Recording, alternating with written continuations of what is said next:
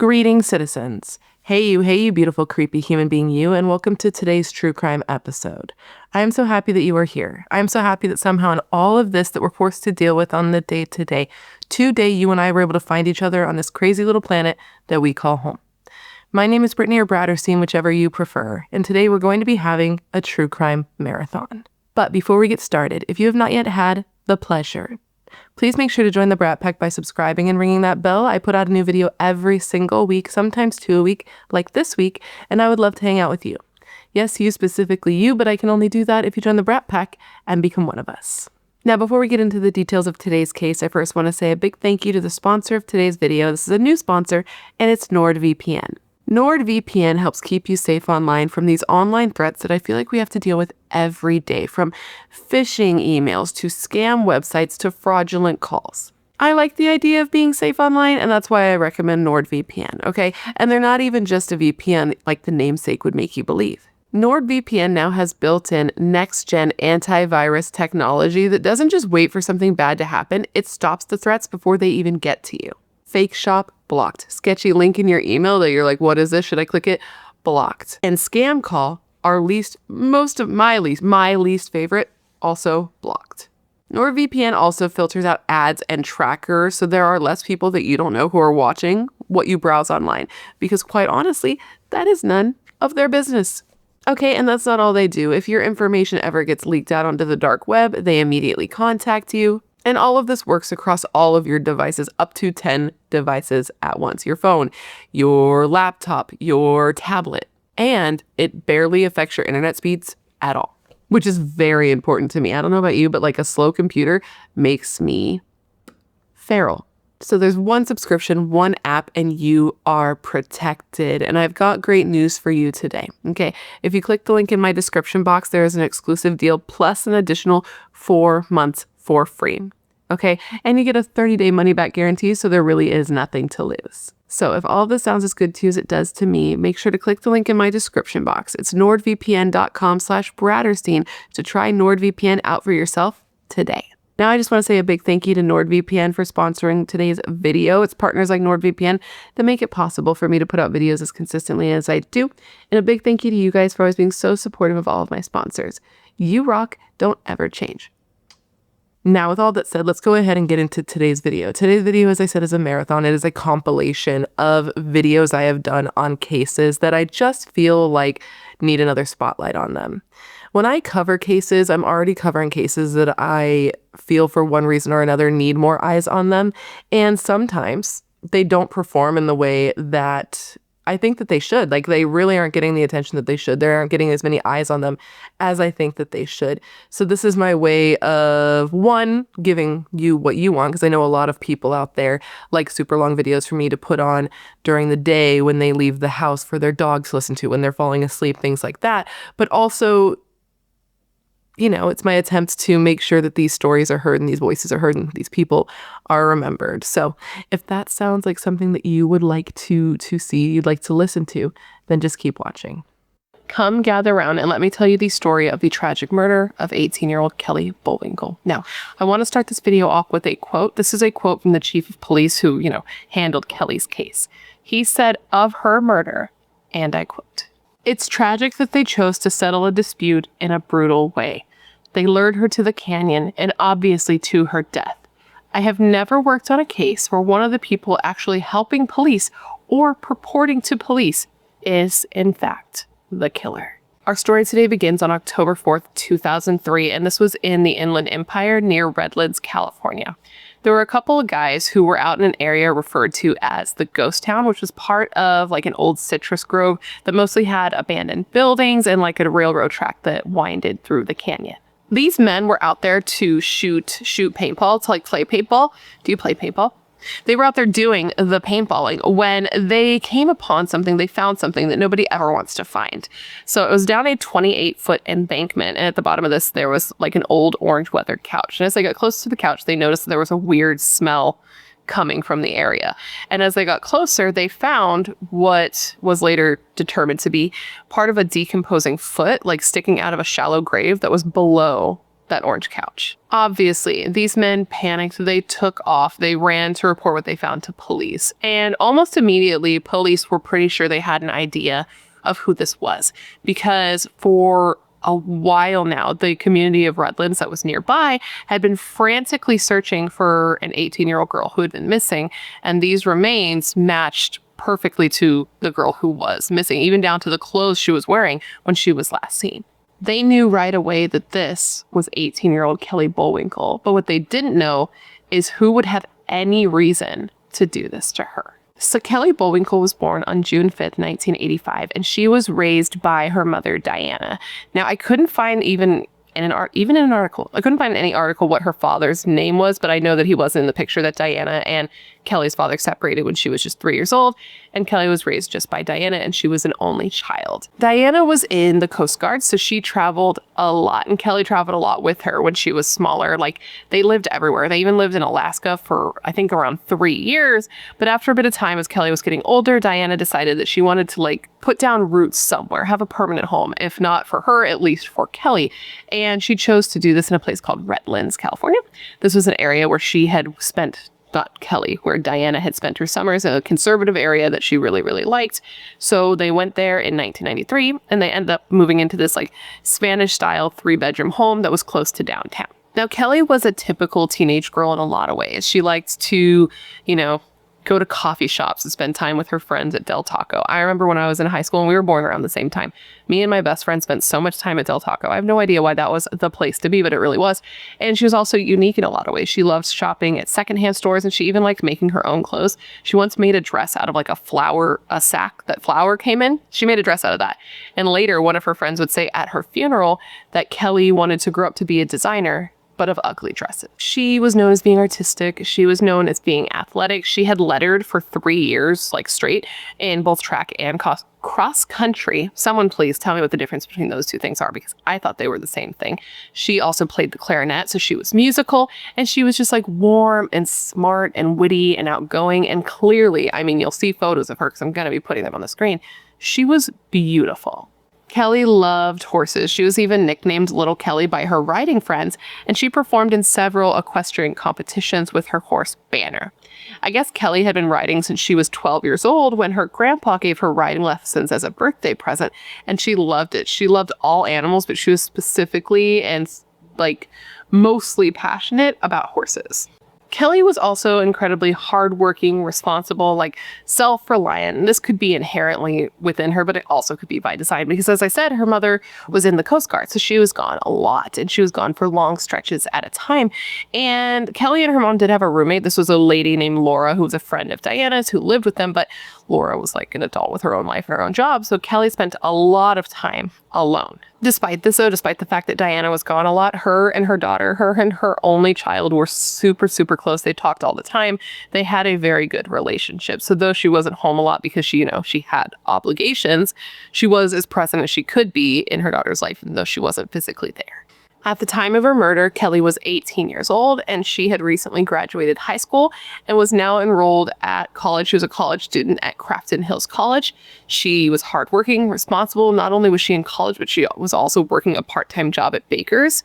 And listen, I don't think they have Baker's. Well, I know they don't have Baker's everywhere. I don't think they have them in many places, but listen, Baker's does not get the love it deserves. Baker's was one of the first fast food places that had vegetarian options years ago. It's so different now. When I was in high school, there were not many places to get a vegetarian option. It was Baker's and it was Burger King were the only two that had a veggie burger. And Baker's had an entire vegetarian section of the menu. Okay, I just need that to be known. I need Baker's to get the shout. I miss it. That's the thing, is I miss Baker's. They have a thing called the Fry-normous, where it's literally just a 2-pound bag of french fries. And they don't have them where I live anymore. They just have them in my hometown. And in my hometown, it was a staple. And that's where she worked. Now, Kelly had gone through a bit of a rough patch right before she was killed, which we're going to get into a little bit later. But at the time she was killed, she was happy. She was hopeful. She seemed like she was moving on into the next step of her life, and things were looking up for her. And even though she loved her small town, because she did, she was ready to start making moves. She had sort of outgrown her hometown and she wanted to go and she wanted to finish college and she wanted to study psychology and creative writing because she was like a great writer, and she was going to be doing this at Sonoma State in Northern California. But before that, before she got to this place of things actually looking up for her, she had been in high school and she was really struggling to find herself, her friends, figure out who she was and who she wanted to be later, etc, etc. So when she first enrolled in East Valley High School, she was 14 years old and she didn't really fit into any specific clique of people, which when I was in high school, I don't remember there being actual cliques, probably because I wasn't in one. Because when I tell you that I was an outsider, it is insane. I really was just like, I had like a friend. It was ridiculous. But in Kelly's school, by all accounts, there were actual like cliques of people, like the skaters and the goths and the punks and the blah, blah, blah. There were actual cliques. And Kelly didn't seem to fit into any of these specifically. She didn't check any of the boxes, any of all the boxes for one particular group of people. Yes, she was quiet, she was soulful, she was a writer, and she just had not found her people yet. But then she seemed to really like feel like she found her place during her sophomore year, and that's when she became friends with a girl named Kinsey. Now, Kinsey was popular, like she was well liked by everyone, but she had her own little group, her little trio of people who were like her core. They were the core four. They were core. There were three of them until Kelly was there. Once Kelly was there, they were a core four. But prior to that, it was just her and two of her friends. They were three little goth kids, and they like to hang out and do goth kid things. And generally speaking, I'm like, goths are cool as hell, nice people. But these three particular goths, kind of dickheads. Well, real dickheads. So these three were Kinsey Nordman, Damian Guerrero, and Damian's girlfriend. This was Elodie Romero. Kinsey was popular, outspoken, and confident. She was a young activist who founded a gay and lesbian club at her high school because she herself was a little bit more fluid with her sexuality, dating whomever she wanted and participating in Long Beach's Gay Pride Parade. And she was really into animal rights. She even staged a protest on campus against eating meat. Now, I don't know what the fuck happened with Kinsey because it sounds like at some point she was like a pretty okay person. She sounds like people I did know then. She sounds like people I do know now, at least who she was before. But as time went on, she started to change. She started to get darker. She started to get more just like kind of scary. I guess at one point her mom overheard her on a phone call with like her little boyfriend that she had at the time.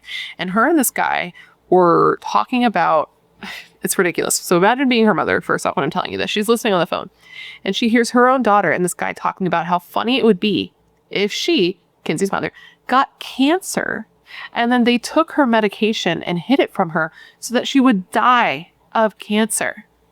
Okay? And they joke about how great it would be if Kinsey's dad killed himself. To which I'm like, who the fuck has this type of conversation? Who was this guy that was okay with having this conversation? Which, by the way, his name was Marco, and he went on to get arrested for statutory rape. So clearly, he's a total fucking loser too.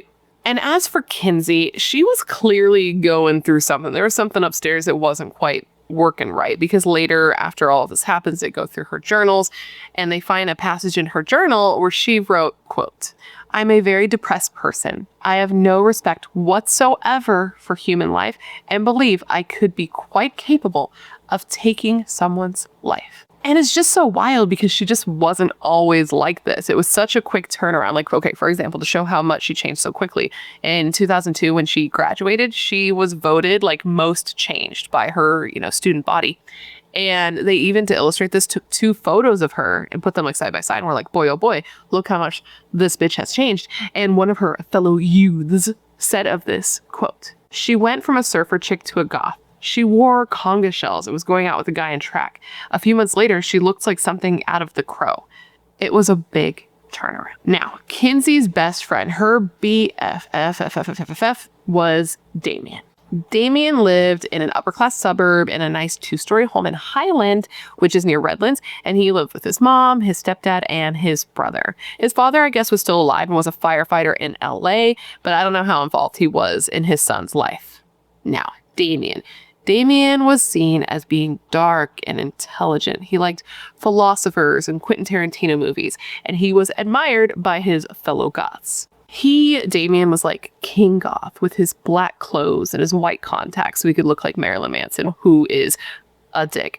And he wore all the rings and, you know, he collected knives and he was interested in body piercing. And under his high school yearbook photo, he wrote, quote, "He who makes a beast of himself loses the pain of being a man." Now, as cool and popular as Damien was in school with all the, you know, goth kids and him being like King Goth, whatever, he was kind of a loner outside of school. He kind of stuck to himself. The only person he really spent much time with, or the only people he spent much time with, was his BFF, best friend forever, and slash soulmate, Kinsey. Like, these two had a very weird dynamic considering they weren't dating. They legitimately considered each other to be soulmates. They thought that's who they were to each other. And like, for example, Kinsey went out and bought the two of them matching snake rings for Christmas. And that's because these rings looked just like the rings that Mickey and Mallory wore in Natural Born Killers, which if you haven't seen Natural Born Killers, I will say, and this might be controversial, it doesn't hold up. Sorry. I'm sorry. I'm so sorry. I think Quentin Tarantino himself is even ashamed to be connected with that movie, if I remember correctly on things that I've read. And I know that that's a hot take. I rewatched it recently. I thought I loved it. Turns out not as much as I did before. But anyway, Mickey and Mallory, which is the two characters in Natural Born Killers, are soulmates that go on a murder spree. And they wore these snake rings when they got married. So Kinsey got these rings for her and Damien that looked just like those rings. And it wasn't just Natural Born Killers. They like bonded over movies in general. They liked A Clockwork Orange. They really liked Reservoir Dogs, which I can love Reservoir Dogs. I really like Quentin Tarantino just in general. He's one of my favorite filmmakers, one might say. But their favorite was by far Natural Born Killers. Like, Kinsey even had the poster in her room, and she had a rabbit and a parrot, and she named them Mickey and Mallory. So Kinsey and Damien loved that movie, had a weird connection to each other. One of Kinsey's ex-girlfriends even said, like, Damien was her world when he was around. She was fully focused on him, and she would do anything for him and follow him anywhere. Anyways, as I was saying, Damien only really hung out with Kinsey and his girlfriend, Elodie Romero. These were the only two people that he really spent time with outside of school. And as far as Elodie, I know I went into the backstory of Damien and Kinsey a lot. The only things that people really say about Elodie that I could find is that, one, she was kind of intimidating. She had like a look to her that was a little bit intimidating. You might not want to go up and talk to her. And also she had like a great sense of fashion. And those are like the only two things people remember about her, which I'm like, I mean, of all things, those are things to be remembered for, I guess, right? I'd love for people to be like, she dressed great. No one says that about me. So these are the three people that Kelly ends up being friends with. And out of the three, she was closest in an emotional way, I guess you could say, with Kinsey. The two were described as being best friends. Kelly, you know, had a natural talent for writing. When she was a junior, she received an honorable mention award for an essay on the dangers of drugs. And she shared the love of writing with Kinsey, which is part of how they became such good friends. Kinsey had actually won an essay contest on organ donation about a friend of hers who had died when she was little. And this essay had actually given her the opportunity to meet Carl Lewis, who was an Olympic gold medal winner. So big things they're doing. They're both great writers, and this was something that they could bond over. Now, out of the three, the person that Kelly was the least close with was actually Elodie. And this is probably because Kelly had a bit of a crush on Elodie's boyfriend, Damien. Apparently everybody had a crush on Damien. Apparently he was like the hot alt guy. I remember this guy in my school. I'm sorry, I can't help but see the parallels in this because we are so close in age. And like when I was in high school, I was a little scene kid, so I remember this feeling. But there was that one hot guy, and I guess Damien was that one hot guy, and everybody was all about him. And Damien knew Kelly was all about him, and he definitely played into that a little bit. I mean, more than a little bit, quite frankly. But not publicly, right? Publicly, he was cold, he was distant, he was a little bit of a dick to her. But then the two had a little bit of a secret friendship. When I tell you that a guy, when I was in, I'm going to stop. They had a secret friendship, okay? And they would spend time together. And when it was just the two of them, he was very sweet. He was very attentive. He was very caring, made her feel like, you know, she was the most important person in his world. And it was speculated and then later confirmed by Damien that during an on again, off again period with Elodie, because, you know, high school, they, him and Kelly hooked up a little bit. Like, I don't think they went all the way, but they went some places. And Kelly was super, super into him, cared about him a lot, but he didn't want to be in a relationship with her. He wanted to continue having his relationship with Ellen. He just wanted to have his cake and eat it too. Which, by the way, I remember I asked, like, in a video a while back what that meant, because that saying literally makes no sense to me. And somebody in the comment section enlightened me a bit. And what they said is that it means having your cake look pristine and nice and untouched, but also ripping into it and enjoying it as much as you want. So the more you know. So Kelly, Damian, they hook up a couple of times, but it doesn't last long. And Kelly is pretty devastated. She was very, very, very into him, like right away. And even Laura, the friend of Diana who lived with Kelly and Diana, you know, she said that Kelly was super, super into him and even thought that this guy was her soulmate. Everyone seemed to think that Damian was their soulmate. And a friend of Kelly's, I believe her name was Rachel, she thought it was so weird when she finally found out that Kelly and Damian like had a bit of a thing. I guess Kelly hid it from her a little bit because she knew that her friend wouldn't approve of it, because his friend saw Damian as just like a mean, arrogant, and cruel guy, and she just knew that Kelly could do so much better. So she was surprised to see that she was so sprung on him.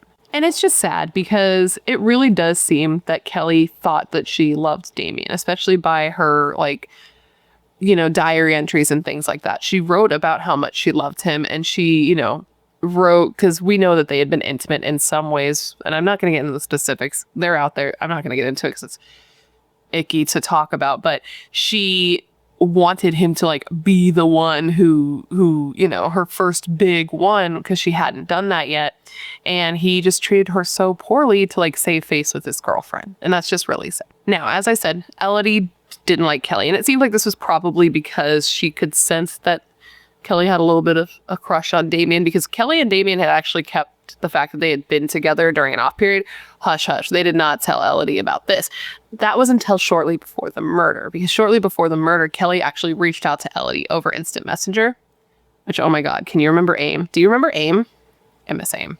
But anyways, she reaches out to her on AIM and she tells her like, listen, I just think you should know that during an off period, me and Damian did hang out a couple times and some stuff happened.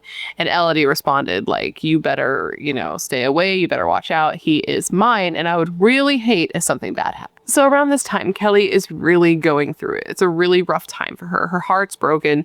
She like loves this guy who wants nothing to do with her and who is just mean to her. And then on top of that, Kinsey, who's supposed to be her best friend, her closest friend, is being a little shithead. You know what I mean? She's got really like mean girl frenemy vibes, and she would be like nice to Kelly's face, but then talk shit behind her back and try to play both sides.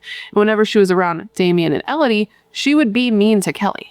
It was just one of those really tense and awkward situations. Damian and Elodie were just like, man, I wish this girl would disappear. I wish she would just get out of here, because we're trying to be back together and she's just always around. And they were thinking that she was like obsessed and like couldn't get over it. But in reality, Damian was kind of leading her on still. And in one instance, I guess like Damian and Elodie had been at the Denny's, and Kelly comes up and starts like fighting with him and like raising her voice. So he takes her outside. He's like, listen, like I am with Elodie. You've got to just let this go. And she left just totally heartbroken. So she, you know, is feeling pretty confused and alone and isolated at a time where you can already feel pretty depressed and alone and isolated. And one of Kelly's friends, this was a girl named Megan, said that Kelly had even talked about being depressed and about wanting to like, you know, take her own life. And when she would ask her like what was wrong, like what was going on, she just said that she was having issues with her friends, but she wouldn't elaborate. So she's feeling alone, and she is actually physically alone, because at this time her mom had been gone like a long time. Remember, she works in the Coast Guard. She had been gone for like during Kelly's senior year. Her mom had been gone for like half the year on a ship in Central America. So she is physically alone. And even though she talks to her mom often, right? They talk on the phone, they email, things like that. Her mom doesn't really know what's going on back home because she's not there to see it. But she had a lot to look forward to, right? She went to prom. 2 weeks later, she graduated. She enrolled in college as a freshman, and she really seemed to be hoping that things were going to turn around. She seemed ready to move on with her life, to make new friends. She even wrote about this in her live journal. You guys remember live journal? She wrote about this in her live journal where she said, quote, "Now it is time for me to move on from those things and those horrible people that I somehow was friends with, and go find my real friends, the ones that I didn't listen to when they tried to steer me in the right direction." So Kelly was doing better. Things were going better. And by all accounts, she was super happy and super chatty while she worked a shift at Baker's on September 11th. And this was a shift that she wasn't even supposed to work. She wasn't scheduled, that she picked up a shift for a coworker just to be helpful. And even though she was at work on the day she didn't have to be, she was still said to be in a good mood. She worked. She was supposed to get off work at like 4. And so she clocked out at about 4:20. And it seems, by all accounts, that she had sort of double booked her evening. So during her shift, Kinsey and Kinsey's boyfriend at the time, this was a guy named Peter, they had actually came into the Bakers and, Kinsey talked to Kelly and they made plans to go on a hike after work. But then there were some other friends that came forward that said that they had plans to hang out with her after work as well. And it turns out that she, it was reported that she didn't end up going to either of these things because she clocked out of work, she left, and she wasn't seen again. Now, these friends, not Kinsey, but the other friends that she was supposed to hang out with, definitely thought it was weird when she didn't show up to hang out with them. So they went to Baker's and they saw that her car wasn't there. They went to her house and they saw her car wasn't there. And they definitely thought it was weird, but they didn't think it was like, super weird until they realized that she also wasn't getting on AIM. And everybody was always on AIM. If you weren't there and you were walking away from your computer, even you stayed logged in, you just put an away message. And she just wasn't on at all. Meanwhile, the day after Kelly disappears, Kinsey contacts another one of their friends. And she's like, hey, can you come get me? Let's go do a drive-by because Kelly and me are supposed to hang out. We're supposed to go hiking. She never showed up and she's not answering any of my calls. So they go. They drive by the house. Her car isn't there. There's not much they can do. So they go back. And Kinsey ends up calling and leaving a voicemail. No, not a voicemail because of the time period. She calls and leaves a message on the answering machine. And she's like, hey, what's going on? Do you want to do something later? Do you want to get together? But of course, she never gets a response. So at this point, a couple of people are now noticing that Kelly is MIA. And of these people who notice this is her boss at Baker's, because she misses 2 shifts. And after missing 2 shifts and her boss knowing like Kelly's so dependable, so reliable, this doesn't make sense for her to no call, no show for 2 shifts. So this manager calls and starts leaving voicemails on her answering machine. Like, what's going on? Where are you? What is the dealio? That's a Mean Girls reference, I think. Now, the problem was nobody was at the home to receive these messages. Kelly is missing. Her mother is on a boat somewhere. And Laura, the roommate, was gone. She had been gone for 5 days visiting family. So Laura comes home from Northern California and she comes home to see the place in quite a state. The porch light is on. There are newspapers that haven't been brought in. And Kelly had a bunch of animals that were just like clearly uncared for. She had 4 cats and a fish that were unfed. She had an Australian shepherd named Blaze who was unfed. And also this dog had diabetes and had to have insulin shots twice a day. And this hadn't been done. Plus there's all those messages on the answering machine like, Kelly, where are you? Kelly, where are you? And all of this looks wrong. But the one thing that was really sticking out to Laura was the state of the animals, because Kelly loved her animals and would never just abandon them and leave them like that. So with that, Laura rushes the 5 miles to the police station and Kelly is officially reported missing on September 15th. Laura does what she can, gives the police, all the information she can based on what she knows. She tells them about the state of the house, the state of the animals. She also tells them that Kelly had been sort of, hanging out with some new friends and that she had sort of been dabbling here and there in drugs because I guess her and Kinsey would, do a little this, a little that together. And she did have to mention that, Kelly did have a little problem with depression. And so police jotted all of that down. And of course, because of this and because of everything I said, their first thought was that she was probably a runaway. Now, not only did Laura have to call the police and report her missing, but she also had to call Diana, Kelly's mother, and tell her, like, your daughter is missing. And I cannot imagine making or receiving that call. It sounds awful. But of course, Diana, as soon as she learned that her daughter was missing, she rushed home. She actually met with the news pretty immediately and had a press conference so that she could, get more attention to Kelly's case. And she didn't feel like it was being taken seriously enough because they were thinking that she was a runaway. And Diana said she knew immediately that her daughter was not a runaway. She knew that that was bullshit right from day one. She said that her daughter would not do that. She was not the type. She would come home. And she said specifically of this, quote, she had pets to take care of, classes to take, and she had to be back at work. This was not like her. She was frustrated. She said that she believed that the disappearance of her only child wasn't being treated as urgently as it should be from the police and the media because, Kelly was an adult. But Diana was like, she's like barely an adult. She just turned 18. She's just a kid. And she said, like, the police trying to rule out that it wasn't a runaway was just a waste of time. And then she added, like, when your kid's missing, nothing will ever be fast enough. But, police had to rule it out. They seemed to be under the assumption that she had either just ran away, or after going through her room and finding a pocket knife and some, writings about being depressed, they thought that maybe she just ran off and took her own life. But then they found her car abandoned. Her car, a blue 1992 Mazda Protege, which she had actually worked really hard to pay for half of. You know how parents do that, like I'll pay for half, you pay for half. She had worked hard, saved her half, bought this car. Well, this car was found abandoned at Ontario Mills, which, if you guys are like local, you guys remember Ontario Mills? Ontario Mills was like the mall. I grew up not far from here, by the way. I think I mentioned that. I don't know if I mentioned this. I'm not like local, but Ontario Mills was like the big mall. Like it was about an hour, 30 to 45 minutes, 30 to an hour, depending on traffic, from where I grew up. And that was like the mall. I remember the first time I walked in there, I was like, this place is huge. But really my mall was just like a tiny little dinky thing is what it really was. But that's where her car was abandoned, was this biggish mall.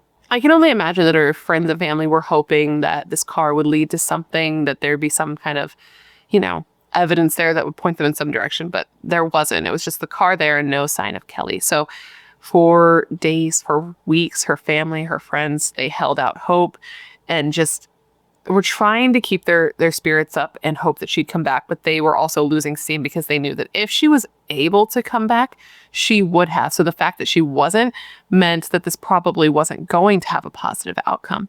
But despite that, they did what they could. They did their, met with the media, did their press conferences. And in one of these, this one broke my heart. In one of these press conferences, her mother said to her daughter's possible abductor, and I quote, "Anybody who has Kelly, please send her home. Don't hurt her. She's a great kid." They put up posters and searches were still being conducted with so many volunteers looking. People were even looking on horseback. The family even met with the Polyclass Foundation and Polyclass's mother specifically to get help for a missing Kelly. Apparently, Kelly's family actually helped search for Polyclass when she went missing 10 years earlier, and then went to Polly's memorial service now that Kelly was missing, driving up from Southern California for the event because she just felt so affected. And now they're looking for Kelly and they're just trying so hard to hold on to hope. But sadly, it would all come to a head weeks later when on October 4th, 2003, Kelly's body was discovered near those orange groves. When she was recovered, it was pretty clear to police that this was Kelly, even though she was like pretty heavily decomposed this time because she was still wearing the clothes she had last been seen in, which was a tank top that she'd been wearing under her work shirt, a camo jacket, and jeans. Also discovered at the scene was a broken cell phone, a green canvas bag, a shovel handle, rubber and leather gloves, and a bullet casing from a 25 caliber pistol. Now, initially it was reported that a body had been found, but it wasn't reported that this was in fact Kelly. It was just a body, of a female had been found. But even before it was determined to be Kelly, Diana spoke to the media and simply told them that she was devastated. Now, the body was confirmed to be that of Kelly by dental records during her autopsy. And also during the autopsy, it was determined that Kelly's cause of death was that she had been shot to death. She had actually been shot 2 times. The first shot had been non-fatal. It had grazed the top left of her head. And the second shot, which was the shot that killed her, entered the right side of the back of her. Now, Kelly's murder shocked the small town of Redlands. Like, the mayor even came out and offered a $10,000 reward for any information that would lead to an arrest and a conviction of those responsible. And this was just like not a thing that happened here. It made no sense. Like, okay, the year before Kelly was killed, the year before she was murdered in 2002, there were 0 murders in Redlands. 0. Nobody was murdered. And then the year that Kelly was killed in 2003, there was only 1 murder. Her murder. So it was such a rare thing for kids to be killed in Redlands that when a kid went missing, murder was like the last thing that anybody expected. And now that's exactly what was happening. Her funeral was huge. More than 400 people were in attendance. Lots of people came out. There were big photos of Kelly and a slideshow of her photos, and her friends, man, they were heartbroken, especially Kinsey and Damien, who were like hysterical. They were reported to be bawling their eyes out. And then it's so sad, but after her funeral, Kelly's mom started taking purple flowers to her grave at least once a week. And then like when Diana was gone, because she was, working at at the Coast Guard, for the Coast Guard. She was in the Coast Guard, so she was gone a lot. She had a florist who would take flowers each week to Kelly's grave when she couldn't be there. And the florist did this like for a long time until eventually, after 26 years of service, Diana was discharged, or she like left the Coast Guard. So now that they've found Kelly's body, they have to start treating this as a homicide, and they start investigating Kelly's murder. Like, who would want to kill this perfectly happy 18-year-old girl? It didn't make any sense. So they start, going to her house and taking things. And one of the things they take is her computer. And from her computer, they get their first, sort of big piece of evidence. They get their first clue, because in her computer, they're also getting all of her IMs, right? And of these IMs is the one from Elodie where she threatens Kelly. Now, apparently it wasn't just the IMs that kind of led police to think that Elodie could be involved, because I'm going to say apparently a lot. Apparently, I've never been on live television before. Apparently, there were also other issues with Elodie, as we've already discussed. And one of these issues that police learned about, one of these things that became, well known, it became known. People knew it. I knew it. Now you're going to know it, is that they had a little bit of a spat at prom. It was a little weird. So basically what happened is Kelly went to prom, and she was said to be a vision in a knee-length red dress that matched her red hair that she had dyed to match her idol, Tori Amos. So she goes to the prom, Kelly, and she actually goes with Kinsey because frenemies, I guess. I don't know why she was hanging out with these people, but they all went together. So they all went together. Damien and Elodie went together because boyfriend and girlfriend, and Kinsey and Kelly went together, and they were each other's dates. And by all accounts, they were getting along fine. They were laughing. They were dancing with each other. They were even kissing each other. And I don't think they were actually into each other. I think they were doing this more for shock value, because people did that back then for some reason. But that is, what's happening so far. Basically what happened is during the prom, Kinsey tried to get Damien to do cocaine with her and Kelly because they were, having a little fun at the prom, you know what I mean? And Damien said no because of Elodie, and a fight broke out. And apparently the fight ended up being between Elodie and Kelly, even though they weren't part of the initial conversation. I think it's probably because there was already a bit of tension there, right? So they start fighting. Elodie calls Kelly a poser because Kelly got the same shoes as Elodie from Hot Topic, which literally... this whole thing is so like triggering for me. So she's a poser, and then Kelly calls Elodie a bitch, and just a little fight. And it wasn't even that noteworthy until now. So Elodie's brought in for questioning, and she's super upset. She's really like emotional, and she tells them like, oh my God, I would never do this. Like, I cared about Kelly despite threatening her. I did care about her, and I would never do this. It was just all talk.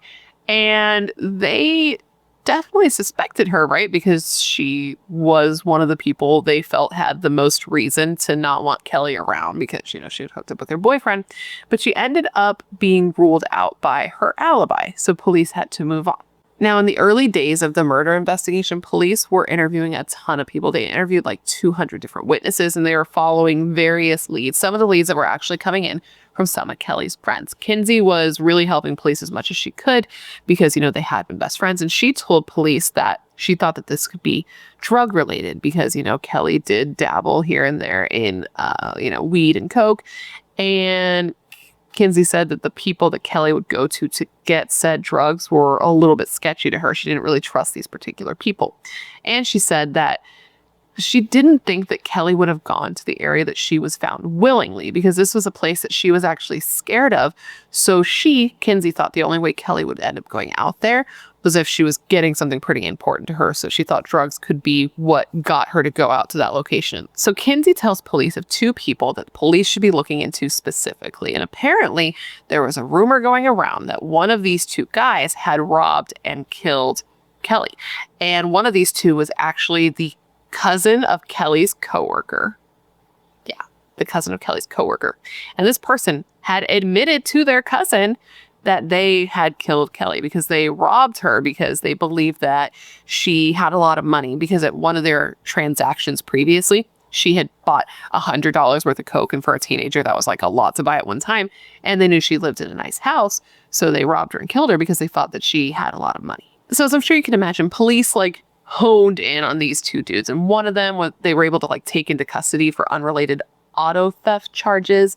I'm not sure, and I don't really know what happened with the other guy, but police are looking into these two guys. They go to their homes at places they were known to be at often, and they found a lot of stuff that made police go oh, I think we're onto something here. Because they go into this house, one of these houses, and they find like a bloody shirt, bloody pants. They find a section of the carpet that had a bunch of blood on it that they end up cutting out to take as evidence. But the most damning thing that they found that really made police feel like this is where they needed to be is in one of the homes, or it might have been in two of the homes where these guys were known to be. There were newspaper clippings, dude, cutouts of Kelly's missing reports, the murder reports, like a bunch of newspaper clippings about Kelly's disappearance and murder were found in the homes these guys were at, which, as I'm sure you can imagine, didn't look good at all. It really seemed like these were the guys. But then police got a call that would completely change the direction of their investigation. And surprisingly enough, these two guys ended up being ruled out. I know. I was like, what? How, the newspaper clippings? Like, what the fuck? But they ended up being ruled out, which is so weird because one of those guys even told somebody that they had done it. And like, why would you confess to murdering somebody when you didn't do it? I don't know. The police chief even came out and spoke of this saying, quote, "It's just the epitome of stupidity, but it's not a crime." So the call came in from a friend of Kelly's. And this person, his name was Scott, was not only a friend of Kelly's, but he was also Kinsey's cousin.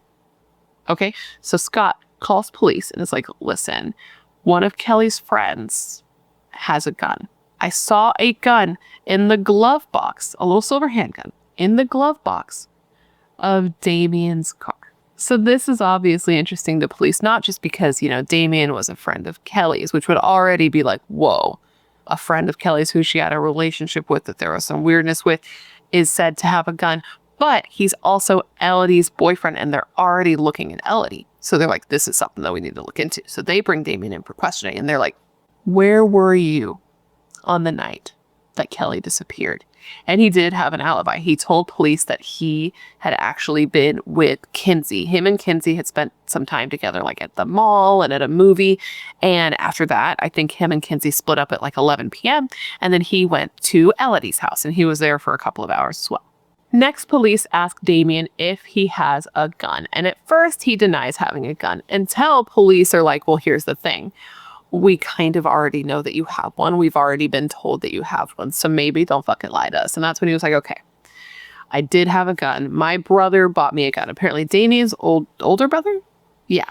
Bought Damien a gun because he knew Damien was into knives and swords and shit and was like, I have a gun. Why shouldn't Damien have a gun? So he says his brother bought him a gun from a guy named Josh who lived in Ukaipa, and his brother gave him the gun. And at first he thought it was cool. He was like, look at this. Pow, pow, I have a gun. But then he was starting to feel a little weird about it. He was starting to feel unsafe. So he decided to just throw it in a gutter, which isn't weird at all.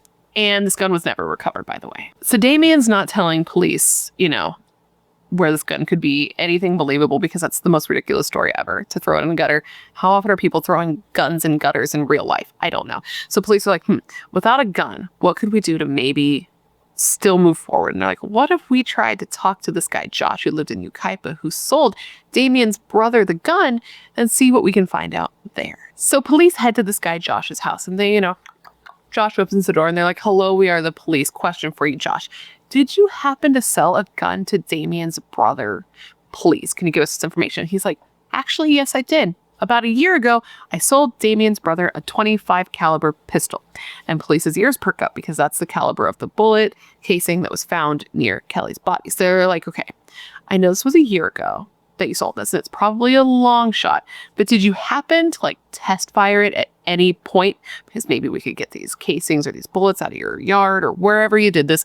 We can compare it against the bullet we found. Bing, bang, boom. We can solve our case. And lucky for police, he had actually test fired this gun at his mother's house. So him and the police go over to his mother's house. They search this yard. They end up finding 3 bullet casings for a .25 caliber pistol. They tested against the bullet that was found at the scene of Kelly's murder, and it was a match. And if that wasn't bad enough, this is not the only bullet casing that was a match that was very, very damning. They actually found another bullet casing later when they were searching a house. They were searching Damien's house, and they found this bullet in Damien's jewelry box. So from there, police bring Kinsey in because they want to question her about the night that Kelly disappeared. And she has a totally different story to tell police than Damien. So what Kinsey says happened is that the night that Kelly disappeared, she didn't bail on her. She did meet up with her so that they could go hiking. The two were hanging out and they decided to go to an area called the Ghost Town. And when they got there, they had plans to meet Damien. And Kelly thought they were just going to be hanging out. But Kinsey says what was actually going to happen is that her and Damien had been planning a prank for the last 2 weeks to scare Kelly. So what they said they were going to do, or what Kinsey said they were going to do, is take Kelly to a grave, a pre-dug shallow grave out in Ghost Town, because apparently Kelly was very afraid of graves, and they were just going to scare her like, this is where you could die. But Damien brought a gun, and this was not part of the plan, according to Kinsey. This whole situation is so horrifying for me to consider. Like, she was so afraid of this place. A friend of hers, it was a guy, I believe his name was Austin, said that the two had been out there before, and she was so scared out there that she like clung to him and made them leave after just like 10 to 15 minutes. She couldn't even hang out there. And now there she is, tiny, not even 100 pounds, 5'1", just this little girl next to this grave, right? To one side of her, there's a pre-dug grave, and to the other side of her is her best friend and this guy that she thought she loved with a gun. But before she found herself in this situation, it's just her and Kinsey, and they're hanging out at Ghost Town, and they're waiting. And they're waiting, and they're waiting. But Damien's actually late. He's 2 hours late. So Kinsey and Kelly were actually about to leave. They had gotten in the car, and they were driving away. They were about to leave. This wasn't going to happen. And then Damien showed up. The girls got out of the car, and they all decided to go for a walk. And they were walking in the direction of this pre-dug grave. Kinsey said that she and Damien took Kelly to the grave, and they started trying to scare her. Things were going according to plan when all of a sudden the gun that Damien was holding accidentally went off. This is what she said. That it wasn't a planned shot, it was an accidental shot, and that when it shot Kelly, it grazed her head. And she like fell to the ground. She was moaning, she was making sounds. So Kinsey took the gun from Damien and walked over to Kelly and went to shoot her again, but the gun jammed. And once they were able to get the gun working again, she says that she shot Kelly in the head to put her out of her misery. So she just like literally walked up to this girl on the ground and shot her at point blank range. They then buried her in this hole. Damien picked her up and put her into the grave, and Kinsey started to bury her with her hands and feet, just pushing dirt on top of her. They smoothed the top of the grave with a shovel. Right? Okay. A shovel that belonged to Kinsey's father that was still out there from a few days earlier when they had pre-dug this grave. And then they pulled that orange couch on top of it to try to conceal the grave that they had just filled with Kelly inside of it. They then left. Kinsey got into Kelly's car and drove it to Ontario Mills with Damien following behind her. They then abandoned the car. They changed their clothes because they brought changes of clothes, and they threw Kelly's car keys into a dumpster before going to Denny's and just having dinner, where Kinsey had a hickory burger with a salad and Damien had the French slam.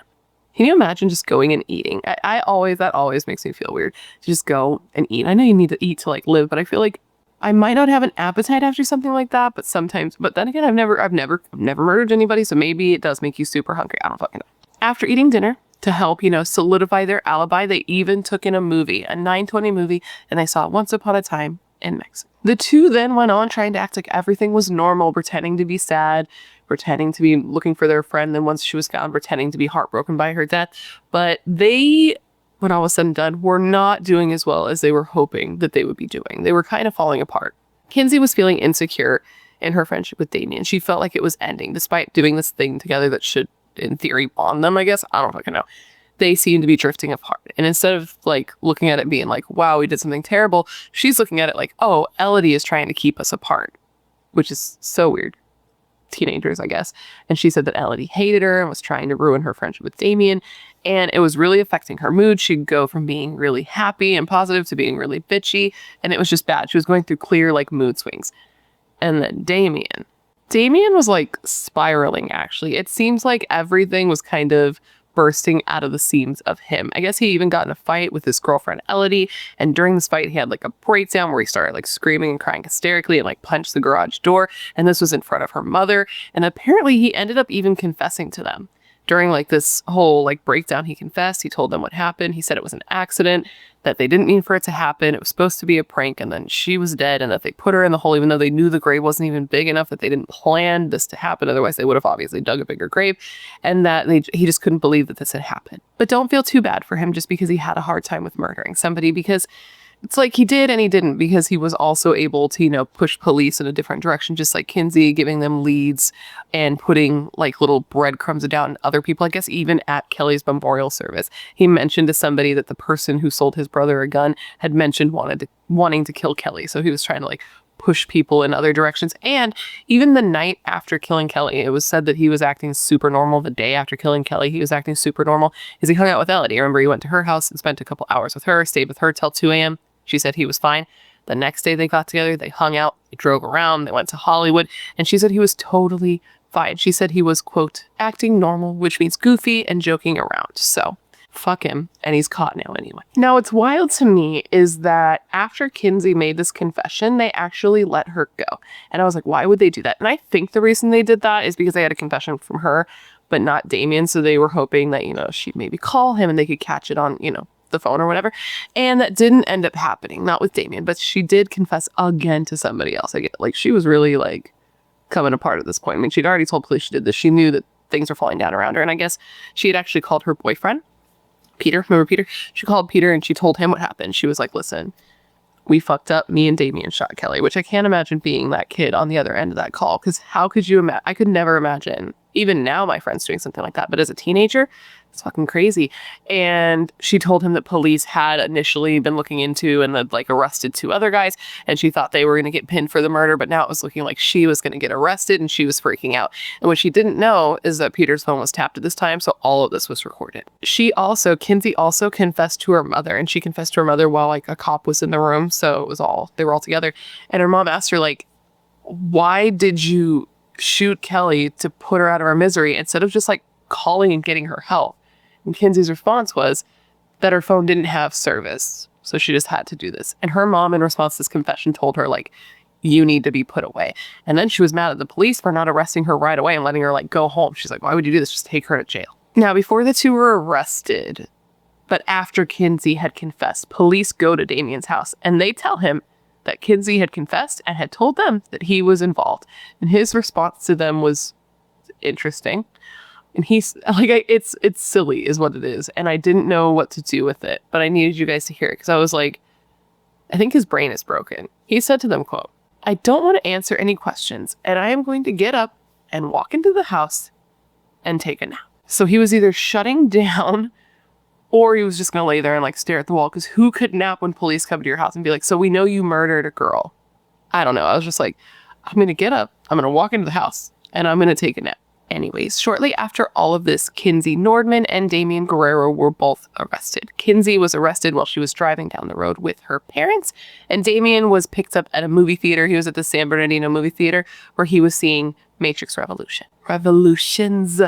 They were both charged with murder and with personal and intentional use of a firearm causing death, and the DA's office was also considering lying in wait, a special circumstances charge that would make the 2 of them eligible for the death penalty. And both of them were held on a $5 million bond. Now, it was a huge shock to everybody when Damien and Kinsey were revealed to be the killers, because police had been reporting from the very beginning that this was probably drug-related. All of the earlier reporting say that it was possibly drug-related, and that somebody had been arrested who was known to deal drugs and was arrested on an auto theft charge, and that these guys were the ones that were being looked in for the murder. So when all of a sudden they did this hard flip and they're like, actually, this wasn't drug related. It was nothing like that. It was 2 of her high school friends who killed her.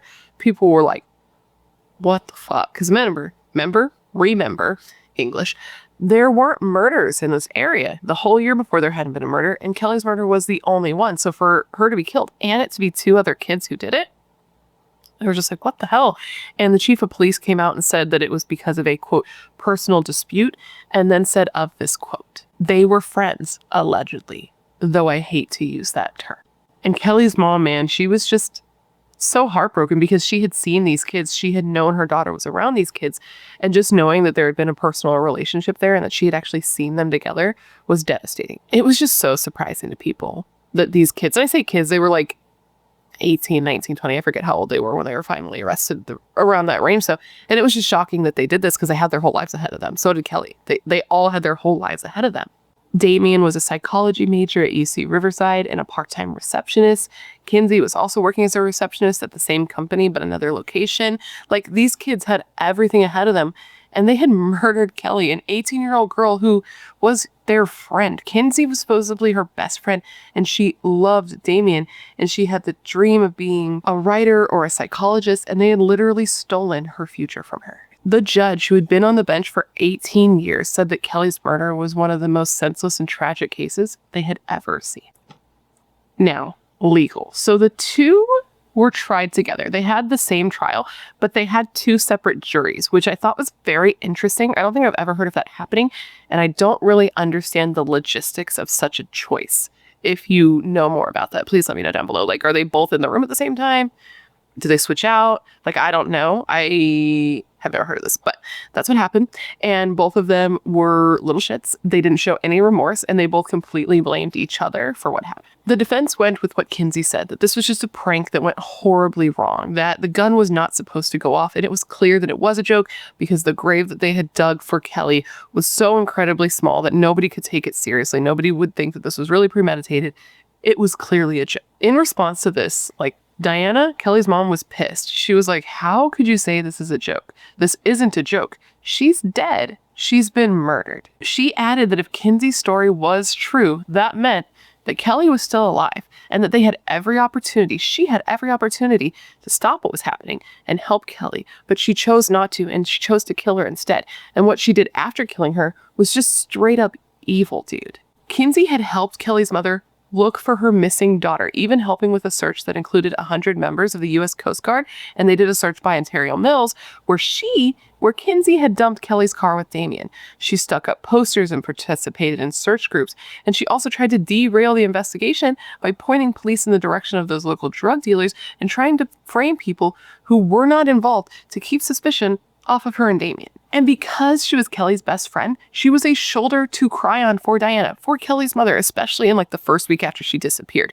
And I've said this before and I'll say it again. It's just like in the Skylar Neese case.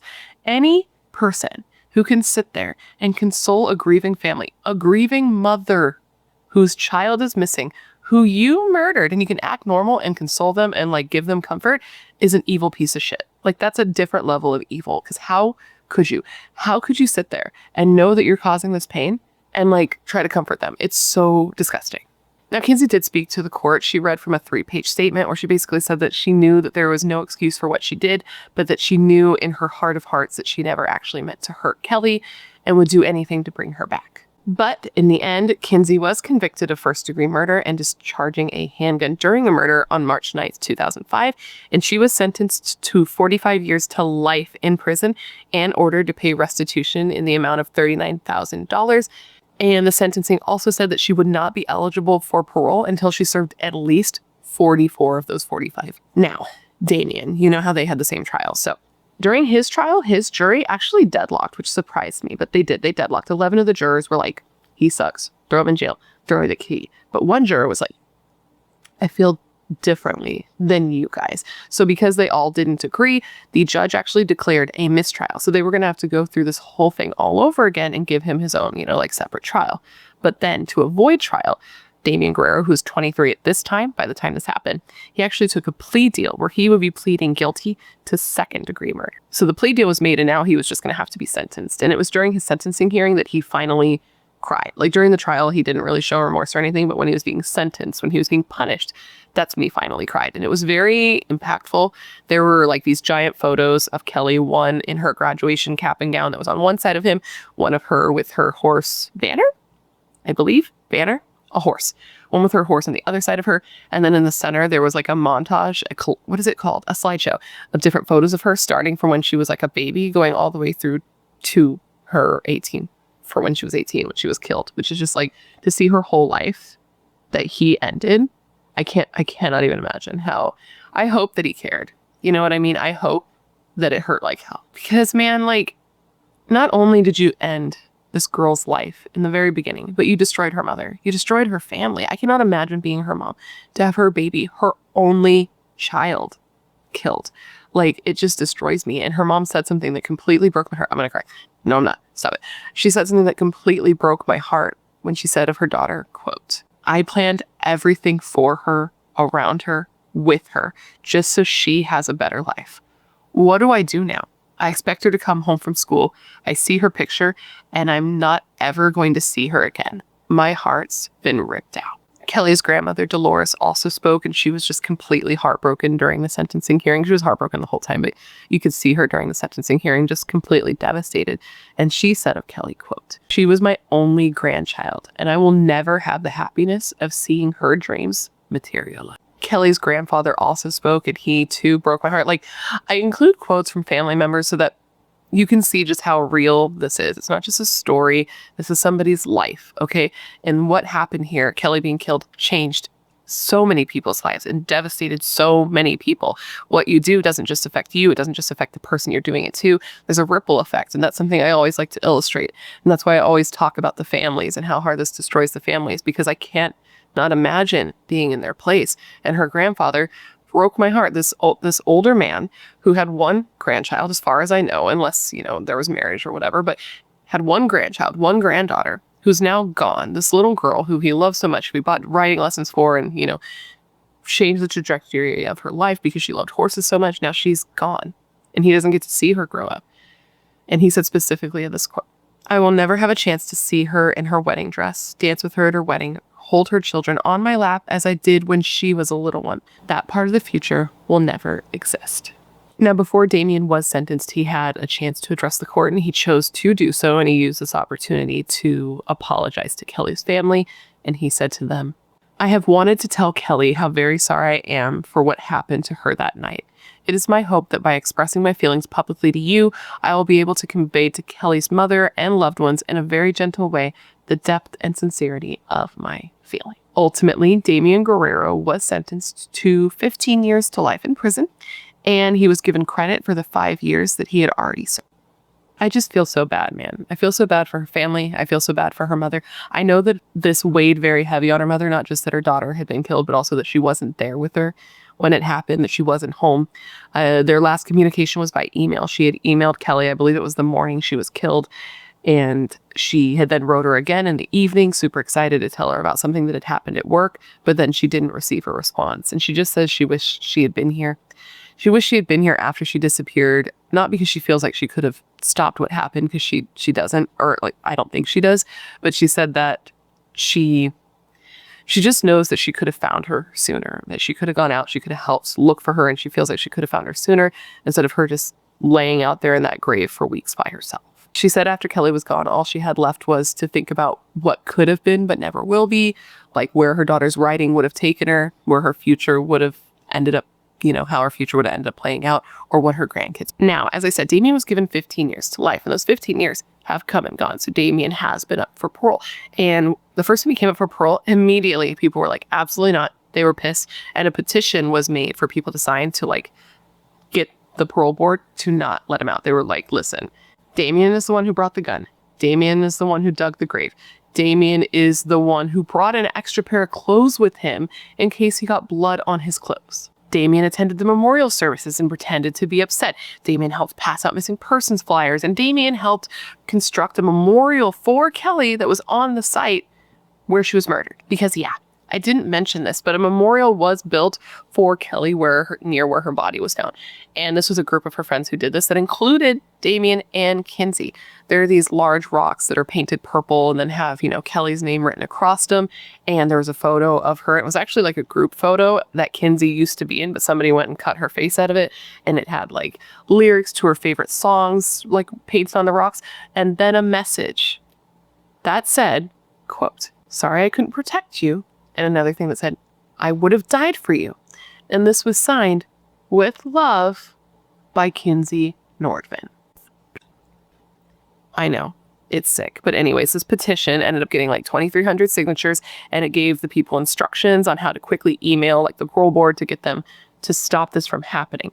But despite that, in 2019, a 35-year-old Damien Guerrero was granted parole. So everybody was like, holy shit, this guy's really going to get out. But then Gavin Newsom, the governor? Yeah, California. I should know this, I live in California. Governor, mayor, politics. Ugh. He reversed this decision and was like, actually, I'm the big boss and you're not going to get out. But he was granted parole, and then Gavin Newsom put a stop to it. Gavin Newsom basically said that Damien had lured Kelly to her death, making her believe that she was meeting her close friends, and then after killing her, allowed her family to search in vain. And he added that Damien's, quote, explanation for his willingness to participate in this crime continued to be inadequate, end quote. And that's because Damien has said, or had said, that basically the reason he did this is because he was in a codependent relationship with Kinsey, and he felt that their relationship was falling apart. And since he was scared to lose her, he did whatever he could to keep her. Like, he would do anything to maintain that friendship, even killing a girl, which is just ridiculous.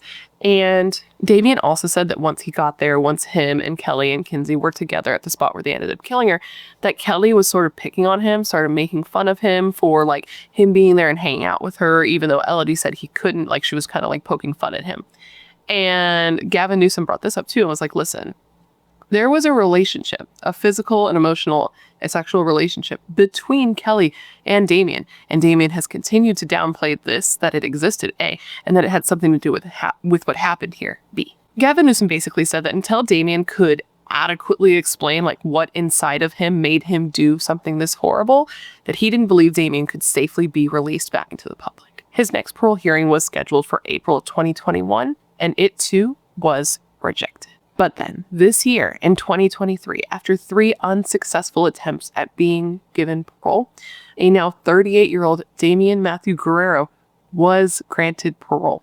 Dozens of family and friends of Kelly's came out and begged for this not to happen, but it was decided that yes, just 2 months shy of the 20th anniversary of Kelly's murder, Damien walked free. Damien said that while in prison, he overcame a sense of entitlement that he felt in his youth and came to learn empathy. He said that he worked on the core issues that drove him to commit such a crime and expressed his remorse by writing letters to Kelly's grandfather and donates his, quote, works of art to a horse sanctuary in San Diego because he knows that Kelly loved horses. And by the time this happened, by the time that Damien was released, Kelly's mother, Diana, had actually passed away. She passed away in February of 2014. She was cremated and she shares a headstone with her daughter. So I guess the one, I don't want to say good thing because somebody being dead isn't a good thing, but the one, what is the word I'm looking for? At least she didn't have to be alive to see one of her daughter's murderers walk free. That's what I'm trying to say, but I'm not doing so eloquently. Do I say anything eloquently? I don't think so. Dolores, Kelly's grandmother, and Diana's mother said that because of Damien, she now has no one. And she said specifically of this, and I quote, "My granddaughter and my daughter were all I had. He murdered Kelly, and then my daughter died of a broken heart. My daughter Diana said, quote, I have nothing to live for anymore, end quote. After he murdered Kelly, he destroyed my family. He's a hate-filled monster." Kelly's grandfather said that because of Damien, he has no more kids and he has no more grandkids. He said that Damien Guerrero took his entire family when he killed Kelly. He said that, like, you're not supposed to outlive your grandchildren. Your grandchildren are not supposed to leave this earth before you do. And that it left a void in his life, in her grandmother's life, that simply cannot be filled.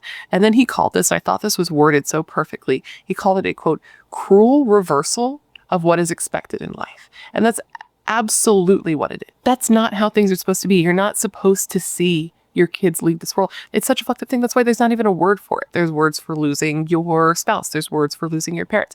There is not a term for a parent losing their children. And I've quoted this before, and it's from 6 Feet Under, and it says that, like, that's too fucked up for there even to be a word. And then for her to die so young, to be murdered in such a brutal way at such a young age, and by 2 people that were supposed to be her close friends, like, what? You can't even trust your kids' friends now.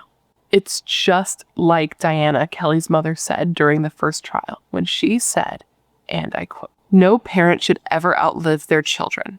No parent should have to sit in a courtroom with the murderer of their child claiming innocence. No parent should fear their children's friends."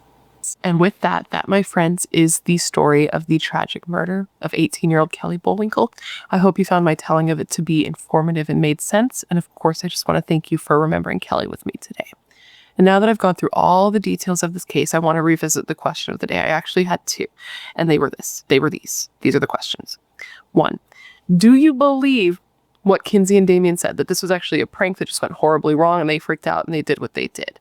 That's the first question. And 2, how do you feel knowing that Damien is walking free in the earth right now? Walking free on the earth right now. He's out there. He's living his life. He is free after what he did. And I just want to know what you guys think about that. Because I know it's supposed to be about rehabilitation, right? Like, that's what we say. But really, a lot of the times we're just like, how about instead of that, we lock them up forever? And I just want to know what your opinion is on that. And I don't know how I feel. It's weird to think that he's out there. It's weird to think that he could be watching this. I don't know if he would. If you are, weird. But it's just like such a crazy thing to think that somebody could do this and then just be out there. I don't know. No, I was going to say something about my friends, but I'm not going to. But anyways, let me know what you think down below. Come gather around and let me tell you the story of the horrifying murder of 17-year-old Georgia Williams. On May 26, 2017, 17-year-old Georgia Williams left her family's house, which was in Wellington, which is in England, with plans to just walk a couple of minutes down the street to go over to a friend's house. Basically, she and a couple of her girlfriends were heading over to this friend's house to participate in like a photo shoot. So basically, this friend wanted to be a photographer. And so they were going over to do a little bit of modeling, take a little photos to help this person build up their portfolio. Georgia was very beautiful and she'd done a little modeling here and there, mostly for her sister's business. So this was like a perfect fit for her to go ahead and do. Even though she was like more of a tomboy and modeling was kind of a bit of a joke to her, she was still beautiful. And so obviously people gravitated towards her. And since she had the history in that, it made sense to ask her. Prior to leaving, Georgia said goodbye to her family, who told her she looked beautiful, and she told them that she didn't plan to be gone very long. That day, her family was having a barbecue, like her parents, extended family were all there having a barbecue, and so she said that she was going to be coming back soon. She didn't expect to be gone very long. She was going to come back and hang out and spend time with everyone, but then she just didn't come back. After several attempts to contact Georgia, and with her being missing for over 24 hours, her family was finally like, okay, we have to do something, and they went and they called the police. Police ended up heading over to the house of her friend, the budding photographer, and when they got there, the photographer and Georgia were not there. But they did find his camera. And though he tried to delete the files off of his camera, they were able to retrieve them. And once they saw those photos, they got a very gruesome picture into what happened to Georgia, and they knew that she was no longer alive. Now, before we get into that, let's first talk about who Georgia was. Georgia Williams was born in Shropshire, England, which I know you guys will let me know if I'm saying that correctly down below. I'm really not sure, but that looks right to me, which, by the way, my God, that place looks absolutely beautiful. And she was born on September 7th, 1995, and she was one of two daughters born to her father, Stephen, and her mother, Lynette. Georgia was actually born at like the perfect time in her family's lives. Like things were really moving up for them. She flew into the world after midnight, waiting for no one, and brightened up their days. Like they were so happy to have this little baby girl. And shortly after she was born, their family got even more good news because her father, Stephen, had been applying to be a police officer, and he got the job like right after she was born. So she was their little like lucky charm. Georgia and her family were very close. Her and her sister weren't that far apart in age, and they were more than just sisters. They were also friends. And Georgia was said to be like the jokester little sister. And Georgia's sister Scarlett said of her, quote, "Georgia is the best little sister you could ever wish for, although it's fair to say we can annoy each other on a daily basis. We are like chalk and cheese. We always joke that I am pink and she is blue because we're into such different things. As children, I was into ballet, while all she wanted to do was go off with the air cadets and do outdoor stuff. My dad rightly describes her as a gorgeous tomboy. She is a beautiful girl, but so much more comfortable covered in mud while dreaming of being in the RAF. She would do anything for anyone, and I'm going to do everything for her from now on. She is my little sister, but beyond that, she will always be my best friend too." Georgia was a shining star. She was said to be a role model that inspired her family, her friends, her community, and people all over the world. She got super good grades. She worked on her college's Build a Plane project. She was active in the local football club. She was head girl at Wood Technology College, a member of the student council at New College, a volunteer member of the Telford United Soccer's Club match day safety team. That was a mouthful. And she was a cadet in the Air Training Corps, becoming a corporal with plans to go on to become a Royal Air Force paramedic. Like these were her dreams. This is what she was working towards. And I guess initially she actually wanted to join the RAF regiment, which I'm not super familiar with what that is, but either they did not or they still do not allow women to do what she wanted to do. So instead she decided to be a paramedic because she still wanted to be out on the front lines. Georgia was said to be a good daughter, a good friend, a good student, just like an overall good person. She was said to epitomize all that is good about young people. But she was also like, that's a high pedestal to be on, right? Because she was also just like a totally normal teenage girl doing totally normal teenage things. She loved being outside. She loved being active. Okay, like her friends gave her the nickname Ferret, which is absolutely adorable. She was lively and bubbly, and like she was the type of person that what you saw was what you got with her, and what you saw from her was happiness and sunshine and smiles. She was always laughing, and her smile was said to be infectious. She loved music and had a very, quote, eclectic music taste, according to her mom, liking artists from Michael Bublé to Pink to Queen. And she loved to watch local bands, some of which later helped raise money for the Georgia Williams Trust, something we'll talk about later that her family developed after she was murdered. Now, even though at the time she was killed, Georgia was in like the prime of her life. She was beautiful. She was smart. She was in college studying her A-levels, which I have no idea what that is, but I saw she was studying sports, psychology, and biology. She was also in a new relationship. About 6 weeks before she was killed, she had started dating this new guy. His name was Matt. And apparently like the two met on a bus. And generally, Georgia was very like level-headed and like guys didn't really get to her like that. But for whatever reason, he made her happy. He made her giggly. He sent her roses. And her mom could tell that this was like something that was going to be good for her, or at least something that she was excited about pursuing, which is really sad because, you know, she didn't get to see where that went. But like, it seemed things were really looking up for her, right? But I guess it hadn't always been that way. Georgia, when she was younger, went through like a good amount of bullying. Apparently it was pretty relentless. Like they really put her through the ringer, these bully dickheads. It was so bad that at one point she actually almost even switched schools. So because of her experience with people being so horrible to her, she learned to be very compassionate to other people. She learned that she never wanted anyone to go through what she went through. She never wanted to be the person who treated people like they were like the other people. She wanted everybody to be included and cared for, and that was something that she carried with her throughout her life. Fortunately, though, the bullying thing didn't last, just so you know, in case you were curious. Apparently I'm saying apparently a lot. I'll look into a thesaurus if you guys want, but by high school, her bully had fucked right off, and Georgia was thriving, making friends, pretty popular, had like a blossoming social life. Everything was good. Georgia was also very responsible. Okay, she was the type of person that as soon as she was old enough to get a job, she did. She got a job at a local gas station, and this brought her, you know, extra money, some spending money, some independence, all the good things that a young lady gets from having a job. Georgia was super popular at work. She made a lot of friends at work, and not just friends that you hung out with, not like coworkers you just hung out with at work, but people she hung out with outside of work. And one of these people she spent a good amount of time with outside of work was a man named Jamie Reynolds. Apparently, Jamie had worked at the gas station for a while, and he wasn't super popular amongst his coworkers. He was kind of the outcast amongst the group. So once Georgia was there and started hanging out with everybody, she started to invite Jamie along because she didn't want anyone to feel like they were the person being left out, like they were other than everyone else, like they were less than anyone else. So she would go out of her way to make sure he felt included. And she had seen him before. He wasn't like a complete stranger to her because they lived nearby. They grew up in the same area. He lived only a short walk away from George's family's house. Now, Jamie Reynolds. Jamie Reynolds was 23 years old. So he was a bit older than Georgia, who was 17. And Jamie had actually been in the same class as Georgia's older sister, Scarlett, if I remember correctly. But despite the age difference, Jamie developed a bit of a crush on Georgia from the time that they worked together and the time that they were friends and hung out together. He developed a little bit of a crush, and he was not quiet about this crush. He made it very, very known that he was interested. He asked her out. He would ask her to go and do things. He would ask her on dates. He'd be like, you want to go to the movies with me? Would you like to go and see The Fast and the Furious with me, Georgia? But she was not receptive. She was like, I'm not interested. I like you. I just don't like you. She told him like the feelings just aren't there. I just want to be friends. And they did continue being friends. And then during that time, she, you know, started dating Matt. So it was definitely off the table. But this didn't stop Jamie from continuing to ask her out anyway. He wrote to her and about her several times on Facebook. He asked her out over and over. He tried to kiss her. He even wrote online that he did kiss her. I didn't see if this ever actually did happen, but that's what he wrote.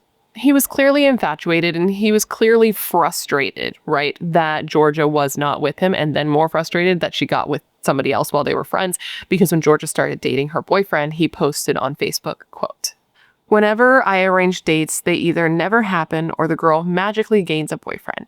And it's worse when you actually like someone. You're stuck. Happy they're fucking happy, but unhappy because it's not you. He said he was cursed and forever alone. Blah, blah, blah, blah, blah." Despite this, though, the two were still friends. They still hung out. Like when the group of friends, coworkers went out together, they would both go.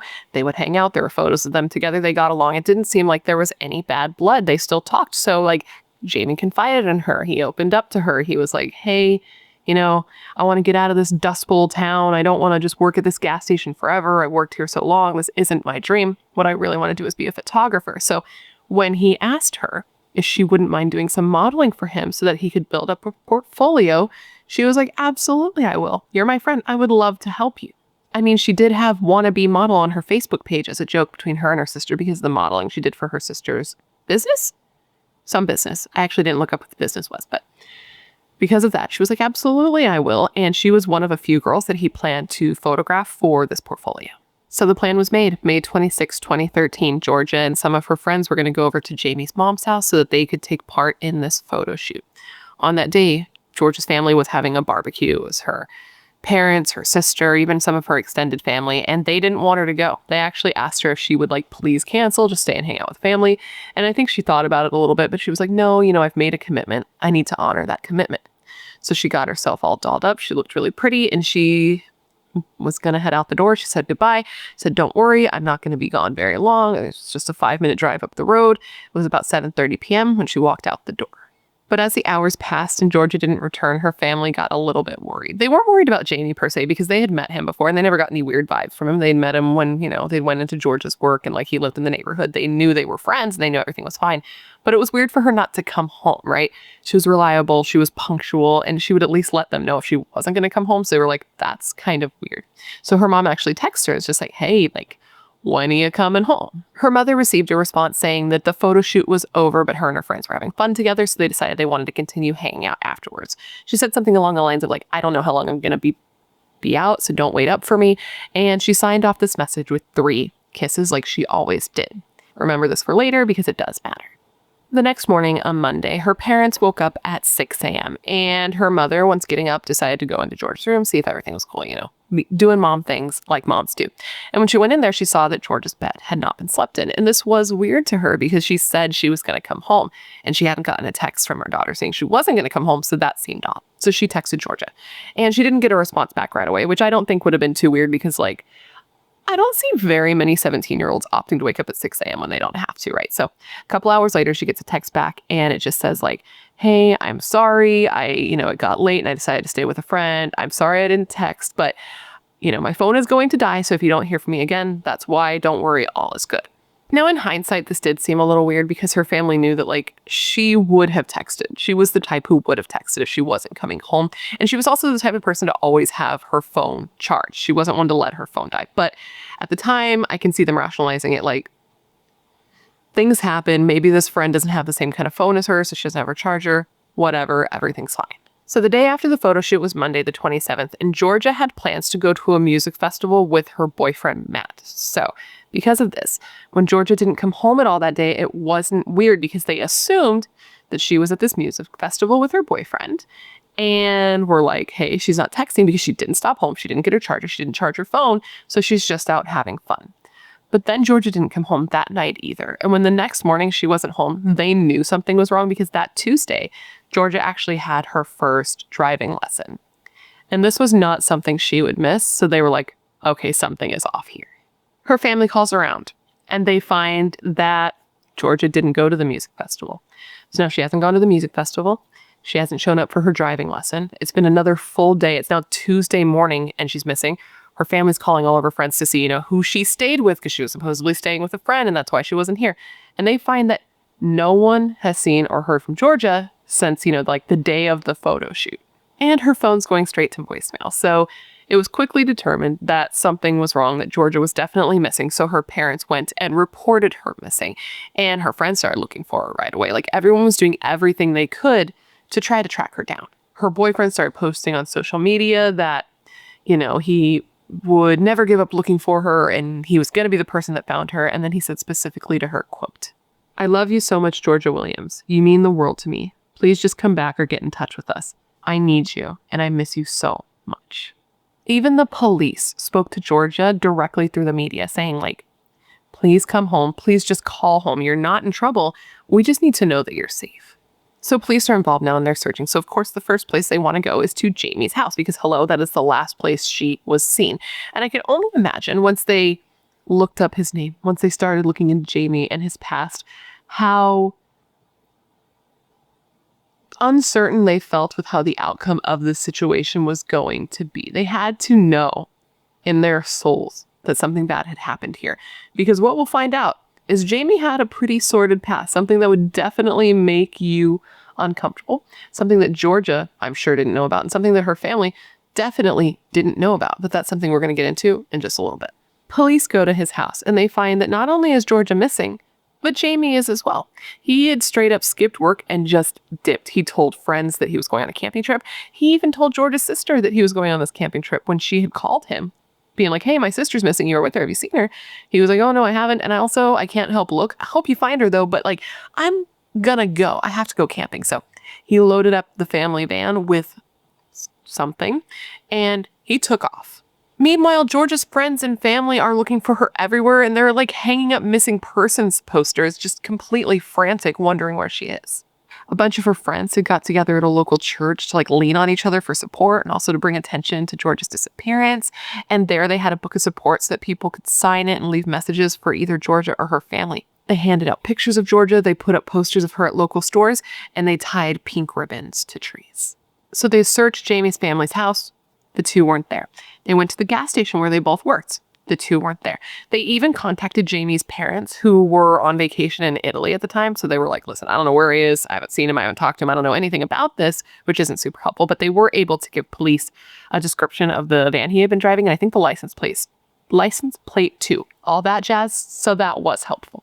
With that information, a bolo of sorts, a UK bolo, was issued so that people could be on the lookout, because at this point it's been days and he's in a vehicle. He could literally be anywhere.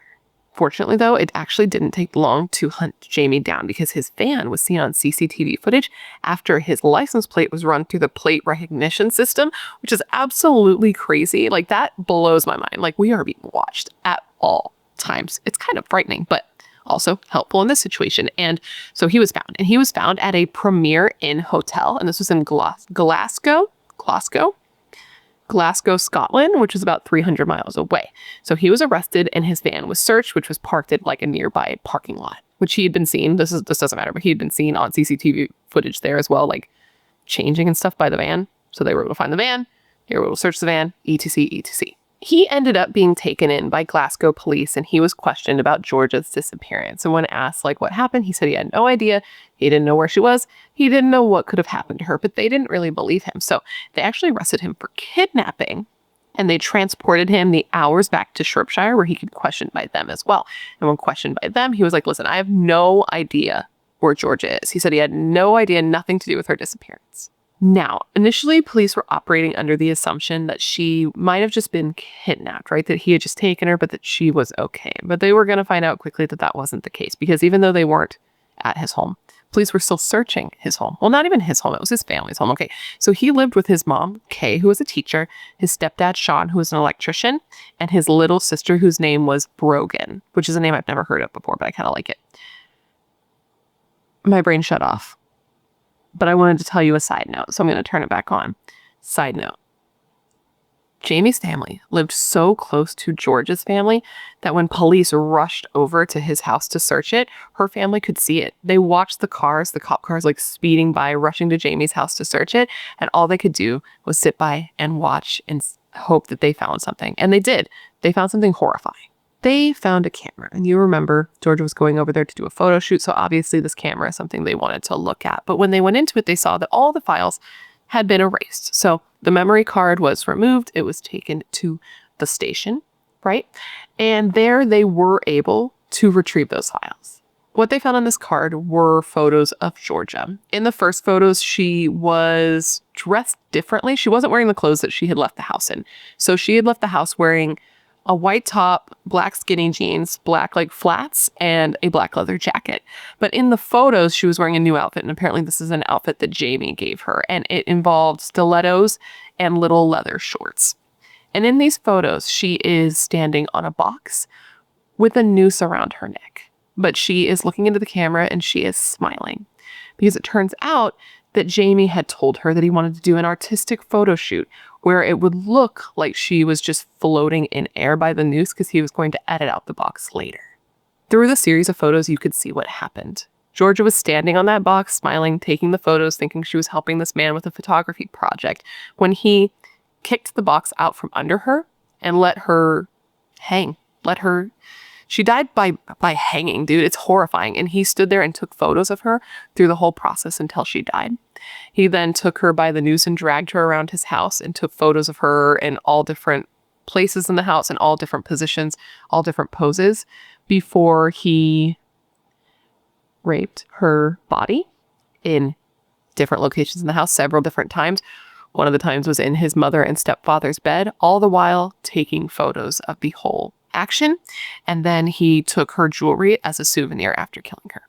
And what's super fucked up is that sounds horrible in itself, but apparently there was even more that they didn't release because of the untold distress it would cause to the public to know this information. He literally did all of this in his mother's home while they were on vacation. I cannot with this guy, dude. Like, what the fuck? Inside his home, they also found journals that Jamie had written. And in these journals, there were stories that Jamie had written about torturing, raping, and murdering women. And there were like 40 stories, dude. And one of these stories was about Georgia, and it was called Georgia Williams in Surprise. And it described exactly what he did to her, how he imagined her body dancing as she died by hanging. And in his story, he said specifically, quote, "I can't wait to see you dance for me. I like my girls dead." That was a quality show, babe. And this story was written prior to Georgia's death, right? And inside this journal, he also wrote Georgia's passcode for her phone and wrote a note for himself to remember to sign off her texts with 3 kisses. Okay, so he clearly planned this. I mean, he even went as far as building like a hanging mechanism in his family's loft. In addition to these journals and the photos, they also went and looked into his computer history, and I'm sure you can imagine that it was just as disgusting as he is. They found like 18,000 images and videos of super violent porn, rape, torture, actual snuff films, like dark shit. And they also found his personal photos. These were photos of girls and women that he knew in person that he had printed out and then altered.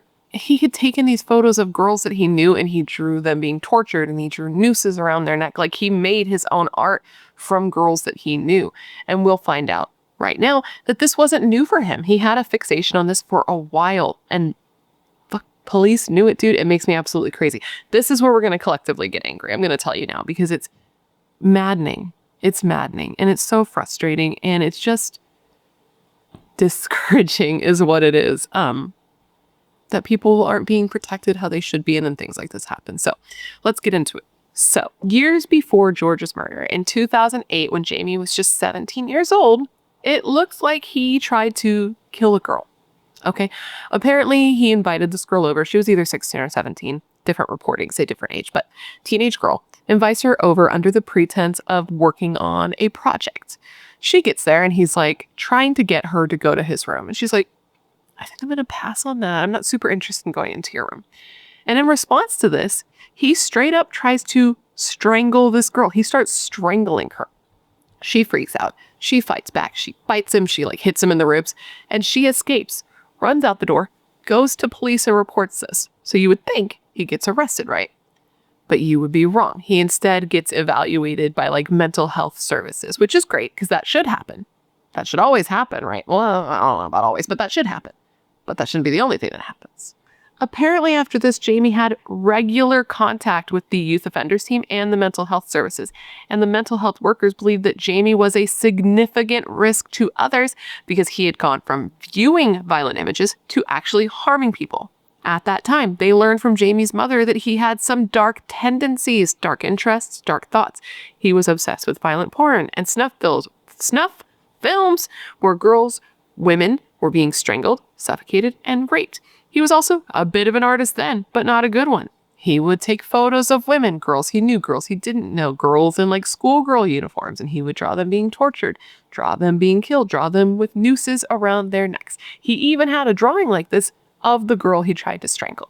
So he had all these photos of local girls that he had drawn like this, right? And one of the girls that he had drawn like this, he tried to strangle. None of these girls were contacted. None of them were warned that this had happened. None of them were told like, hey, since we're not arresting him, you might want to avoid him because he's crazy. They just said nothing. And apparently one of the girls in these images was actually a friend of Georgia's older sister, Scarlett. Her name was Jadine, and she was one of the girls that he drew like this. And she said of this quote, He had put a red noose around my neck, bulging eyes, bright lipstick on the lips. I was stunned. I could not believe it. I was disgusted. I didn't know how I felt. I froze, really. I just kept thinking, what if it was me? What if he killed me? She was super vocal after Georgia was killed too, saying that like by not telling the girls and giving Jamie too many chances, they were putting his rights above public safety. And she also said that if she had been told back in 2008 that Jamie had drawn these photos of her and was such a creep and had done the things that he did, that she would have told Georgia to avoid him like the plague. And Jamie was clearly not okay, not somebody you wanted to be around, dude. He told a therapist at that time that he found the images of strangulation arousing and that he had practiced asphyxiation. He had experimented with asphyxiation with a bag on himself. This is all at 17 years old. So he strangles a girl. He tells his therapist that violent porn really turns him on. He says snuff films super do it for him. He's put on medication for his depression, and the cops do nothing. They consider the situation resolved and do nothing.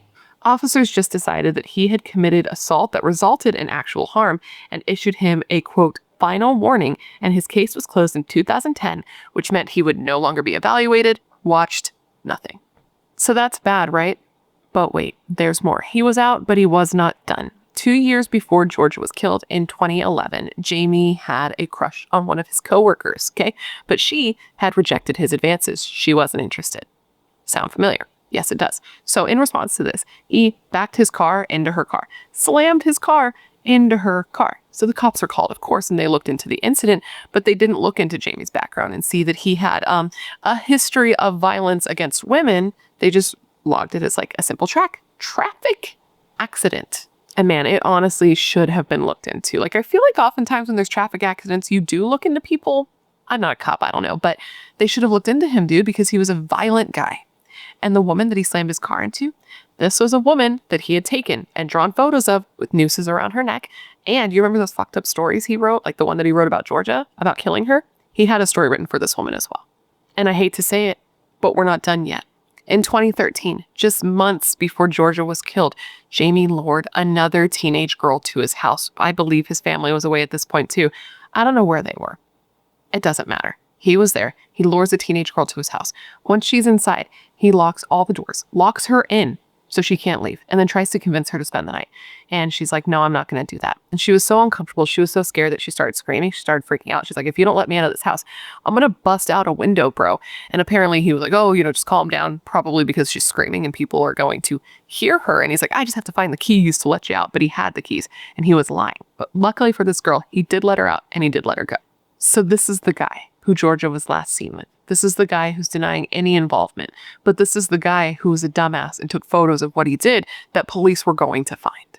The morning after Jamie was arrested at 5:30, the police headed over to Georgia's family's house to give them the news that he had been arrested and Georgia was still missing. And her family was in hysterics, dude. Her mom fucking lost it. Just kept telling them over and over not to say that and telling them to like get out of her house. She thought that if they weren't there, that somehow it just wouldn't be true. And then her father vomited in hearing this news from his colleagues. He was just like, he knew that Jamie had killed her. He kept saying it over and over that he had killed her. He said he felt it in his bones. But the day that he actually found out she was dead, he said that's the day that he died. And you may have caught there that I said his two colleagues, because remember, he is a cop. Georgia's dad's a cop, and he actually works for the same unit that is investigating his daughter's murder. He actually worked for the same unit that investigated Jamie in the 2008 offense where he tried to strangle that girl. I don't think he actually worked on that case. He was in the unit, but he wasn't the one handling it. But it's just so wild, dude. Anyways, I don't know if I mentioned this, but Jamie was arrested and he was charged with Georgia's murder. But he refused to tell them where her body was. Despite the fact that they had the photos, he was like, listen, she was fine. I did not kill her. We did the photo shoot. She left with some friends and I haven't seen her since. So because he wasn't being particularly helpful, police had to like piece together a timeline of events from the time that Georgia got to his house to the moment he was arrested in Scotland. They were able to determine that the day after Georgia went missing, Jamie had gone and he filled up his van with gas and then he headed to Wrexham, which is in Wales. And while there, he stopped at a movie theater. He went in and he saw a movie, dude. He went in and he saw Fast and Furious. And based on the year, I believe it was Fast and Furious 6. And you may recall, he asked Georgia to go to this movie with him. So now he's going alone, while she lay dead in his van. It is so fucked up. But that's pretty much all they knew, so there was a lot of unaccounted for time and unaccounted for miles between his home, the movie theater, and Scotland, where he was eventually arrested. So police needed help. They went on BBC's Crime Watch and they asked the public. They were like, hey, we need your help. Did you see him? Did you see his van? Did you see anything that could possibly help us find Georgia and bring her home? Even the littlest thing could help. So please, holla at your boys. They didn't say that. I said that. Turns out this was a really good move because apparently a lot of people had seen Jamie during that time. Several people had actually helped him when his van got stuck on the side of the road, like in the mud. I guess a bunch of people helped him to get out of the mud, and one person even took a photo of like all these people trying to help this guy get out of the mud, right? So police are like, we should probably go to that location that all these people saw him at, because why would he be pulled off in a wooded area stuck in the mud 50 miles away from home with a missing girl? 5 days after she went missing, Georgia's body was recovered. She was found nude and barely concealed, lying in a stream near the Nanty Garth path. And this is an area where later bouquets of flowers were laid in the street.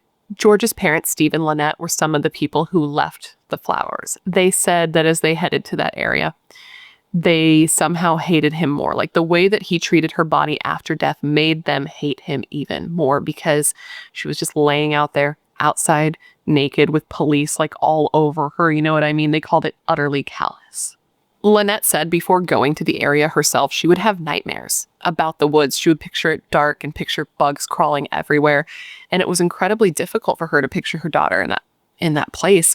But then the day that they actually went there, she found a little bit of relief, because she said it was like a warm and sunny day. And when they got there, they were like, this is the type of place that Georgia would have gone to camp with her friends. Anyways, Georgia's body was taken back so that she could be identified by her mother and father. And I guess when they went, they actually brought Scarlett with them so that as a family, they could all go and say their goodbyes. But her parents went in first. And when they saw her, she was so badly decomposed. And because, she had been out in the elements for so long. And her father said that he saw, this broke my heart, but like no peace on her face. Oh God, that just fucks me up. I'm sorry. That he saw no peace on her face. So he didn't let Scarlett come in. He didn't let anyone view George's body except for him and his wife, because they wanted to spare anyone else who loved her that final image of her in their minds. Now, even though George's parents had identified her, her identity was officially confirmed or legally confirmed 4 days later by dental records. They were able to determine by her autopsy that her cause of death was strangulation by a ligature, which is something we knew, and her manner of death was homicide, which is obvious. On June 12, 2013, Georgia's funeral took place at All Saints Church in Wellington, and a group of motorcycles led the funeral procession down a route that was lined in orange and turquoise bows that her family had put out the night before. Her mother said that they went all out for the funeral because this was basically going to be like the last thing they got to do for her. She wasn't going to get to help her daughter plan a wedding. She wasn't going to get to help her daughter plan a wedding. She wasn't going to get to help with a christening. So this was like the last good thing she could do for her. Nearly 1,000 people attended her funeral, and Georgia's friends and her fellow cadets at like the Air Corps, remember? They did the Guard of Honor, which I didn't know what that was, so I looked into it. And apparently it's where they like help people to their seats, and they also accompany the casket when it's brought in. And basically this is something that's generally done at like a military funeral. So Jamie's arrested, and now we just have to go through the court system. And it seemed to happen pretty fast. I don't know if it's always fast over there or if this case was just particularly fast. But in October of 2013, so the same year, Jamie entered his plea, and he entered a plea of not guilty. Jamie was silent with his head bowed as the prosecution described how he had groomed and manipulated Georgia to get her to be his friend and then get her to come to his house so that he could, do these sick things that he had wanted to do forever. They said that Jamie told her that they were going to be simulating hanging so that it could be artistic and she could be floating, but the entire time he knew what he was going to do to her. They told the court how in these initial photos, she's standing there on the box with the noose around her neck and she's looking into the camera and she is smiling. And that is so chilling to me. I did not look up to see if that photo's online. I really hope it's not, because it's just horrifying. And they added that like this death by hanging takes a while. It's not like she fell so fast, so like far that it would break her neck, like in, hangings back in the day, which were also barbaric. But This would have taken a while. So he had to stand there and watch her die. And not only did he stand there and watch her die, he stood there and he took photos of it happening.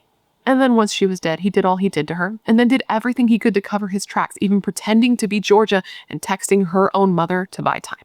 Anyway, he pled not guilty, so now we just had to wait for the trial to start, and it was scheduled for 2 months later. And then in December of 2013, the day his trial was set to begin, he actually shocked Georgia's family by pleading guilty to Georgia's murder. He spoke through his attorney and gave a statement where he basically said he wanted to protect Georgia's family from future trauma by not putting them through a full trial. A few weeks after this, it was his sentencing hearing, and apparently during the sentencing hearing, he really pretended to be sad, to be remorseful, but I guess Georgia's father had seen him. Like, he could see him right before he walked in the courtroom, and he was smiling, he was joking, he was fine, but then as soon as he crossed that threshold, he got scared and timid, made himself small. Georgia's father gave a victim impact statement where he said that words like crushed and devastated are often used to describe what they're going through, but that words have not been invented to describe how horrible it feels to lose a child. He said that his family is damned by evil to endure the sorrow and misery for the rest of their lives, and said that they just constantly cry. He said that his family was destroyed, and then said of his daughter's murder, quote, "Evil took Georgia away from her family and numerous people that loved her. We all lost a truly wonderful person on that evening. We exist, but that's all it is. It's not life anymore." Now, after looking at Jamie's previous crimes and the assessment that was given to him, where it was determined that he was quite literally or figuratively a serious threat, the judge decided to give Jamie the harshest punishment that he could legally give him. And this is because the judge believed that Jamie was a budding serial killer. And this is because a psychiatrist had testified to this, saying this guy will become a serial killer. So he gave him a life sentence, or something that's called a whole life order, which I believe means that he can never get out. The judge said to Jamie, quote, "Georgia would not have died instantly, but would have suffered horribly, both mentally and physically, knowing she had been betrayed by someone whom she had trusted and into whose power she had given herself. Killing Georgia was an expression of a long-standing, recurrent preoccupation with violent, sadistic pornography. You enjoyed the spectacle of her final, ghastly minutes as she struggled for life, knowing she was facing death." Jamie was one of the youngest people in British criminal history to get a sentence this harsh, a sentence that long. Other people who you may know who have gotten a sentence that long were Ian Brady and Myra Hindley, the fucking pieces of shit, disgusting baby killers.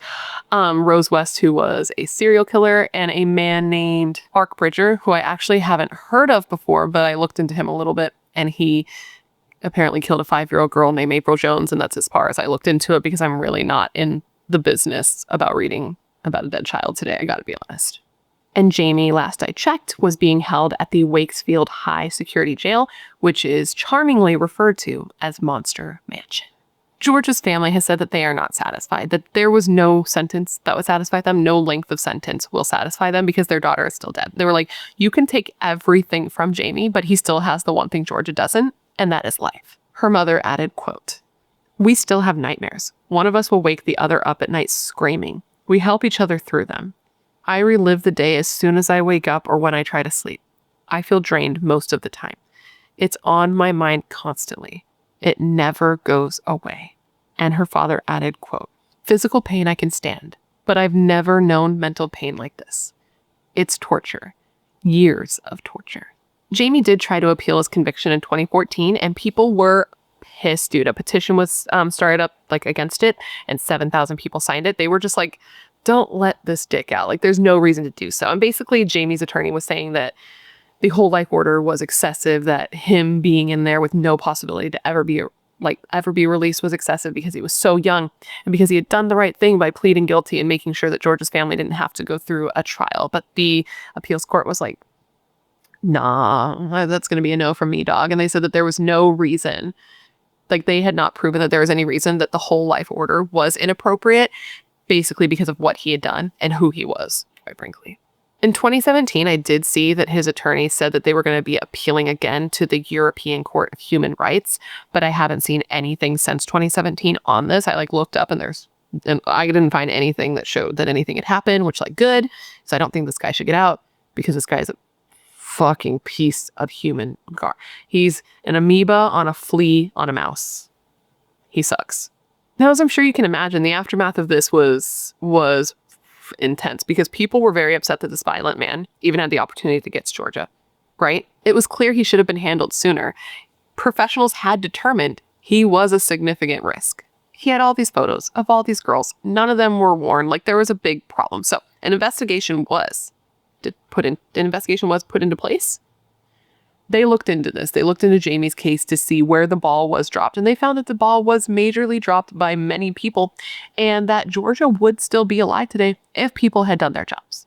The investigation concluded that at least 8 agencies were listed as handling Jamie's first attacks, which included the police department, mental health services, and children and family services, and they had failed to communicate with one another and work together. And the, quote, confused and uncoordinated approach to the case meant that there was an element of misinformation operating between the agencies, end quote. Because of this, the police believed that the case had been suitably resolved, even though, quote, in retrospect, it is clear that had this matter been looked into in more detail, it would have highlighted Reynolds' ongoing and developing behavior and the need for serious concerns about the risks that he posed. Georgia's parents cried when they read the disastrous approach that the police took to the situation, and her father said that the officers who failed his daughter should not be able to sleep at night. And then he said, quote, having lost Georgia to pure evil, we cried when we read this report and the failings of all agencies involved, because it was so obvious that Reynolds was, if not one already, a murderer in the making. Georgia's death could have been prevented. As a result of the inquiry, several officers from the West Mercer Police Department were served with notices of misconduct for both the 2008 incident and the 2011 incident, where he tried to strangle the 16 or 17-year-old girl and tried to, slam his car into that woman's car. Well, he succeeded in slamming his car into that woman's car. Georgia's parents said that these notices of misconduct were menial. Is that the word? I think so. They said that basically this was the equivalent of like some school kids being told like, no, no, no, by a principal. And as a result of this, like after this came out, Georgia's father actually quit the police force. He said that he had lost confidence in the police and that it was wearing him down. And then he added, quote, we have witnessed a system that is lenient beyond belief, that does not take into account the tragic consequences of Georgia's murder. Georgia's mother straight up said their inaction caused Georgia's death. She said specifically of this quote, they killed Georgia by not doing anything properly, and they should accept some consequences for that. The police chief did apologize to Georgia's family and said that since this has happened, they have made a bunch of changes into how cases like this have been handled. And the director of children and family services did actually admit faults and said that they had like a list of reforms that were being made as a result of this happening. Now, Georgia's remembered in many ways. Her local community banded together to raise money to put up a bench in her honor. Her mother also wrote a book about her called Our Georgia. It was written 10 years after Georgia's murder, so that people could read about her and remember her. Her parents also set up something called the Georgia Williams Foundation, and this helps young people pursue their passions and their dreams, and they, support them with financial help. They said that they wanted other people to be able to do all the things that Georgia did, to go out, fly a plane, canoe down a river. They wanted to use the fund to get that spirit going and keep it going. The aim of the trust is to generate funds and activities to enable young people to participate in life-building skills. The trust funds music and outdoor adventures for young people, and her mother said that she loves giving out this money because she feels like it's kind of Georgia doing it, Georgia giving it to people, telling them to go out, experience life, have fun, do what's good for yourself. Her family has also done what they can to help meet with people in power to help make changes within the police department specifically. They met with Justice Secretary Chris Grayling to discuss how police dealt with Jamie Reynolds when he attacked years before he killed Georgia. They informed the justice that police standards need to be stuck to at all times, and the victim needs to be given more support than the perpetrator. They also said that the punishments for things like this need to be more severe. Georgia's mother, Lynette, said of this quote, incidents are still occurring where people are in the court time and time again for serious cases, but are allowed to reoffend far too easily and quickly through a lack of time in prison and the lack of supervision when released. The balance needs redressing in favor of the victims. Her family has also spoken out against the release of other violent murderers, like Colin Pitchfork, for example. So Colin Pitchfork was in jail for life for murdering two 15-year-old children, Linda Mann and Dawn Ashworth. And it's crazy that they were talking, like that they spoke out about his release specifically, because we just talked about his release. Or like we haven't talked about it yet because I haven't finished editing those videos. I haven't posted them yet, but at the time you're watching this, it's already posted. But in my video series on Mandy Stavik, we talked about the fact that the detective in that case was inspired to do a DNA sweep based on the book called The Blooding. And the book called The Blooding was written about the crimes committed by Colin Pitchfork. And now, in this case, George's parents are speaking out about the possible release of this guy. It's just wild. Life's crazy. Anyways, Colin Pitchfork was set to be released by the parole board, or because of the parole board reconsideration mechanism. And George's parents came out and they were like, this is just total bullshit. And it's an insult to these two young girls who he murdered. They said of this quote, "The impact of losing a child is devastating to all parents. This is compounded when, as parents, you know that the last minutes of your loved one is spent in terror. These monsters who commit these atrocities destroy more than one life. They destroy whole families." They added, quote, "The public interest is not served by releasing such people back into our communities. Criminals are imprisoned to keep the streets safe, as well as to serve the purpose of punishment. Whole life orders must apply to criminals in such horrific cases." For the record, Colin Pitchfork was released in September of 2021, but he ended up going back to prison a short 2 months later because he breached his conditions of being released by, quote, "approaching young women while on walks." After he was sent back to jail, Dawn Ashworth's mother, her name was Barbara, she told BBC that this is great. It's great that he's back because now women and girls who are out on the street can feel safe knowing that this guy's back behind bars and can't hurt them like he hurt her daughter. Now, as far as George's family goes, I have read that they have moved out of their family home. They moved to a new place for a new fresh start, and they became grandparents, calling their grandson a burst of sunshine that their family needs and deserves. George's mother, Lynette, said that Georgia would have been an incredible aunt, and then added that she hopes that her new baby grandson has just a little bit of the spirit that his auntie had. And with that said, that, my friends, is the story of the horrifying murder of 17-year-old Georgia Williams. I hope that this video was informative and made sense. And of course, I just want to thank you for remembering Georgia with me today. Now, considering everything I told you about this case, I want to revisit the question of the day. I actually have two now. I have the original question and I have another one that's kind of kicked around in my brain since going through all these details. And the first one is this: what do you think should have been done to prevent something like this happen? Like, what should have been the repercussion for what Jamie did when he was a child? Like, he was technically underage. He was 17. So what should have been done when he first strangled that girl? And the second question is, I don't know if you caught, but the judge had said that they believed that Jamie's interest in violent porn played a part into what he did. And I just want to know what you think about that. I feel like there are conflicting theories on whether or not that contributes to things like this. So I want to know what your thoughts are on that. Like, do you think that did play a factor here? Do you think that does play a factor?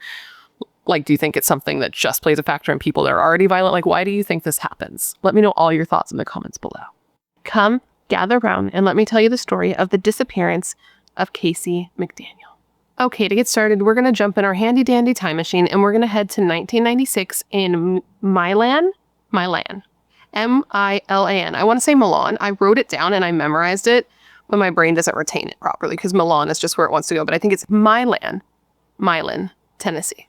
Milan was a small town of less than 8,000 people where community was a big part of day-to-day life. Everyone was friendly, saying their hellos and their good mornings, going to like high school football games. It was a type of place where people who lived there shopped local and were proud to live there.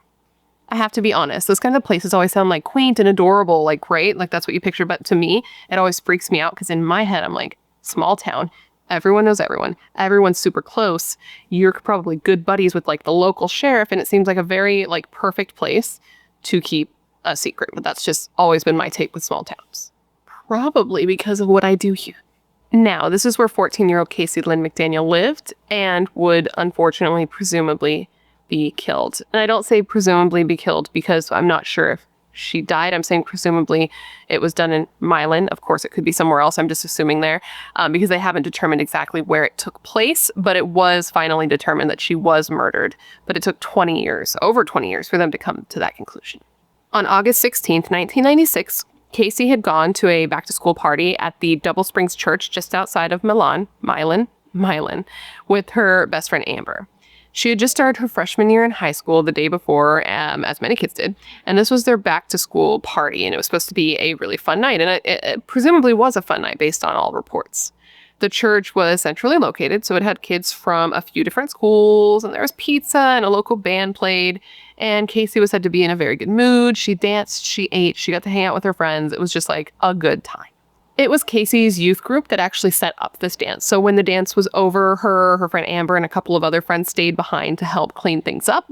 And when they were done cleaning things up, Cayce got a ride home from a woman who was at the church. It was a woman named Pam, who was like a family friend. She drove her home and did like the responsible thing. She sat outside and watched Cayce walk up to the dark house. So the lights were off. Cayce went, she opened the door, she unlocked it, turned on the lights, came back out, waved goodbye. And that was the last time that anybody saw her. Amber said of seeing her best friend for the last time ever that night, and I quote, "Everything was fine and normal, and if I'd known that was the last time I talked to Cayce, I don't know what I would have said. But that's how it always is. We never know when we'll see someone for the last time." Now, Cayce wasn't the only one who went out and had some fun at a party that night. Cindy, which was Cayce's mother, and Cindy's boyfriend Steve, which was Cayce's mom's boyfriend, Steve, okay? They had gone to a party as well. They went out to a separate party, did their adult things, and got back to the home between 2 and 3 a.m. And when they got back to the house, nothing seemed too weird initially. I guess when they got there, the back door was open, and some people thought that that was weird. Like, there's so much with this case. So basically, later, Cindy came out in an interview and said sometimes when you would, like, open the front door, the back door would unlatch, so it wasn't immediately odd to them when they saw the back door open. But the scene definitely got weirder from there, and it's at this point, the next things that she saw, that I would have been like, damn, maybe something's going on. So they go into the house and they realize that Cayce had been there. Her clothes that she had been wearing to the dance, like her special dance outfit, was there. I think it was like laid out on the bed, like she had taken it off. I could be wrong on if it was laid out on the bed. Don't quote me on that, but I know that the clothes were there in the room. The lights were on, the TV was on in her room, and she had like a bowl of crushed up cookies with milk in it sitting next to the TV, presumably waiting for her to eat it, but she was nowhere to be found. And I did see it reported that there were also scratch marks like on the hallway walls, which is like, what? But I also saw that it wasn't confirmed if the scratches were there prior to her going missing or not. If they were not there before and they were there then, I would have been like, what the fuck? I would immediately think something was wrong. But we don't know for sure if the scratches were there before or after. Now, this is strange to me, I'm not gonna lie, because if I had seen the scene, I would have definitely thought that something was weird. I don't know if maybe teenagers often leave their home with their snacks just like chilling in front of the TV. I don't have any teenagers in my life. I just have a little tiny baby. Maybe, kids do that all the time. Maybe they're messy, nasty little things. But Cindy and Steve didn't freak out right away when they saw that. They didn't think anything was wrong. Cindy said that she assumed that Cayce had just left to go stay at a friend's house. And so they didn't freak out. They didn't call the cops or anything. Why? I don't really know. I don't know the mindset there. I know that it was reported that her and Steve were both really drunk when they got home. So maybe that could have something to do with it. But if Cayce had left on her own, she would have left in just her pajamas, which was like boxer shorts and a t-shirt and no shoes. And she never came home again. Cayce Lynn McDaniel was born July 14th, 1982, and she was born to parents Cindy and Ronnie, but the relationship didn't last like very long after Cayce was born. I'm not sure how long they were together before that, but the two separated, and Cayce stayed with her mom and her little brother Jesse, and Cayce's older brother Randy, he was 11 years older than her, went and lived with their father Ronnie out of state. And Ronnie, sadly, just for a side note, died like tragically in a house fire, which is just absolutely horrific. And this was her father, her biological father, who died in the house fire. Cayce was known as a girl who just loved to have fun. She was a bubbly girl, always having a smile on her face, who could easily make friends with anyone she met. And she was always the little girl who tried to like tag along with the older kids, particularly her older cousins, who she was very close with. And they would put up with her because, they were older, and they would just be like, oh, this little girl wants to hang out with us all the time. But they were family and they loved her. She was just a little girl who loved reading Nancy Drew books and having what those who knew her considered to be, quote, unusual snack preferences. she was known as just being like a total sweetheart. Like I told you that she had an older brother, Randy, who was like 11 years older than her. Well, I guess while he was overseas in like the Marines, she sent him a photo of her with like a little yellow ribbon. And I guess a yellow ribbon shows like support and solidarity for the military that is overseas. So she was just like a little sweet thing that thought about other people. She was said to be the type of girl who never knew a stranger. She was the type of person who, if you were around her, you couldn't help but laugh and smile because she was just like very silly. She was the light in any room. She was the type of girl who would share her doll with her cousin at Christmas when her cousin was jealous that Cayce got the cooler present. She was the type of person who would make any kid feel loved, and put everyone else first. Once a boy, like I saw a reporting, there was once a boy who was at a skating ring, like a skating rink, not ring, and was touched because Cayce like skated over to him and like took his hand to see if he wanted to skate with her because he was one of the only people who didn't have a partner. And this like stuck out to him because she was just that type of person. Cayce was a good student. She had gotten straight A's in middle school and was particularly good at algebra. And she had just started, right? She had just started high school. And now that she was in high school and she was getting a little older, she started to rebel like a little bit. She started to dress goth, which to her church friends, like parents at the church and people in the small town in Tennessee in the 90s, that was like shocking. They were like, oh my God, what is going on with this little girl in her goth outfits? But she was still a good kid. Like, did she rebel a little bit? Yes. Did she go a little goth? Yes. Did she smoke cigarettes and date an older boy? Yes. But she was still like a good kid. A teenage girl about to come into her own in her last few years as a child before becoming an adult with plans to go off to college to become a physical therapist. And her best friend Amber said she was really excited about starting high school. Now, Cayce and Amber were close. They had met in the 6th grade, and ever since then, they had become inseparable. And they were so close that it wasn't uncommon for them to stay at each other's houses. And it got to be so commonplace for them to do this that they wouldn't even always ask for permission. They would just do it. And I had a best friend like this in high school, too. Me and her were like this. We were always together. If we weren't together, they were like, where's your shadow? Like, we were those kind of people, right? And so when Cayce still hadn't come home the next day after her mom found that scene with the milk and cookies, anyways, when Cindy was like, okay, she still hasn't come home, she went to find a phone to call. Because I guess they didn't have a house phone. So she went somewhere. She went somewhere. And she called Amber and was like, put Cayce on the phone. She wanted to kind of scold her a little bit and give her a little bit of a hard time for not at least leaving a note and letting her know where she was. And when she called and Amber told her, like, she's not here, that's when Cindy was kind of like, okay, that's weird. She didn't sound especially worried to Amber, but she was like, okay, can you do me a favor? Call all your friends, find out where she stayed, and tell her like to call me or to get her butthole. So Amber does just that, but with each person she calls, she finds that nobody has heard from Cayce. So she gets back in contact with Cindy and she gives her that information. And that's when Cindy seems to worry a little bit. And since she didn't have a car, or somebody had her car at the time, she asked Amber like, hey, will you ask your parents to pick me up and we can go and look for her? But at the time, Amber's parents weren't home yet. So they waited. Amber's parents got home. Amber told her parents what was going on, and they're like, okay, let's go get her. They go and pick her up, Cindy that is, and they start driving around and looking for her. They go to a few places, including Cayce's uncle's house, and she's nowhere to be found. So this is when they go to the police station to file a missing persons report. And meanwhile, while this is happening, since Amber had called around and told her friends, like, hey, have you seen Cayce? Have you seen Cayce? And they're like, no, but we'll watch out for her. I guess they all had plans to go to like a barbecue/pool party the next day. Some church members had a barbecue and a pool. They invited all the girls over to have a party. And so the girls who knew her were like waiting for her to show up. Maybe she went out and did something and she was just going to like come to the party and then they could be relieved. But she never showed up there either. So initially when she was reported missing, police treated the case as a runaway case, as they oftentimes do when it's a teenager. But immediately that didn't like ring true to those who knew her, particularly Amber, because Amber's like, listen, you're telling me that she probably ran off and she went off with some boy, she'll come back. Well, we're best friends. Even if Cayce was going to lie to her mom and say she was at my house and then run off with some boy, she would tell me so I could cover for her. So that sounds like bullshit. Plus, none of Cayce's belongings were taken. Like, nothing was missing, not even her shoes. She was barefoot. Like, that didn't make any sense. Now, in some reports, it says that the police started searching for Cayce the day after she was reported missing. So that would have been Sunday, which would have been like 2 days since she actually went missing. But I'm not sure how extensive the search was like the very next day, or if that's accurate, just simply because one, they were treating it as a runaway. So why would they start searching immediately? Usually police don't do that, though it could have happened. And two, another reason that I'm like, did it start right away is because Cindy came out and said that police didn't even show up to like their home to process the crime scene for like an entire week.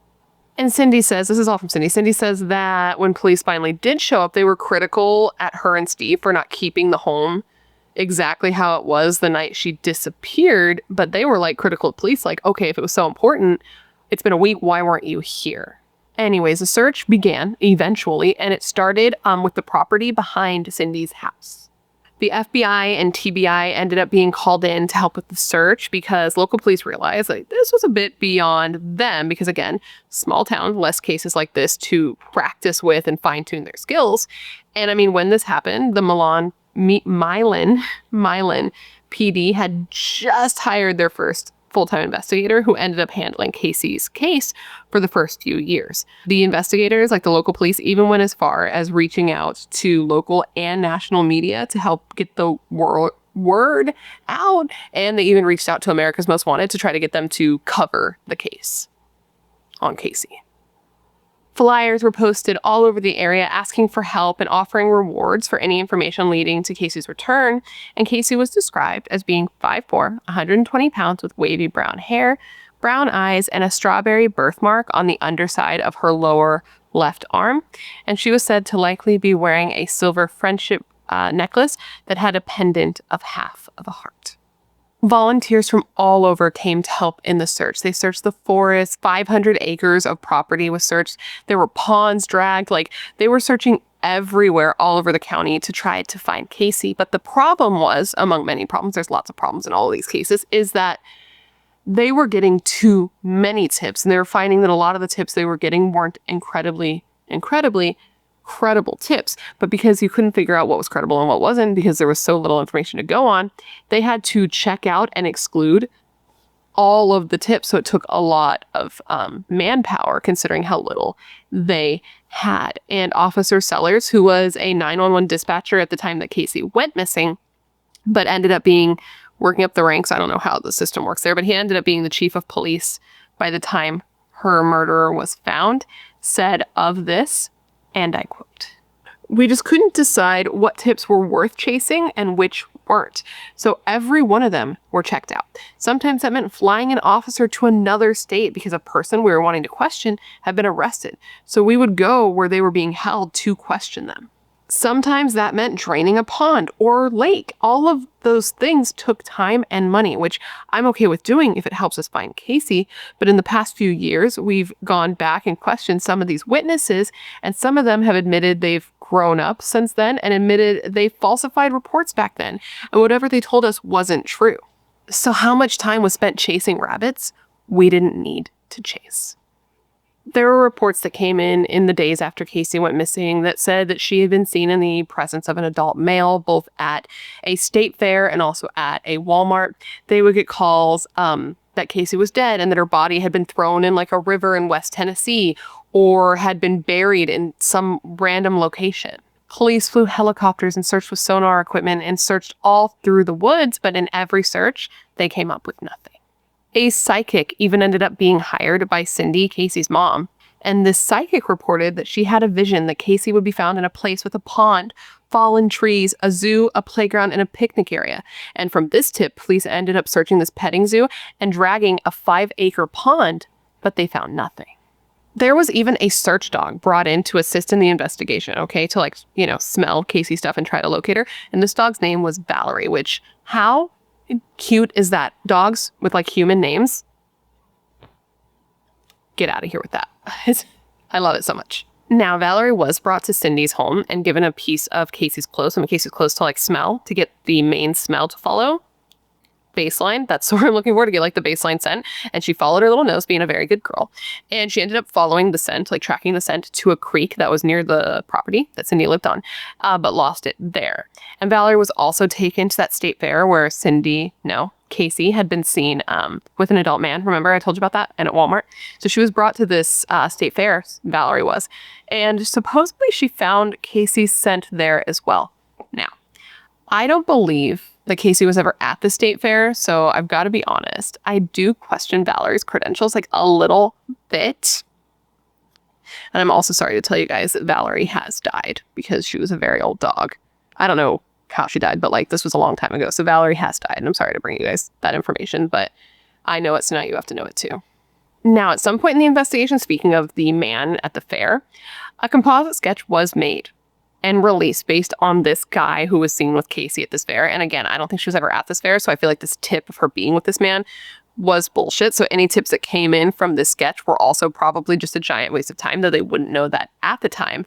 So they had all these tips that were wasting their time. Plus, they got more tips because America's Most Wanted did end up featuring Cayce's case on their program. So they got even more tips that they had to sift through. So I can't even imagine how difficult this investigation was with all of the tips that were pointless, plus all of the tips that could have been something. It just seems like a lot for any force to handle. And from the tips that came in from America's Most Wanted, people were saying that they saw her from places as far away as Missouri to as far away as California. So apparently she was all over the map for people. Now it's really fucked up here, which like a lot of things are fucked up here. But one of the things that's messed up is, remember I told you that Cayce had an older brother named Randy who was 11 years older than her. Well, when Cayce went missing, Randy was in jail. I didn't see what it was for because it doesn't matter. But he was in jail. And so he didn't find out about Cayce going missing right away. I guess his family wanted to protect him from being like upset, well, already in like an upsetting situation. And they were hoping that they would find her before he would have to get the information. You know, they were trying to like spare him the knowledge that she was missing and hoping that things would just turn out well and that he would find out after the fact and be like, wow, that's crazy. But that it wouldn't be like an unhappy ending kind of thing. But time was going by and they were like, okay, we should probably tell him. So I guess some member of his family called the prison and left a message on the answering machine, like the prison answering machine. I don't know exactly how that works. Maybe it was the warden's answering machine. Basically, they left a message so that Randy could know. But Randy didn't get the message in time. So he was hanging out in prison, as one does, watching the TV, when the episode of America's Most Wanted came up on the screen and he sees his sister's face and he's like, oh my God, like that's my sister. And I guess like the prison friends that he had in jail were like, oh no, that's not her. That probably just looks like her, blah, blah, blah. But then in the episode, they said her name and he's like, no, like that's my sister. And Randy said that like at the time that this happened, he was already like an angry young man. So to learn this that way really upset him, as it would upset anybody. But he said it took him a really long time to stop being mad at his grandma for not doing more to make sure he found out in a different way, which is really sad. But I guess he's changed a lot since then. So, but can you imagine? Like, that's so sad. It makes my heart just like, ugh. I cannot imagine just sitting there and seeing somebody I love, seeing my sister just pop up on the TV screen as missing and nobody told me. I would be like, I don't know what I would be like, because that would be horrible. Now, police did all they could, right? They had a million leads that they chased down. They went as far as getting local and national coverage for the case. They reached out to America's Most Wanted. I believe even the National Center for Missing and Exploited Children got up in the mix. And all leads went to a dead end, so the case went cold. And it stayed cold till about 2017. And that's when new life was breathed into the case, when a podcast was started. And this was a podcast started by a man named Brandon Barnett, I believe. And it's a podcast called Searching for Ghosts. Now, I guess Brandon grew up in Jackson, which was about 25 miles away from Milan, and he was 22 at the time that Cayce went missing. And the case really stuck out to him, and it stuck out to his friends as well, even though like they didn't know her, right? They knew Milan a little bit, but not, you know, I don't know their whole relationship with the town. I know they didn't know Cayce, but to him it stuck out because like 14-year-old children just were not going missing from their homes in Milan, Tennessee. Now, I guess he started doing this podcast just because he wanted to bring awareness to the case. He wanted to, you know, maybe even solve it. Like, he wasn't going out trying to solve the case, but he definitely wanted to try to figure out what happened and to bring more awareness to the case. I guess what sparked it, like really sparked it, is that Cayce went missing right around the same time that JonBenét Ramsey was killed.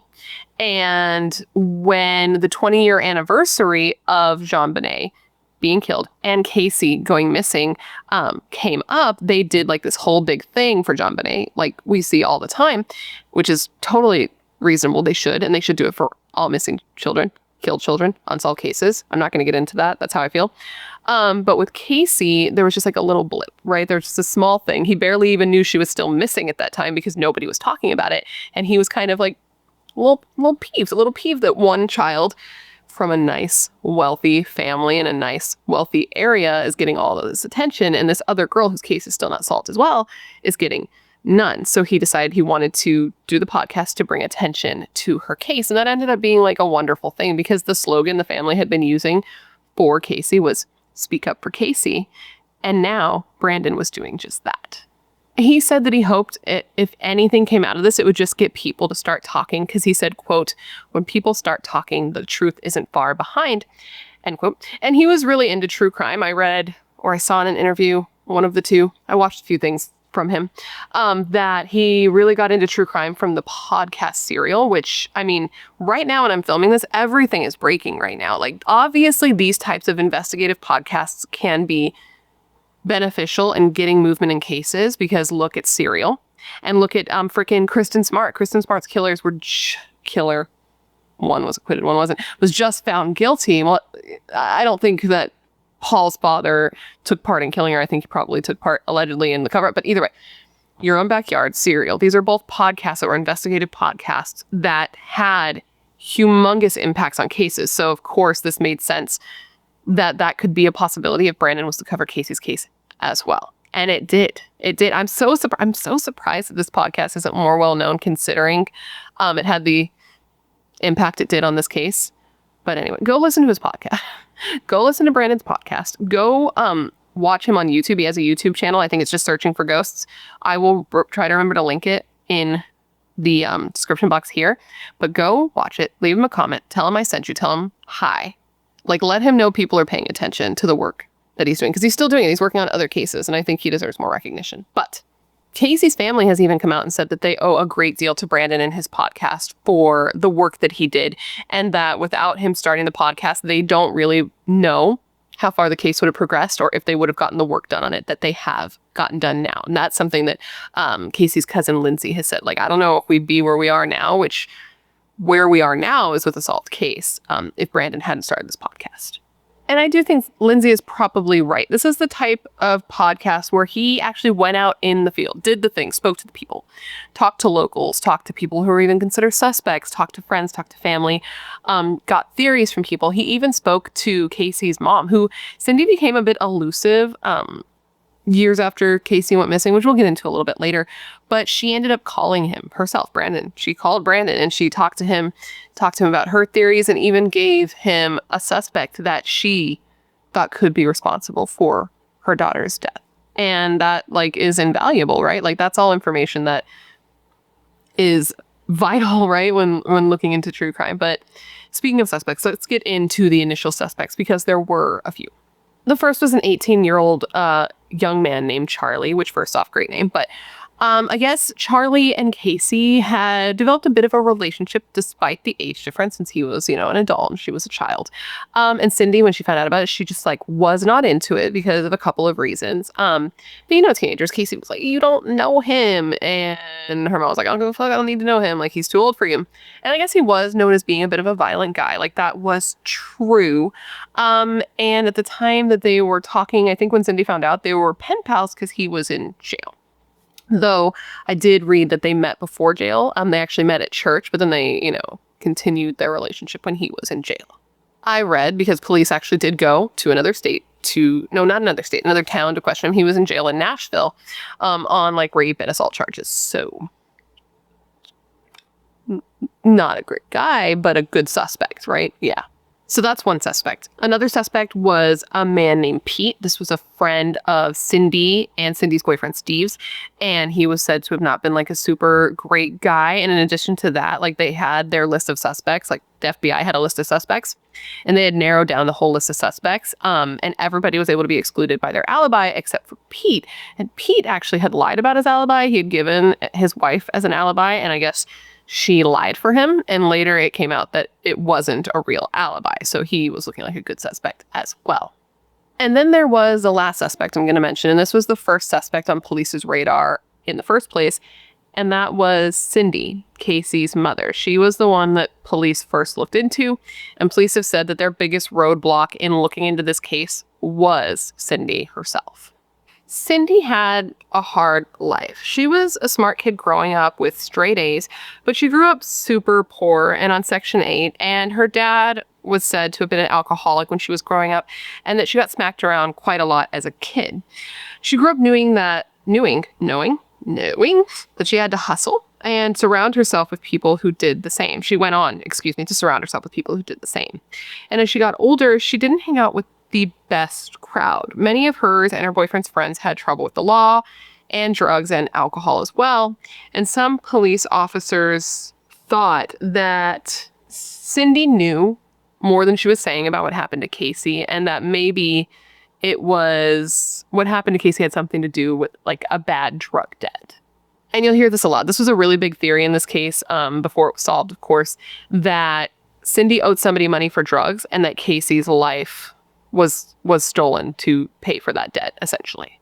Now, I think there are several reasons that people fixated on Cindy as a possible suspect in this case. I think namely, like the first one that comes to my mind is the way that she found the home.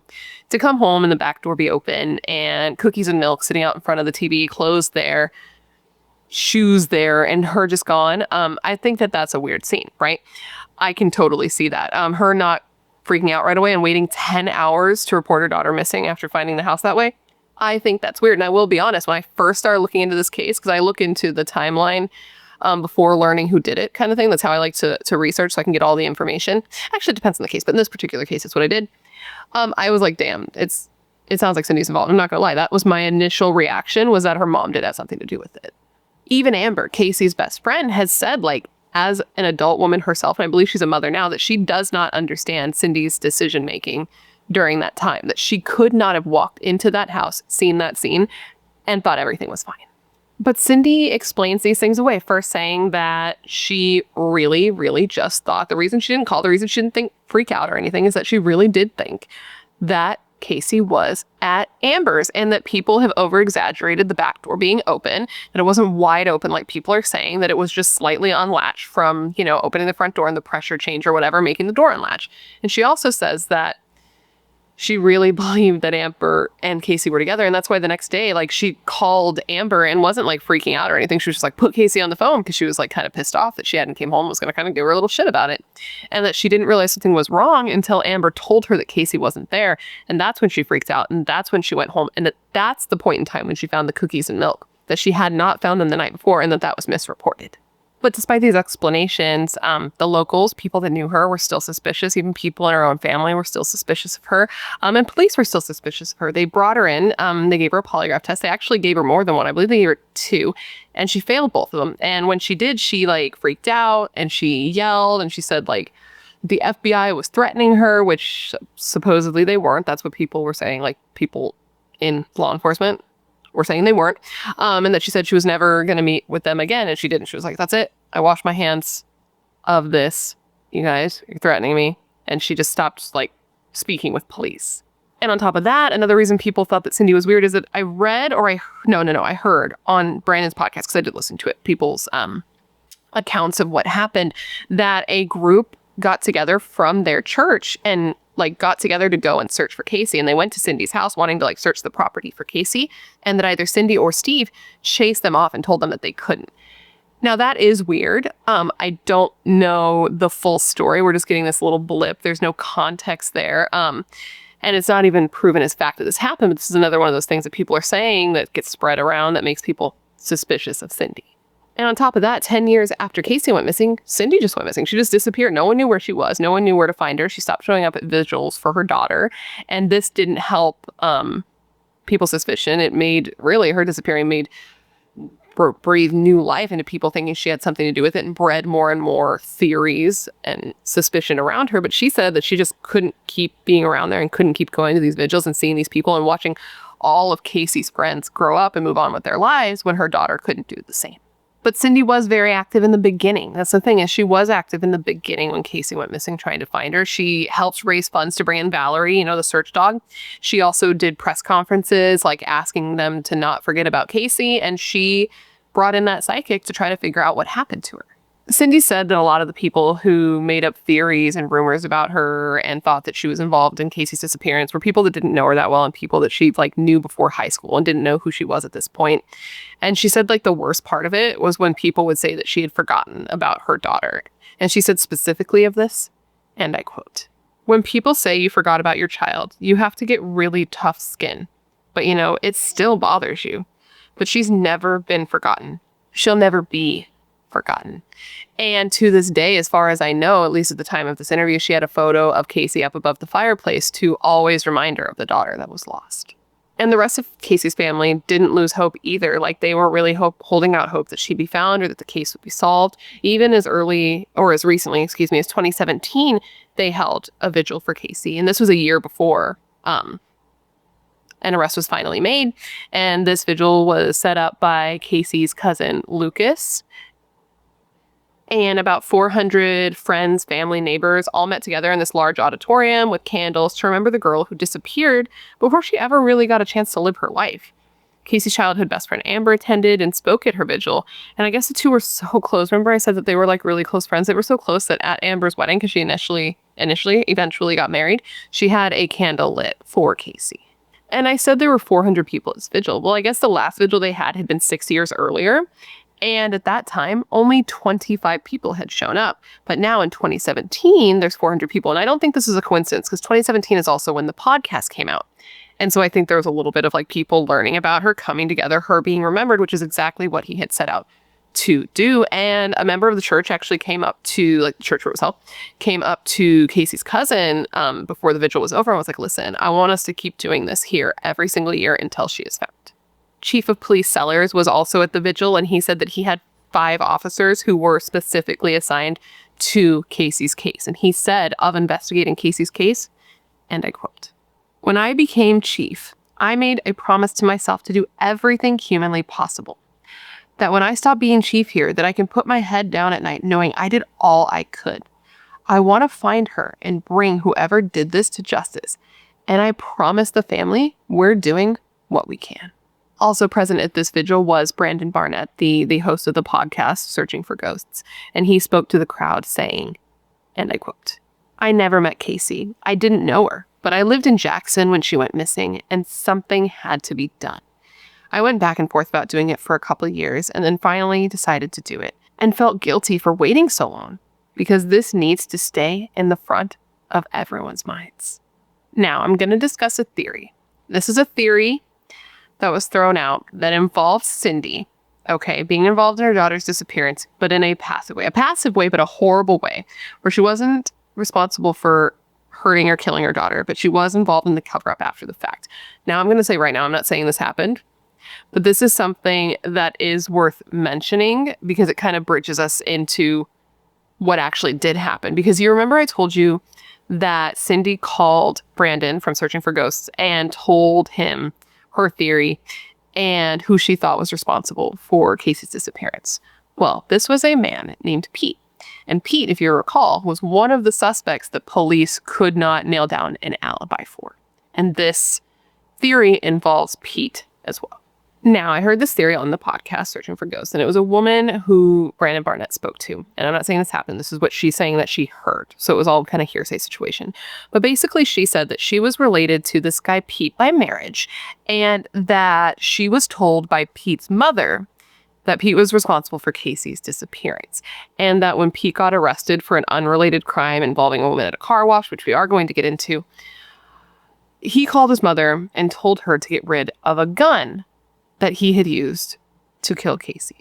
This source also said that Pete was present at the party that Cindy and Steve went to, and that Cindy and Steve had got to the party and Pete was there, and Pete had been like, "Oh, when's Cayce gonna get home?" Like, he knew Cayce, and that they told him like, "Oh, when she's gonna get home from the party, her like school dance," and that shortly after that he made some obscene gestures to somebody at the party saying that he was gonna leave to go get some.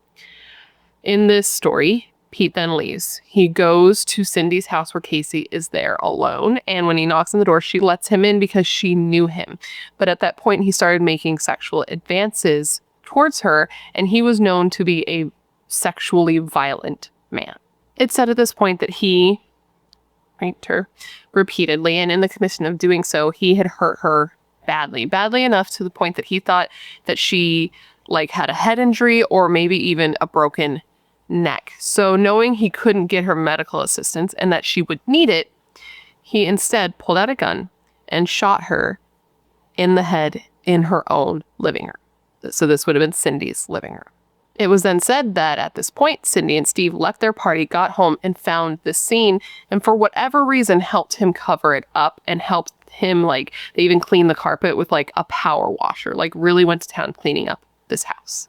And supposedly, people who knew Cindy said that the house was unusually clean after Cayce went missing. Like, the laundry was washed, the clothes she'd been wearing that night were washed, and that wasn't common, and that the carpet was wet, like it had been cleaned.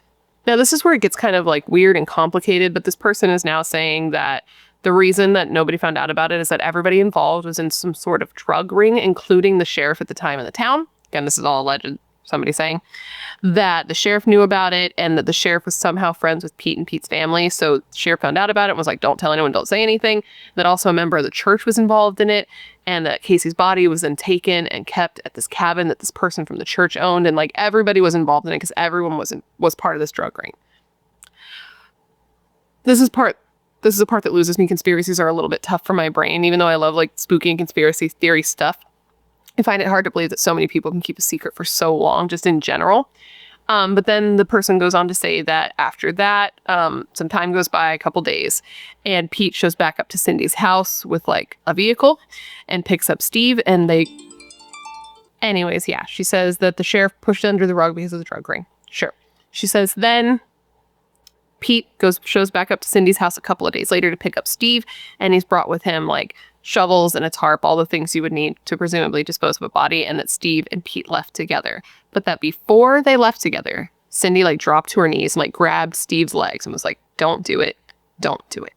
So that's a wild story, right? Like there's things about it that just don't make sense to me. Like the motive for Cindy and Steve to even cover for this guy, like they weren't said to have been very close. And Cindy even comes out saying that she didn't like him that much, that he would like try to advance on her and she would tell him no. So that part's lost on me, but it's one of those things that got spread around. It didn't help that like there were also rumors that somehow Cayce had ended up at the adult party that Cindy and Steve were at. Like there were so many different rumors in this case, right? That just made everyone look more at Cindy and more suspiciously at Cindy. And normally, you know, I wouldn't even like mention a rumor like this, but it is something that I heard about, and it did involve Pete, and it does matter considering what happened in 2019. More than 23 years after Cayce McDaniel went missing from her home, FBI was able to use new technology to go into her childhood home and look for new forensic evidence that might have been missed or that they didn't have like the technology to recover at the time she went missing.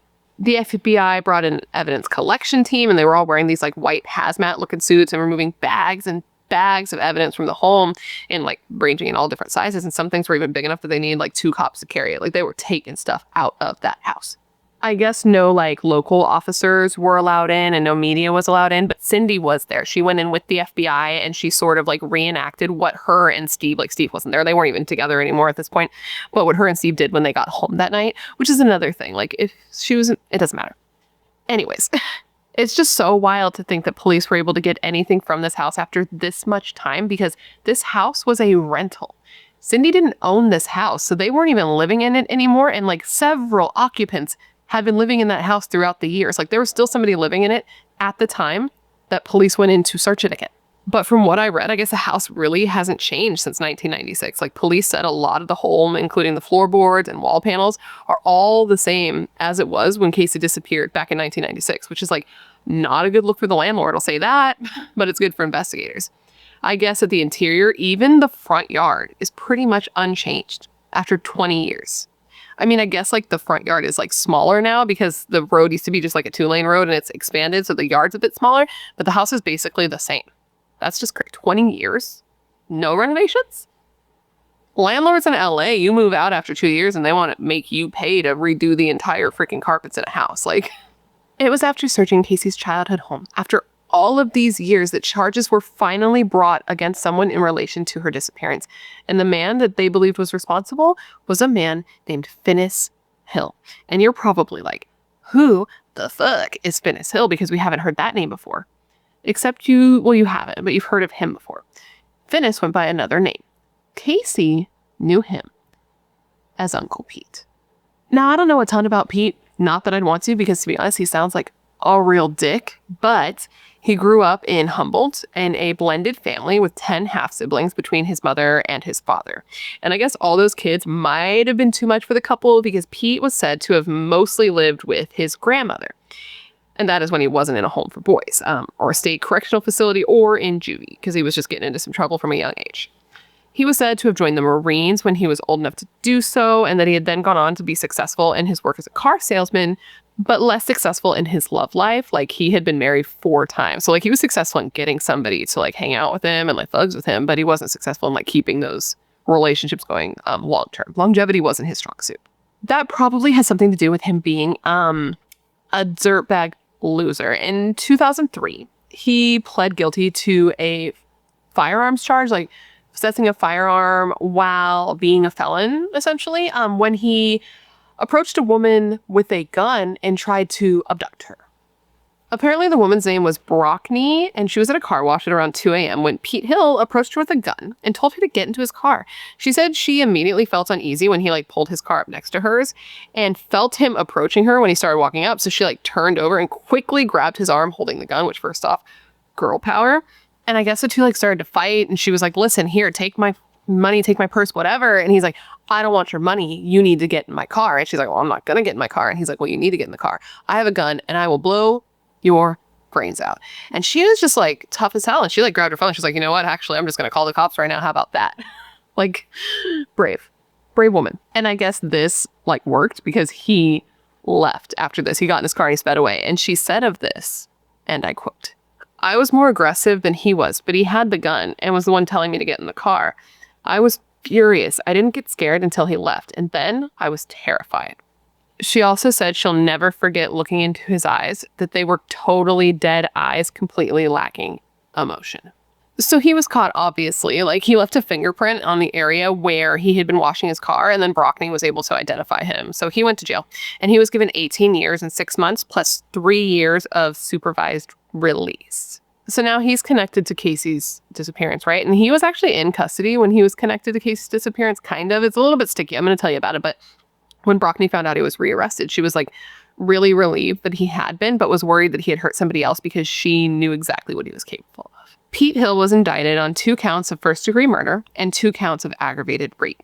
At the time he was arrested and indicted on these charges, he was already being held in federal custody on 2 counts of child exploitation charges, using the internet to entice a minor to engage in criminal sexual activity, and traveling from Tennessee to Mississippi to meet up with a person he believed to be under 16 and engage in illicit sexual activity. So, dirtbag. Dirtbag. Now, if you're like me, you're like, damn, that's a lot of charges. What gives? Let me explain. I'm going to explain to you right now. So you can now know, like, why he was in custody, but already kind of suspected, and why things got a little bit weird. I'm going to tell you right now.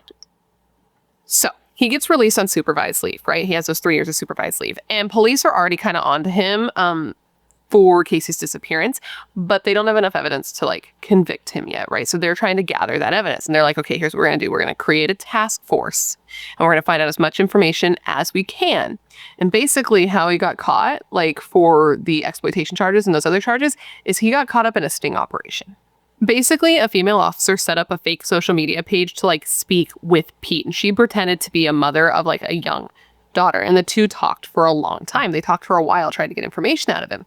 But during the commission of talking to him, I guess his behavior became erratic, and they believed that he was in the process of looking for a new victim. And they wanted to keep talking to him and get more information out of him, but because they thought he was looking for a new victim, they decided to speed things along a little bit. And this is when they arranged to meet him at a hotel or a motel, a Holiday Inn, in Mississippi. So we drove all the way there. When he got there, they were like, what you here for, guy? You here to meet an underage girl, a la, you know, catch a predator. And so he got caught up that way. And, like, think about this for a second. This is something that blew my mind. He was arrested in 2005 and given 18 years. Got out for his 3 years for supervised release and immediately was like, I am ready to hurt someone else again. Like, immediately. Like, that is a predator. That is somebody who would continue. Like, he wasn't deterred at all from being in jail for 18 years. Think about that for a second. Think about the type of person that is. In these messages with this woman, he told this woman, this cop, that he liked to chase women down, beat them, raped them, and that he had at least once had sex with a 14-year-old girl. Okay. And then he arranged to go to Mississippi to meet up with this woman and her young daughter and to have sex with both of them. But when he got there, police were waiting instead. And I guess like she had mentioned like the kind of candy and shit, or like something. I think it was candy that like the daughter liked, and he had that, like condoms and shit in his car. So Pete's a bad guy, and he's in jail, and he's facing up to 30 years for these charges. And I think that was a little bit of a placeholder. Well, that's bad. Don't get me wrong. Like, that's fucked up. But I think they did that so they could kind of have him in a safe place where they knew he wasn't going to hurt anybody, while they then investigated Cayce's case a little more, got him connected to that. And then he was charged with her rape and murder as well. Chief Sellers said at this time his number one goal was to find Cayce and bring her home and give her a proper burial, that he had always hoped that she'd come back, that she would just like walk back into her mother's home in Milan and just be perfectly fine and okay. But based on how much time had gone by, it didn't seem likely that that was going to be the case here. Sellers actually became like super invested in this case. I guess he was friends with like members of Cayce's family, and he kept in contact with them over the decades as the search continued. And after years, he had been promoted to chief of police, right? And he made the investigation a renewed priority under his reign, assigning a full-time investigator to work on it alongside the FBI and other agencies that helped with the case. And he said of his like dedication and his want to solve this case, and I quote, "Other than the family, I don't think anyone wants to know what happened to Cayce more than me. And I told my wife one night at home when I had just been promoted to chief in February of 2014, I want justice served on the one responsible for this. And if we can find out where she is so we can bring her home to the family, I want to get that done before I retire." Once he was arrested, Pam Flowers, I wonder if that's the Pam who drove her home that night. I didn't see that it was the same person. Maybe, I guess there's more than one person named Pam that exists in the world. But anyway, Pam Flowers, her aunt, expressed gratitude to the police for all the work that they did, and also sent out her like thoughts and prayers to those who are suffering from missing a loved one and not knowing specifically what happened. She said of the arrest, and I quote, "We still have a long road ahead of us, but Cayce's family is relieved to know that the person responsible is behind bars and hopefully will spend the rest of his life in prison. Our hearts are hurting knowing she is gone. We'll have answers now, but what we wish more than anything is that Cayce was still here with us and that this had never happened. Thank God this man will never be able to hurt another child." Now, it appears that like the police have been on to Pete for a very long time. Sellers said in an interview that they had one suspect that kept coming up over and over in their investigation, and I believe that that was Pete. And he said that this suspect, Cindy had even brought it to their attention, which we know that Cindy brought up Pete. And that's another thing that makes me think that Cindy's not involved. Like, people are like, Cindy's involved. Like, why would she be like, hey, go check out Pete. I helped Pete cover up. You know what I mean? Like, it doesn't make sense that she would try to get him arrested when it could very easily come back on her as well. You know what I mean? She told police that the night of the party, she and Steve were just leaving. And as they were leaving, Pete had just arrived. And that Pete and her didn't really get along, that he was really interested in her, like, sexually, and would always make advances at her, and she would tell him like to fuck off, and that she would tell her boyfriend about it, and this pissed him off. And she theorized that Pete had assumed that just Steve was going to the party. So he had shown up at her house looking for her alone so he could make advances on her again, because he had done this many times before. But when he got there, it was Cayce who was there alone, and that he took out his anger with Cindy on Cayce. She said of this, and I quote, "He gets all mad, you know? Nobody turns Pete Hill down. Just got irate about it." Anyways, on October 18th, 2019, Pete Hill was indicted on 2 counts of first-degree murder and 2 counts of aggravated rape, and he was held without bond. I guess even though like there was only one murder, Cayce, obviously, the indictment says that he's facing charges for first-degree murder, including premeditation, and murder in the preparation of a rape, which are 2 separate charges. And on the rape charges, since there were 2 rape charges, as I said, one of the rape charges says that Pete used a deadly weapon during the assault, and the other charge is that he caused bodily injury during the rape. And the indictment also said that he took steps to conceal Cayce's remains after the fact as well. I hope all that made sense. It made sense in my brain. Did it make sense coming out of my mouth? Who's to say? You'll let me know. Lindsay, Cayce's cousin, said of the indictment in reading what he was charged with, and I quote, "Our worst thoughts and fears are being realized. They're real, and this happened. I think we all imagine what probably happened, but reading the charges, and seeing everything makes it real, and it's very unsettling. Another vigil was held for Cayce in 2018, and this was after Pete was arrested. So this vigil was huge for many reasons. One, all these people had waited years and years, decades to find out what happened to Cayce. Now they finally had some idea and a little bit of closure. And for another thing, this vigil was the first time in like years that the whole family was there. Cindy was up on the stage. Cayce's aunts, cousins, family from her dad's side of the family were all on stage together. And this hadn't happened before this. You know what I mean? Like everybody just needed the answer so that they could, it got me here. It got me here. On the year that Cayce would have turned 40 years old, Pete Hill, who was now 70 years old, entered a plea deal. He entered a, quote, best interest plea, end quote, for criminal responsibility to commit second-degree murder and abuse of a corpse, which basically amounts to a guilty plea. And in exchange for this, he was given a 15-year sentence. 15 years, that's it. He does have to serve the entire thing. He can't like get out early, but after he does his 15 years, he'll be 85 years old and he will be paroled and he'll have to be, watched for 6 years after that.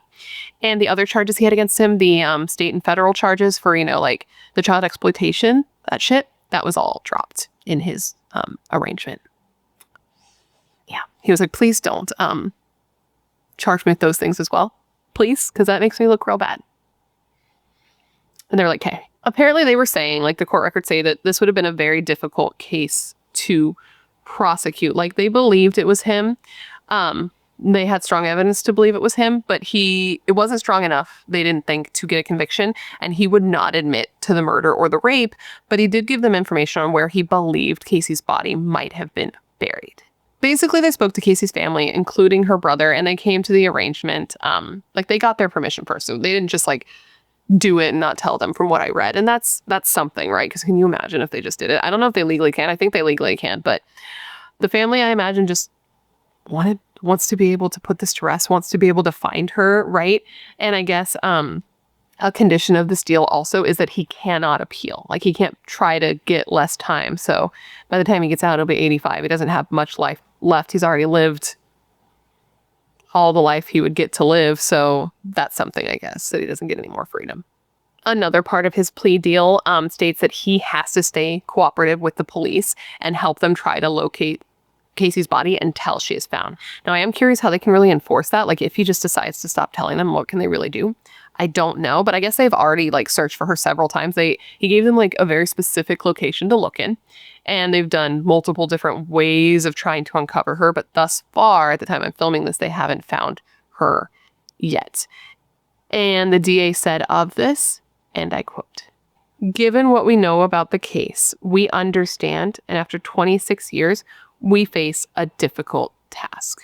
Which when I read that, it makes me wonder. It makes me think of locations. And immediately my mind goes to her being somewhere in water or perhaps somewhere in a dump. Somewhere that's ever changing, which makes it difficult for them to pin down exactly where she is. And that is where we currently stand. Pete is in jail. They're trying to recover Cayce's body. And Pete is the only person who has been charged with anything in this case. And that's something that's worth remembering for people who were so suspicious of Cindy. Because if Cindy was involved, I'm certain that Pete would have used that to save his skin a little bit. I can't imagine he'd have some sort of loyalty to her or to Steve where he wouldn't rat them out. He has no way to appeal. He has no way to get out early. He could have done something more. You know what I mean? Like, oh, I'll give you the mother and the bot. You know what I mean? Like he had options and he's not doing that. And this right here is exactly why I don't like to cover unsolved cases. Because if I had gone into this and I did not know what happened, I suspected Cindy initially. You know what I mean? And this is a perfect example of the fact that police know more than we know. You know what I mean? Like you can think anything you want to think, but we don't know. It can look so much like one thing and not be that thing. This is a great example of that. The Brittany Drexel case, great example of that. And that's why I'm very like apprehensive about unsolved cases and theories and things like that, because these are people's lives. These are people's lives. And I want to leave you with one thing that I thought was just like wonderful, something that touched my heart in such a way. And I thought that it would touch your heart in such a way as well. Cindy's brother, Randy, you remember Randy? Well, Randy went on to be better. You know, he had been in jail. Now he's in recovery. He's found God. Everything's going really good for him. And he went on to have a daughter. And this daughter shares the same birthday as Cayce. And with that said, that, my friends, is the story of the disappearance of Cayce Lynn McDaniel. And now that I've given you all the information and told you all the things about the case, everything you might want to know, I want you to answer this question, and that is this. The question of the day, and that is this. What do you think happened the night that Cayce McDaniel disappeared? Let me know in the comments below. So come, gather around, and let me tell you the story of obsession and stalking that led to the murder of a happy and thriving 16-year-old Emma Walker. On November 21st, 2016 at 6 a.m., Jill Walker, who was Emma Walker's mother, was up for the morning. It was a weekday. She was doing the mom thing, momming, getting herself, getting her kids, getting the day started, when she realized that her teenage daughter, Emma Walker, was not up for school yet, and she needed to get up. She was usually pretty good at doing so, and needed to get this show on the road. So she goes in the room, she calls out to her daughter, she calls out Emma, and Emma does not respond, which is already a bit odd to her mother. But as she got closer and she saw her daughter's face, her anxiety had to have gone through the roof, because this is when she realized something was wrong, really realized that something was wrong. And as she reached down to touch her daughter and felt for a pulse, it was confirmed when there was no pulse.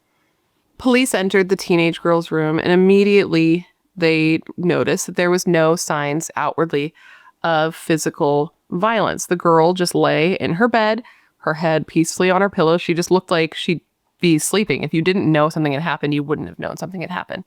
So they talked to the family a bit, and when they learned about her current circumstances, they thought that it was possible that the girl had just taken her own life. She had had a lot going on. There had been a lot of recent stress in her life, and seeing as there was no sign that anything had happened to her, they thought it was possible that nothing did happen to her outwardly.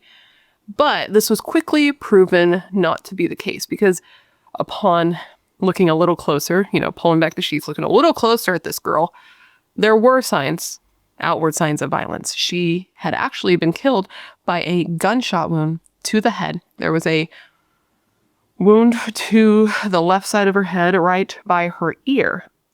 And this girl was 16-year-old Emma Walker. Emma Jane Walker was one of two children. Her and her brother were born to Mark and Jill Walker. Emma was born March 20th of the year 2000 in Knoxville, Tennessee. Emma was known as a good girl, a friendly girl. She had a ton of friends and was super loved by everyone who knew her. Friends had said that people would be intimidated by her at first because she was super beautiful and very popular. She was pretty, blonde hair, light-eyed cheerleader. One of the only freshmen who actually made the cheer team, mind you. Everybody else was in older grades, but she, as a freshman, was able to get on the squad. So she was a little bit intimidating. But once people met her, they all had the same report, and that was that she was literally the nicest girl in the world. She loved cheerleading. Her friends saying it was one of her passions. She loved the whole energy of it, the competitiveness of the dancing, the football games, the whole shebang. Emma was pretty and petite and goofy and playful. She would do the worm, the dance move on your belly on the floor, to make her friends laugh. She was just a big ball of energy, always laughing, always smiling, always kind. And she was friends with literally anyone and everyone. And man, she was only 16 years old when she was killed. That's an actual baby. It's just so sad. She just seemed like a good kid, a good person. She was driven and ambitious. She was an honor student, and she already had plans for her future. She wanted to graduate high school and go to college so she could get a job as a neonatal nurse because she loved little babies, or a veterinarian because she loved animals, and she even volunteered at an animal shelter in her free time. Come on, man. Her whole life changed, though, her freshman year of high school, when she met and became quickly just so enamored with a older teenage boy named William Riley Gall, who simply went by Riley. This boy, Riley, who Emma had become infatuated with, was 2 years older than she was, and he was a star football player, a wide receiver for any of you football fans out there, if you know what that is, and he played for Central High School, the same high school where Emma was a cheerleader. He was known as being a nice guy, a bit of a goofball, a little nerdy. He was into Star Wars. He was active and present in his church. He was a star athlete, but also had great grades and loved to play video games. He was just seen as an all-around good guy by all of those who knew him prior to what brings us here today. And he was raised by his mom and his grandparents, and he was like a family-oriented kid. When Riley and Emma met, the duo just made sense. He was the handsome football player, and she was the beautiful teenager cheerleader, and the two of them were just super into each other. They were like, bing, bang, boom. Let's get together. Yeah, yeah, yeah. Da, da, da, da, da, da. That was them. The only issue that was presented when the two first met was that Riley actually had a girlfriend at the time. So they didn't start dating immediately, but it didn't take long for him to break up with this girlfriend and start dating Emma. The weird thing about this, though, is that him and this girl broke up right before junior prom. And I guess they had promised to go with each other because they were dating. And since the prom was so close and they had just broken up, he decided to still take his ex to the junior prom, even though he was dating Emma. And there was some speculation that he hadn't actually broken up with her, that he was kind of lying to both girls and dating them both at the same time, though there wasn't any, I didn't find proof of that, just some reports said that he may have been doing that. But, teenagers, they were in high school. Apparently, when the two first started dating, Emma's family was, super into it. Her parents really liked him. They thought he was the all-American boy next door, just a totally good match for their Emma. But when they heard about this prom thing, it definitely, rubbed them the wrong way and put a sour taste in their mouth, because they were like, why should we, and why should you, Emma, be okay with this boy prioritizing another girl's feelings above your own? That's a bit rude. And this was the first time that they saw some red flags in Riley. But though her parents saw these red flags, they did not seem to be apparent to Emma. She kind of had a little bit of blinders on when it came to Riley. She really liked him. She really cared about him. And even though he had done this, she still stayed with him, and they ended up going to the senior prom together. So she still got her prom.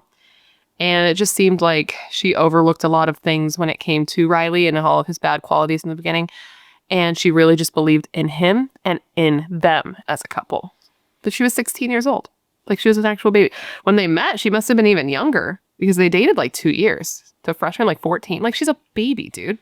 You expect her to see the negative in some hot older football player? No, that's not how that works. That doesn't even work sometimes with adults. And we know better. Emma and Riley spent a ton of time together. They would hang out at her family's house because, she was young, so they were mostly at her family's house. They would go out to dinner dates after their football games. The two just became inseparable and started taking a million photos, documenting their young love all over their social media. As one does.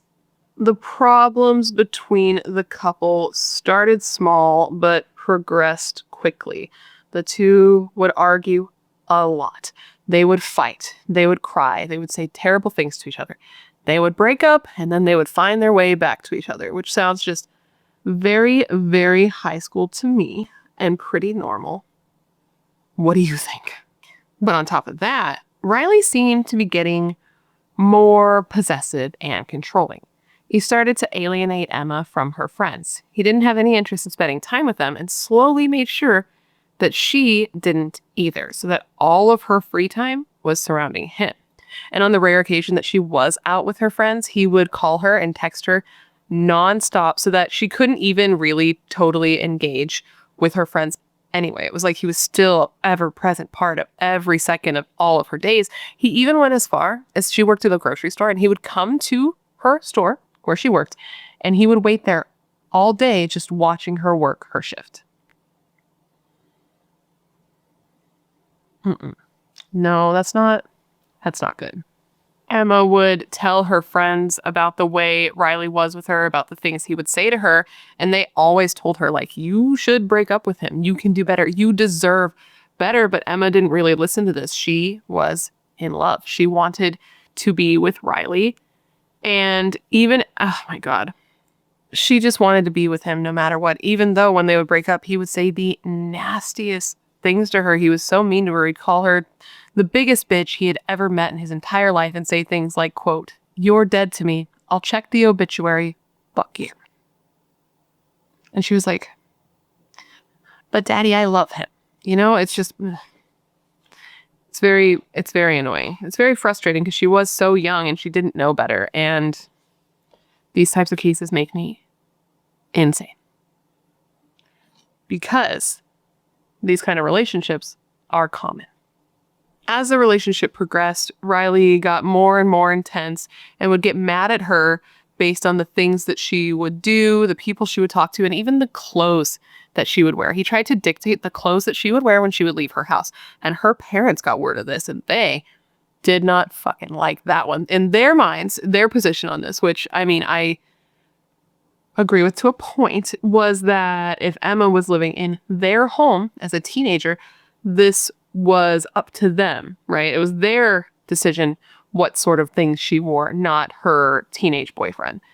Which, I mean, I think it should be a little, I don't know what I think. I'm not a parent yet. Never mind. It doesn't matter. Maybe it should be Emma's choice, but maybe there should be a line.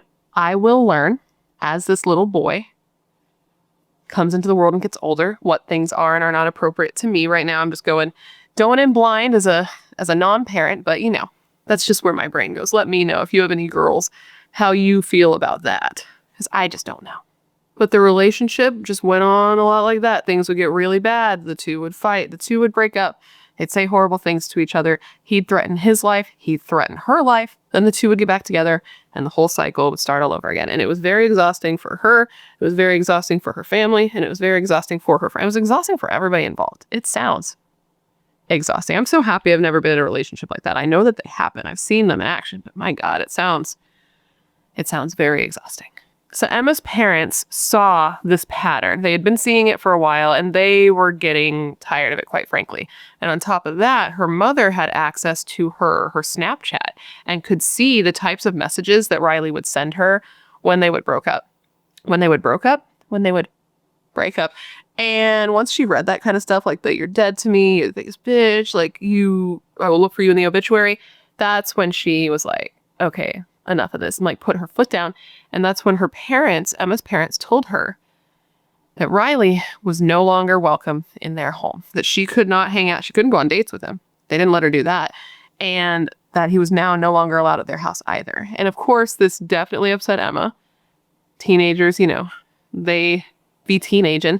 And they even took away her cell phone so that she wouldn't have the option to be speaking to him all day and all night like she had been.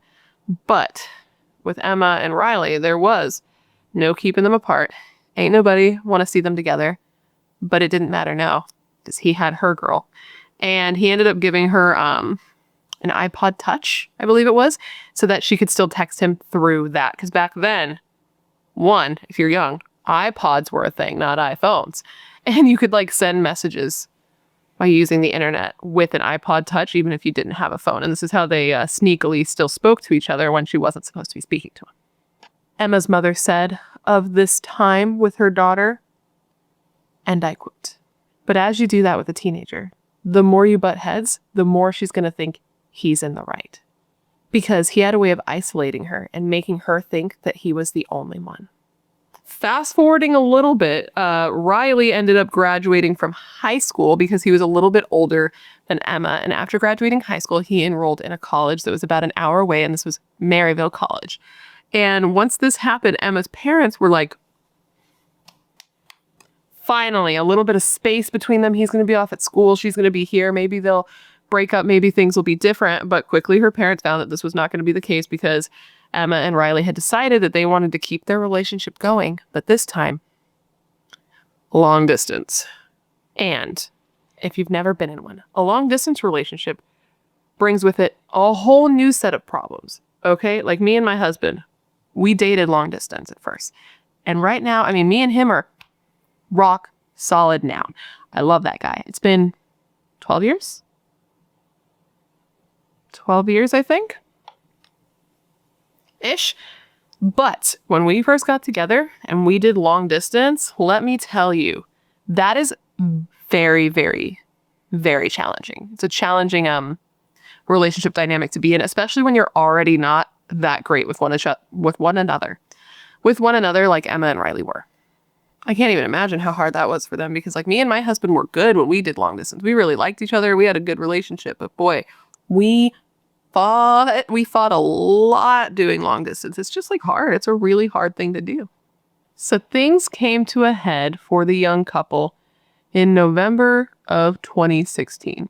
Young Emma had been sitting on her phone tapping through Snapchat as most youths were doing in 2016. And that's when she came upon something that she just was not a big fan of. And this was photos of Riley with other women, other girls on the Snapchat. So, just like the worst thing that you could see, what nobody wants to see, especially when you're in a long distance relationship with somebody who you have a tumultuous relationship with.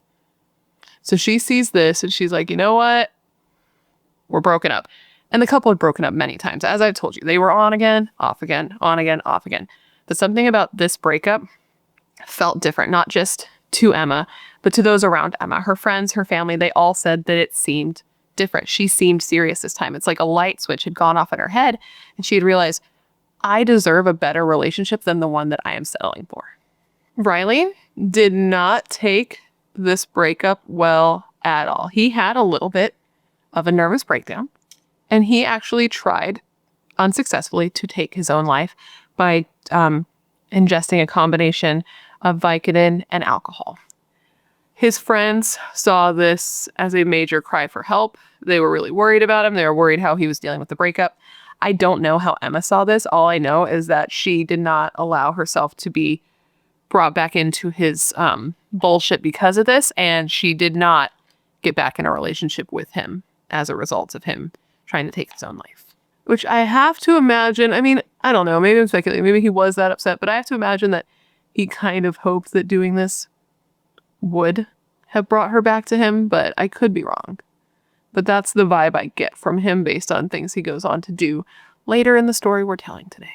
So now we're going to fast forward a little bit to November 18th, 2006. Emma and her friends wanted to get together for a little post-football party. Emma and her cheerleading friends had been at a football game doing the cheerleading thing, as cheerleaders do. The football team had won, and they wanted to celebrate, and Emma wanted to go. She asked her parents, because at this point she had kind of been on house arrest. Her phone was gone. She wasn't allowed to do anything. They were trying to keep her in the house. They were trying to keep her away from Riley. But on this night, her parents were a little bit lenient. They were like, you know what? You seem good. You've been better. Riley has been gone. Go for it, kid. Have a good night. It was that night, the night of the party, that Emma started getting some weird texts to her phone. Texts that were threatening and random. And this was from a number that was anonymous. It wasn't a number that Emma had saved in her phone. And essentially the person on the other line was saying we have someone you love. You need to come outside right now. You need to come outside alone. Don't tell anyone what you're doing. Don't tell anyone where you're going. Just come out. And if you don't, something bad's going to happen to this person. I can call you now. You can hear their screams. Just some weird shit.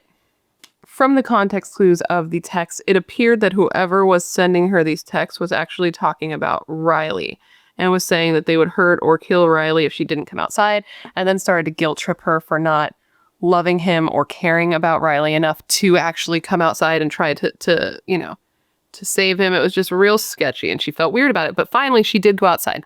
She asked a male friend of hers who had been at the party with her, hey, will you come out with me? This is really weird. I'm scared. I'm uncomfortable. So they do. They go out, and this is when she sees Riley laying face down in the grass of the front yard of the party, near a gutter, I believe. It was at this point that Riley started to wake up. He stood. He was kind of dazed. He was kind of confused. He was holding his head like he'd been hurt. He was like, oh my God, what happened? How did I get here? What? Where am I? I was kidnapped, and then I guess they threw me out here. I don't know what's going on. And Emma wasn't buying it. She was like, what the fuck, dude? We broke up. You need to leave me alone. You need to go. So he didn't get the result that he wanted. So he ended up calling his friends to come pick him up. So he calls his friends. He tells his friends the same story, that he had been kidnapped and that his car had been stolen and this and that and this and that. Can you come pick me up? And his friends heard the story and were like, it sounds like, I don't know, bullshit, guy, but yeah, we'll be right there. We're gonna come right now. So they hang up. They start to get ready. They pop on their shoes. They get in the car. They start to pull out of their driveway. And right as they're pulling out of their driveway, who pulls up? But Riley in his own vehicle that was stolen. So it's clear this guy's just a weird liar and lies to everyone. So now fast forward again. It's the next day. It's the next morning. Emma's at home. It's about 10 a.m. and she's supposed to be getting ready to go and meet her mother somewhere. I couldn't find out exactly where, but it hardly matters. She's in the home and all of a sudden she starts hearing banging on her door. So she looks out. That's when she sees a man, presumably dressed in all black, head to toe, even with like a mask and glasses and everything, head to toe, banging on her door. And she's like, what the fuck? The person that's the man in black then proceeds to ring the doorbell over and over. It's like this person's really, really trying to get in her home, and it scares the shit out of her. So Emma, being scared, not knowing what to do, who does she contact? But Riley, her ex. She texted him and was like, hey, like, I hate you, but I need you right now. I think I'm in danger. And what does he do? He rushes his ass right over. He comes, he's her knight in shining armor. He checks the house. He checks the neighborhood. He finds nothing. But does he leave after that? No. He decides to take this opportunity to hang out and sit and be with Emma. So Emma's mom, as I said, had been waiting for Emma to show up. And when Emma didn't show up, she got a bad feeling. She's had just a sneaking suspicion that something was up. So she headed back home. And what does she find? But Emma and Riley sitting together in front of the house. And she was not happy, dude. They don't like Riley. Her parents don't like Riley. So she tells him, like, he needs to go. And he's like, oh, I'm not going anywhere. I need to be here for Emma. And she's like, get the fuck out of my life. Get off my property. Get out of here. So he leaves. And this is when Emma's mom tells her, like, listen, this is scary. This is a lot. I think, 1, he was lying about being kidnapped last night. 2, I think he has something to do with this man in black incident now. And he's just trying to scare you to win you back. But Emma was not receptive to this information and did not believe that to be the case. So the following day, November 20th, 2016, things seemed relatively normal. Emma definitely seemed a little bit shooken up. She had had a lot going on. She had had a weird fucking weekend, right? They could definitely tell something was bothering her between the man in black situation and the Riley being kidnapped situation. She was just like a little bit on edge. So her parents actually followed her to work that day to make sure she got there okay. And what they didn't know is that entire day, while she's like trying to just get through the day and have a normal day, Riley is calling and texting her over and over, like trying to get her to talk to him, but she refuses to do so. She's like, I'm not responding to this at all. So she works her shift. She comes home that night and she seems a lot better once she's had like the day to be away from the situation, have a distraction, have work. And she gets home and her dad that day actually go out and get food at Sonic for dinner because she was really craving ice cream. So they went out and they got a Sonic blast and she seemed okay. Things seemed good. That night, things seemed totally normal. They hung out together in the evening. Her parents went to bed a little bit later and she stayed up. They said their goodnights. They said their I love yous. They went in the room. They closed the door and they had no idea that this would be the last time that they would ever see their 16-year-old child alive again. That night between 2 and 4 a.m., Emma's father was awoken from a dead sleep by a loud noise. He described it as sounding like somebody in his house had opened and just slammed a door shut at full volume, not trying to be quiet at all. So he got up and he checked the house. He checked every room of the house. He went and he looked in on Emma and her brother. Both were just laying in the bed, not moving at all. And he was like, okay, everything seems fine. Nothing seems to be going on. And he just kind of chalked it up to his imagination and went back to bed. Emma's father said of this, and I quote, I opened up her door to her bedroom and I stared at her for probably 15, 20 seconds and she was just lying asleep in her bed. And I shut the door and I went to my son's bedroom and he was asleep. So I thought, I'm hearing things. The next morning, the house was hustling and bustling with that morning time energy. Everybody getting ready for work. Everybody getting ready for school. This is when Emma's parents realized that she wasn't up out of bed yet. So her mom went into her room. She called her name. She got no response. She kind of like bumped her daughter's leg with her leg. Got no response. She walked closer. She saw her face. Her anxiety must have just been fucking through the roof, dude. And I can't even imagine how that felt. And then looking at her face and seeing that something seems off. She then reached down to check for a pulse and found nothing. And all of this is happening at 6 o'clock in the morning, dude. I can't even imagine. Her mother said of this, and I quote, I said her name, didn't hear anything, bumped her leg, didn't hear anything, and then looked at her face and realized, and checked for a pulse, and couldn't find anything. I don't remember a whole lot from that. I know I called 911.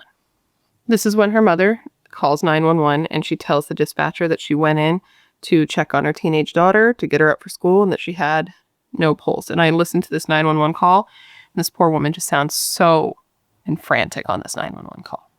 So police arrive, and at first, as I said, they thought that this must have been a suicide. In talking to her parents, they learned how stressed she had been, how she'd been going through a bad breakup, and since she had no outward signs of physical injury, because they hadn't looked hard enough yet, they assumed that she may have taken her own life. And this is actually the rumor that ended up getting out to the kids, the youths in her neighborhood. And this is such a common thing. I remember when my friends were killed like years ago, the types of rumors that came out the day they were murdered, fucking crazy considering what actually happened. Like in hindsight, I'm like, what were we talking about? Who was saying these things? But that's what happened. And from there, Riley started posting about Emma and about the relationship and about losing her all over his social media. He posted a photo of Emma on social media with the following, quote, "That's my beautiful Emma. Rest easy now, sweetheart." 1 Corinthians 13:8. Be sure to remind God about our verse. I love you forever and always. He then made another post that said, quote, "There's not a human on earth that can make the impact that you've had on my life. I miss you more than anything. You'll weigh heavy on my mind for the rest of my life." Because you murdered her. But okay, continuing. "Because no one can fill the void that's in my heart now." He also went on to change his Twitter. He changed his Twitter photo to a photo of Emma. He changed his header to a photo of Emma and him together. And he changed his Twitter bio to say, quote, "Living every day through Emma Walker. I love you, beautiful. And I know you're in a better place now." So, though the rumor on the street was that Emma may have taken her own life, police quickly determined this wasn't the case. When they examined her body further, they found that 2 bullets had actually been shot into Emma's room. One had hit her pillow and was still lodged in her pillow, and one had hit her in the head. And these shots were taken from outside her home, and they seemed to be strategic shots because of where they were fired. They were fired at this exact corner of the room, the only place in the house, and it was exactly where Emma's bed was located. The shell casings were both found in the yard, one near the house and one a little bit farther away. People in the community were absolutely shocked to hear about Emma's murder. Just such a young, beautiful girl in the prime of her life, killed in her bed for no reason. It was a lot for people to handle. And they ended up like doing a vigil for Emma and to show support to her parents, where everybody, carried pictures of her and candles, and everybody wore the color purple to just try to let this family know that they weren't totally alone, which it has to feel like you are when something like this happens. I can't even imagine it. Another tribute was actually paid to Emma also at her school during the school's next football game. The bleachers were filled with people who knew and loved Emma, and they let out a bunch of pink balloons into the sky before the game started. So now that police were treating this case as a murder, they had to start talking to everyone who knew Emma and finding out what they could. Finding out if she had any issues with anybody, if anybody had a grudge against her, if she had any drama with anybody. Is there anybody that may want this girl dead? And that's when they keep hearing the name over and over and over, Riley Golf. So they're like, okay, we need to go speak to this Riley. So they actually go down to his college and they question him. And at first, they don't really think he's involved. He does not raise any alarms in their lizard brains during their interview. That was until they started talking to some of Riley's friends. When they talked to Riley's friends, they learned that his friends were really worried about him. They didn't really think he had done anything, but they were worried about him. They were worried about just the people around him. They were worried because he'd been kidnapped recently. They were worried that he had tried to kill himself recently. And they were worried that now that Emma was gone, he may try to do it again. And they were really worried about this because they knew that at this point in time, Riley had on him, in his possession, a gun. And upon hearing this, officers' ears clearly perked up and they were like, "Gun? You say he has a gun?" And they were like, yeah, he got this gun after he was kidnapped because he wanted to be able to defend himself in the future. So obviously, now police are like, maybe we need to talk to this guy again because now he's got a gun. Emma was shot. 1 + 1 is 2. Bing, bang, boom. Okay.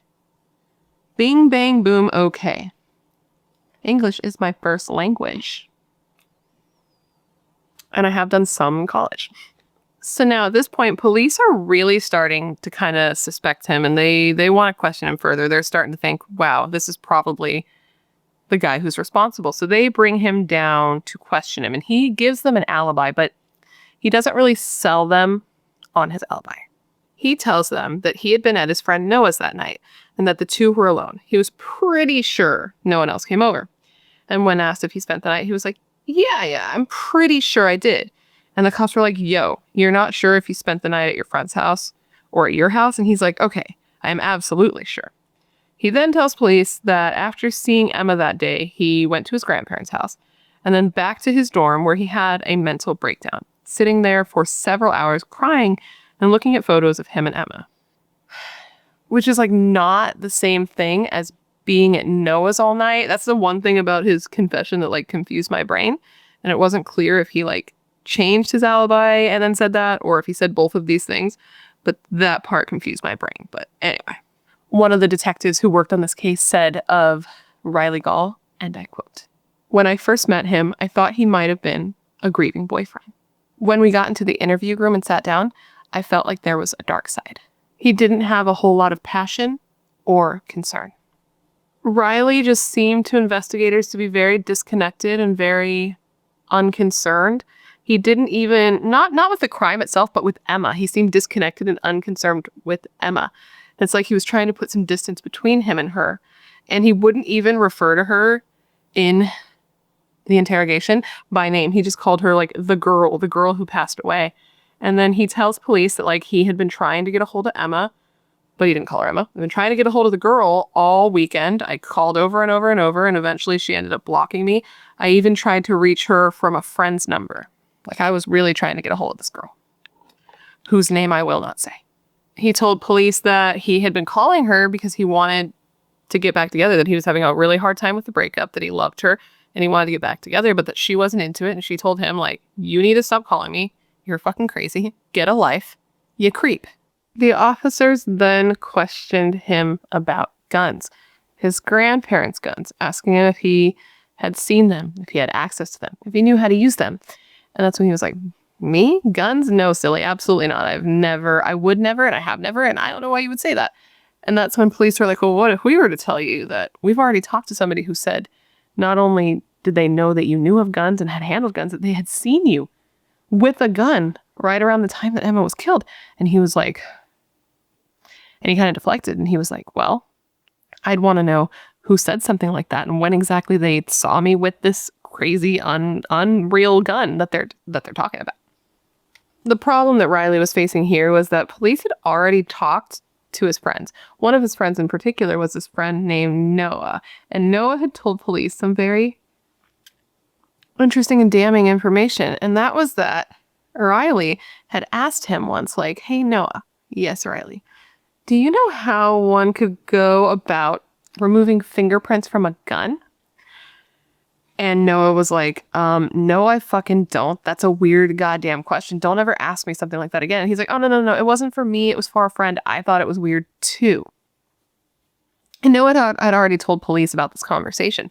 So police actually questioned Riley about this conversation as well. And again, he just denies everything. He was just completely like, I don't know what Noah's talking about. This guy is crazy. Like, that's really, really weird. I don't know why he would tell you that. And then he's like, am I a suspect? Like, it's like it just dawned on him that he may be. And they were like, well, should you be? Anyways, he leaves this interrogation and he's all hyped up and he's upset. And he calls his friends and he's like, what the fuck, guys? Why would you tell police about the gun? Why would you tell police about the fingerprints? Why would you do any of this? And this is when his friends tell him, like, bro, if you didn't do this, turn the gun over to the police. They could test it and easily prove that it wasn't you, and all of this would just go away. And that's when he's like, well, here's the thing. I did have the gun, but I already got rid of the gun. I got rid of the gun way before anything even happened to Emma. It's been back at my grandparents' house this entire time. And they're like, okay. And he's like, and on top of that, like, if you guys are really my friends, if you're really like my boys, just stop talking to police altogether. You are not helping me. You're only hurting me. And I'm going to end up getting pinned for something that I didn't do. But these friends, and hearing this information, were just kind of like in their heads, we're pretty sure you actually fucking did it though. So they actually end up agreeing to work with police to wear wires to get information out of Riley. And from what I read, they actually approached police. They didn't even wait for police to come to them. They went to police and they're like, hey, we're willing to do this because we're all about the justice. And they were like, the police were like, okay, you can, but like, this is dangerous. What you're suggesting doing is dangerous. And they were like, I don't care. It's the right thing to do. Fucking helicopter, bro. Anyways, this was Alex and Noah, and they were like, it's worth it to try to catch this guy if he did kill Emma. And all I can say is, like, we need more teenage boys like Alex's and Noah's. Everyone needs an Alex and a Noah in their lives. So Alex and Noah, armed with, hidden cameras and microphones, wires, all that jazz, invite Riley over to hang out and try to get some information. They invite him over to play some video games. And of course, teenage boys like, fuck yeah, let's play some video games. So he comes over, and when he's at the house, the hidden camera is pointed right at the couch where Riley is sitting so that they can try to get whatever information they can off of him. And he does not outright admit to the murder. He actually keeps denying it over and over. He's not coming clean even with his friends. He says that he would never do something like this, that he would never, ever hurt somebody that he loved, and definitely not kill them. And he also tells his friends that, like, they should go to police and recant the statements that they'd given so far because they make him look so bad. And like, they could just tell the police that like they were high on drugs when they said all this and they were talking crazy and they don't know what they were talking about. And the boys, of course, they bring up the gun because it's their job. And they're like, why don't you just get the gun? Go to your grandparents' house, get the gun, give it to police and just show them they can prove that it wasn't you. And he's like, no. This gun, it just needs to be gone. I can't say why. There's no real reason. It just needs to be gone. So that's when they decide as a group that they should go and dispose of the gun. It was Riley's idea to take it to the Bluffs, which is this like wooded area near the water where like teenagers would go and get high and party and drink and all that shit. And he's like, hey, let's go. Let's get the gun. Let's go to the Bluffs. Let's throw it in the Tennessee River and this problem will never, it'll just be gone. It'll no longer exist. There will be no issue. And they're like, okay, cool guy. Like, we got your back. Let's go do this. So the three boys, they head out, they get in the car and they start driving to Riley's stepdad's house, not his grandparents' house, because the gun was actually at his stepfather's house. They get there and the two boys wait in the car while Riley goes in and retrieves the gun from the basement, and he carries it out in a bag of trash. It's like a big trash bag with other items in it as well, including the gun. So he gets in the car and they're kind of trying to get him to show them the gun. They've never seen a gun, and he's like, nah, dog, I'm not going to pull it out. So they drive around for a bit. They go through a drive-thru, they get some fast food, they eat, and then they start heading towards the Bluffs. They get over to that area and they end up going into this apartment complex where one of the boys had been before. So they had the little code to get in, and they park there and kind of hang out for a while and talk for like 5-10 minutes before finally Riley is like, okay, let's do this. And he puts on a pair of gloves and he pulls the gun out of the trash bag. And meanwhile, all of this is happening. The police are following the car because, one, they've been watching them, and two, Noah and Alex are in a like group chat with the officers and are literally texting them every step of the way so that cops know when to close in. So once he puts on the gloves and starts pulling the gun out, that's when they text and they're like, now it is time. Green is go, go, go. Come on, let's do this. The issue here is the teenage boys had the gate code to get into the apartment building. The police did not. So while police are working on getting into the apartment building, Riley's sitting there holding the gun that presumably killed Emma in his hands. And these boys have got to be sweating at this point, just waiting for the cops to show up. But they don't. And so Riley's like, okay, let's go. And as they go to get out of the car, to walk towards the water to dispose of the gun, they are swarmed by a fleet of police officers. So police order all three boys out of the car, and they all complied. They were like, oh shit. They like played it cool. Like they didn't know the cops were coming. They all get out of the car. They raise their hands above their heads. And Riley Gall was arrested without incident in only 90 seconds. It all happened very quickly. And once arrested, he was charged with the first-degree murder of Emma Walker, along with charges for theft, tampering with evidence, reckless endangerment, possession of a firearm during a dangerous felony, and stalking. In the trash bag in the car, police also found a bunch of all-black clothing, shoes, gloves, and duct tape. In looking at all the evidence, once it was all laid out before them, police discovered that not only had Riley killed Emma, but he had also been stalking her and harassing her before that. He had staged his own kidnapping. He had this app on his phone that he could use to like scramble his phone number to make it appear that it was coming from like a burner phone. And this is the app he was using to send those texts to Emma the night that he was presumably kidnapped. So it was all him. And when they found all the black clothing in the car, they put together that he was also the man in black who had come to the house and had been trying to scare Emma into, calling him for help. But like, what would have happened if she had opened the door? What would he have done to her at that point? Now, after his arrest, it took a while for the trial to start, as we sometimes see in these cases, and Riley's trial didn't even start until May of 2018, so over a year after Emma's murder. At Riley's trial, his defense team did something interesting. I'm assuming that they looked at all the evidence and they realized that, like, their ship had sunk. There was no way they were going to get their client off as innocent because everything was pointing at him. So they didn't try that. They didn't say that he was innocent. They said that he was guilty, but that he wasn't guilty of murder. He was guilty of reckless homicide. That Riley did not mean to kill Emma. That when he shot into her house, he was just trying to scare her like he had done previously. He was trying to rattle her cage so that she would then run to him to be her protector, and that things had just gone horribly wrong. The prosecution disagreed with this because of the specificity of the shots, though. Both shots entered exactly where Emma's bed was located, exactly where her head would have been sleeping on a pillow. The person who shot this gun was very clearly trying to kill her, not scare her. After a week of trial where the jury heard testimony from 30 plus witnesses, they were sent into a room to deliberate.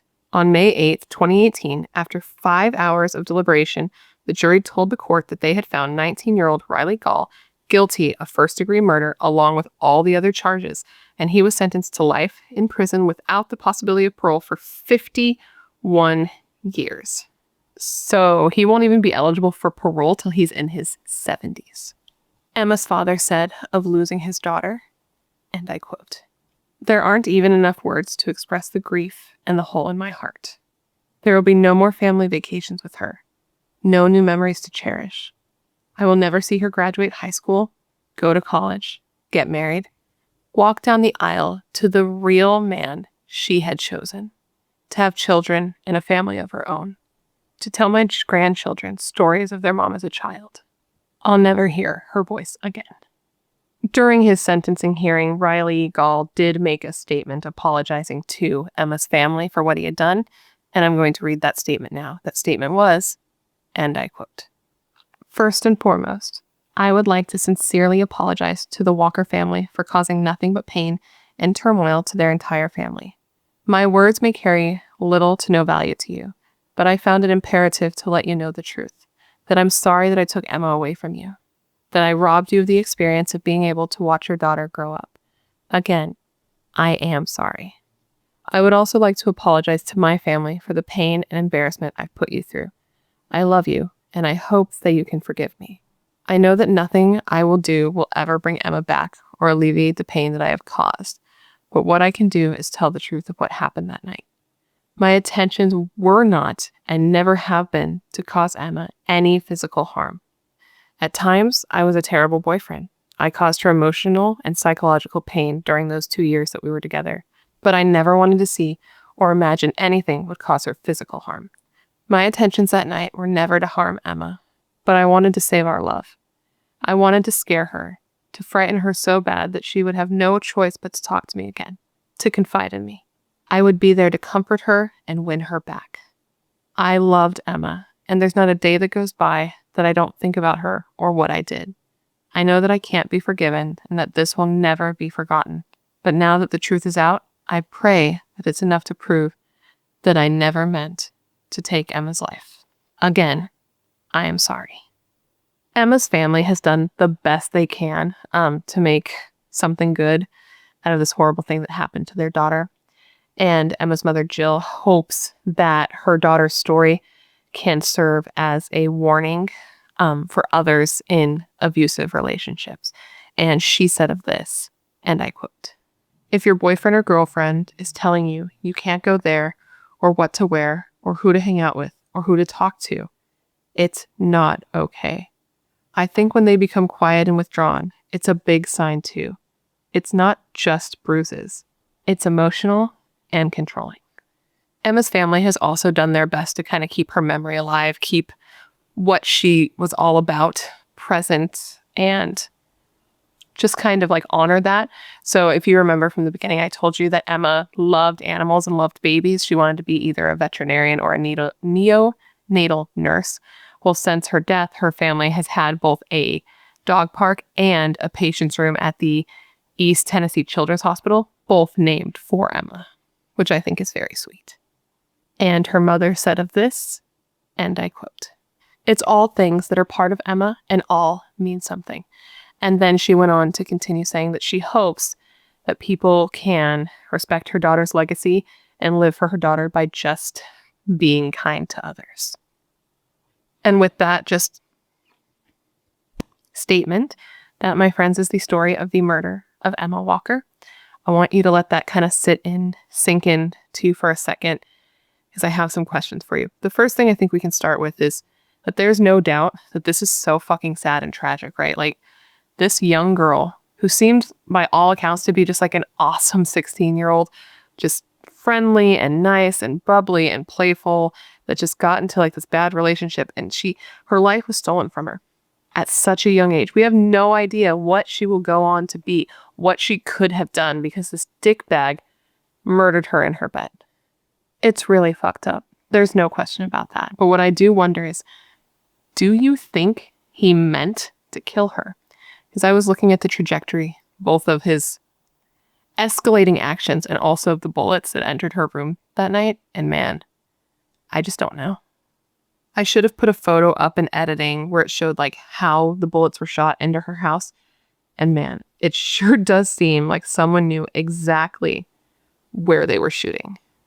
But based on his behavior, he had been recently trying to scare her over and over and doing more and more intense things to try to scare her into running to him and confiding in him and loving him again, that it really makes me wonder, like, could that be what he was trying to do and he just made a big fucking mistake? I definitely go back and forth on that point, but what I will say is I don't know if I think it really matters, because whether he meant to kill her or not, he did kill her. Whether he did it intentionally out of anger and obsession, or if he was just driven so mad by his control and his obsession over her that he accidentally killed her, he still ended her life. And I think his sentence should probably remain the same regardless. But let's just call this the question of the day. Do you think that Riley Gall meant to murder Emma Walker? Leave your answers down below. Come, gather around, and let me tell you the story of the tragic murder of 17-year-old Mya Pena. Mya Evelyn Pena was one of two daughters. Her and her sister Alexis, who went by Lexi, were born to their mother Audra Pena, and Mya was born on May 6, 2002, and was given the nickname Bubba by her mother, and Bubba was her mother's world. Mya was her baby, and Mya loved the shit out of her mother too. Like Mya, she would sleep in her mom's bed when her mom would go away on short trips, and the last time her and her mother saw each other, her mother had just gotten back from a trip, and Mya had missed her so much that she followed her into her room and snuggled next to her in bed, just so they could talk about her trip, and the two fell asleep next to each other holding hands. And to me, that's just like the sweetest little memory I've ever heard of. Like, I'm really, really happy for Audra that she got to have that kind of final memory with her daughter, and that it was something sweet like that, because, I don't know, you don't always hear people getting to have that, and I just think that that's very sweet. And according to her mother, Mya's favorite place in the world was laying in her mom's lap while her mom ran her fingers through Mya's hair, because they were just incredibly close. And Audra was very, very protective, maybe even overprotective of Mya and Mya's sister. Even Mya being 17 years old, anytime her mother would go away, she would make sure that somebody was in the house with them, like another adult was in the house with them, not to babysit, but kind of to babysit, just to make sure that nothing would happen to them, even though they were like almost adults themselves. She just really loved her daughters. To me, Mya sounds like she was just such a beautiful person. She was the type of person who was timid and shy and reserved and sweet, but she was also the type of person who would not hesitate to stand up and be there for others. She would just do whatever she could to make people feel seen or heard, and she would stand up for those in need. And her mother described her as literally someone who would give the shirt off her back to anyone. She was just the type of girl who really cared about people and wanted people to see the best in themselves, because she saw the best in people.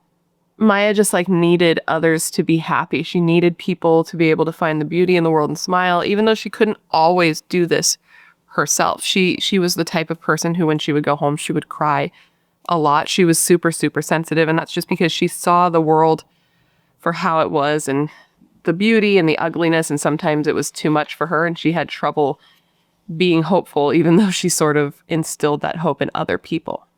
Mya would often come home and she would just lay in her bed and she would cry because she knew how many people out in the world felt unloved and misunderstood and unseen and unheard. And it was hard for her because all she wanted was for people to know how great they were, and wanted the world to be filled with love and happiness. Mya's sister Lexi said of Mya and who she was as a person, and I quote, "She had such a warm spirit when she came into the room. It would always make you smile. She loved everyone. She had a really big heart. She was really sensitive.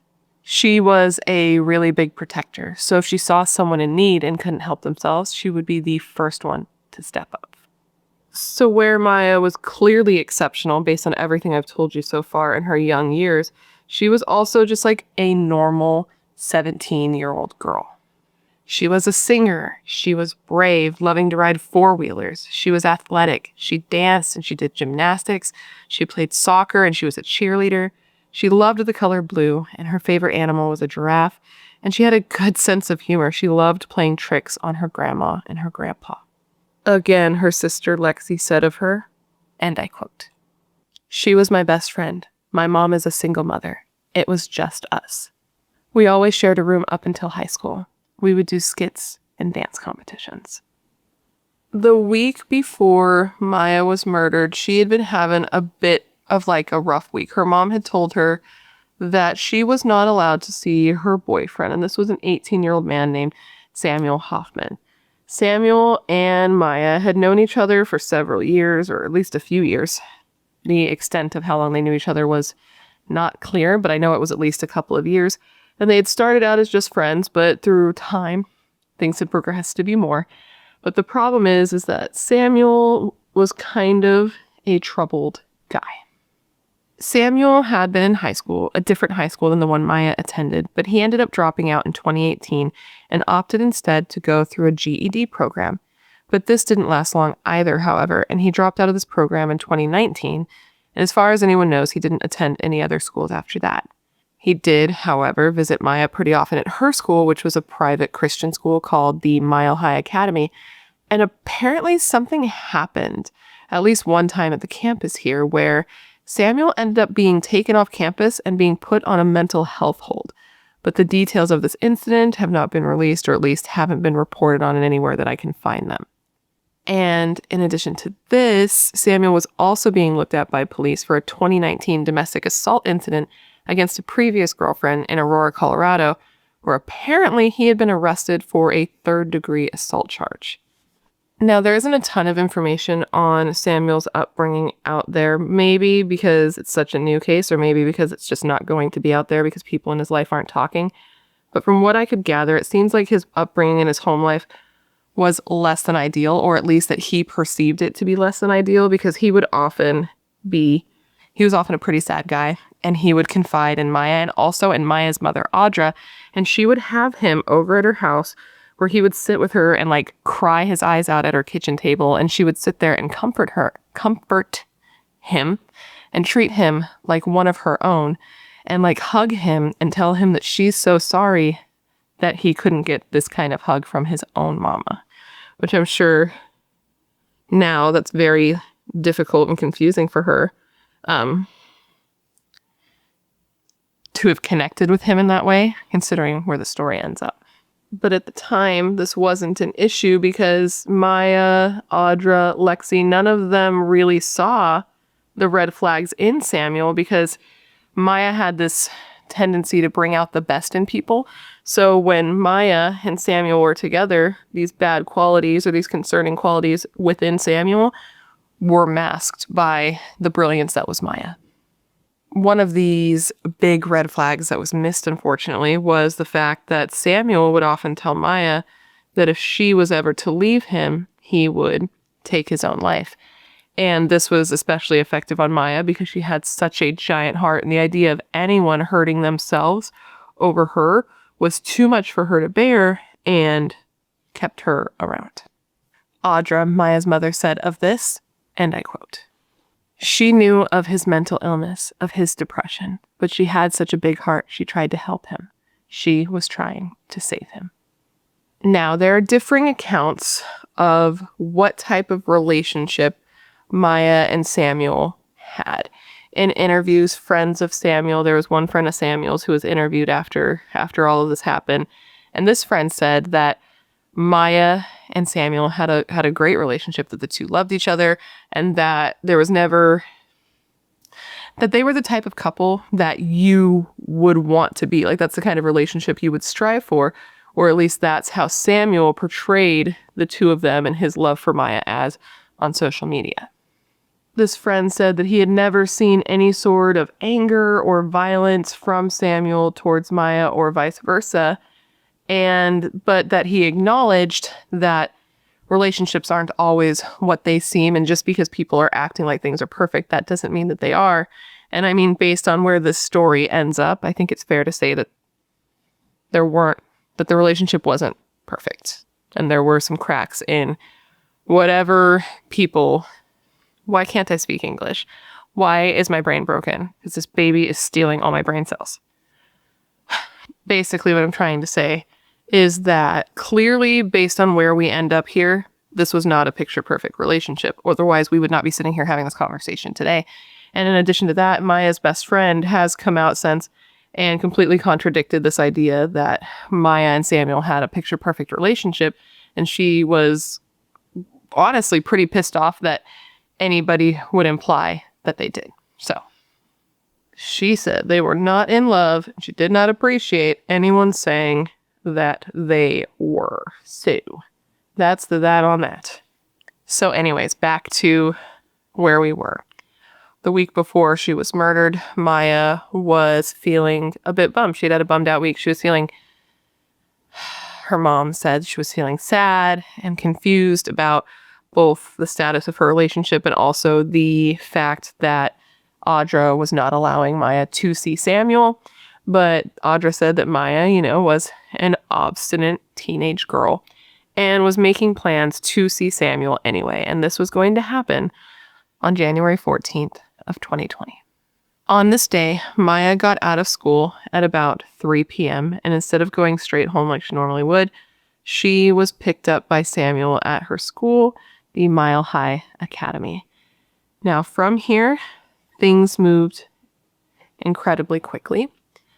Samuel and Mya left the parking lot of her high school and they drove to a nearby parking lot. I believe it was just across the street, and this was a church parking lot, and the church was called Connections. And while there, sometime between 3:15 and 3:30, so she got off at 3, and between 3:15 and 3:30 that afternoon, Samuel murdered Mya. 18-year-old Samuel strangled 17-year-old Mya Pena to death in his car with his bare hands in a busy church parking lot. And the church has come out since saying that their parking lot between the hours of 2 and 4 is crazy busy with more than 100 students from the nearby high school coming there to get dropped off, picked up. Like, it's a very heavily trafficked area. But somehow with all of these people coming and going, nobody at all, there was no witnesses to this horrible murder. And it is worth noting that Samuel was training to be an MMA fighter, so there's a good chance that he had some skills that he could use to quickly incapacitate Mya. But either way, he strangled her to death in his car in this busy church parking lot. No one saw anything. Mya's sister Lexi said of this, and I quote, "We wanted to share. Mya did fight for her life. She did not want to leave our family. She was always protective, and we do believe that she died protecting our family, and it was to protect my mom. He did not shoot her. It was strangulation. She did fight. He used a lot of manipulative things to control her because she was a fighter and she wasn't going to go down. Unfortunately, he was a boy. He was overpowering, an MMA fighter, and he had things he used, different techniques that she wasn't prepared for." It's just so sad, man, because it's like, why? Why did this happen? And things escalated so quickly. He picks her up at 3, and by 3:30, she's dead in his car. Like, I just don't understand how it could go from 0 to 100 so quick. And an officer who was investigating the murder after the fact said of this, and I quote, "They drove across the parking lot to another parking lot between 3:15 and 3:30. We believe the suspect murdered our 17-year-old victim. I want to make it clear that the murder did not happen in the school parking lot as it was originally thought. It was in an adjacent parking lot out of their jurisdiction." Now, Audra immediately knew that something was wrong when Mya didn't come home from school, so she reported Mya missing immediately. But the police, surprisingly, were already on this case, and that's because so apparently Samuel had posted something on his social media. It has since been, I believe, deleted, and you can't find it. It hasn't been released anywhere that I can find it. But it was something about him and Mya, and something in reference to the way he treated her. And it was something that was concerning enough that it caused police to get involved right away. So when her mom reported her missing, they were already kind of like aware that something was up and already trying to locate the two. Or at least wanting to locate him. And now that they knew she was missing, they were like, oh shit, like this is serious. And we already know it's serious because of this thing that this kid already posted. Now, I wish I knew what he said that would get people so riled up so quickly. But unfortunately, that information's just not out there right now. Maybe one day, maybe not. I'm sure it's something that her family knows, and maybe that should just stay with her family. You know what I mean? Like, some things don't need to be told to everybody, even though we want to know. It doesn't necessarily have to be our business. So by the early afternoon, there were several different police agencies out in the field trying to locate Mya and Samuel. And this is really, really great to see, considering if you watch a lot of true crime, you know that that's not often the scenario that we see when there's a missing persons case. But in this situation, everyone was out there. Everyone had their nose to the ground and was just trying to find these two teenagers that were missing.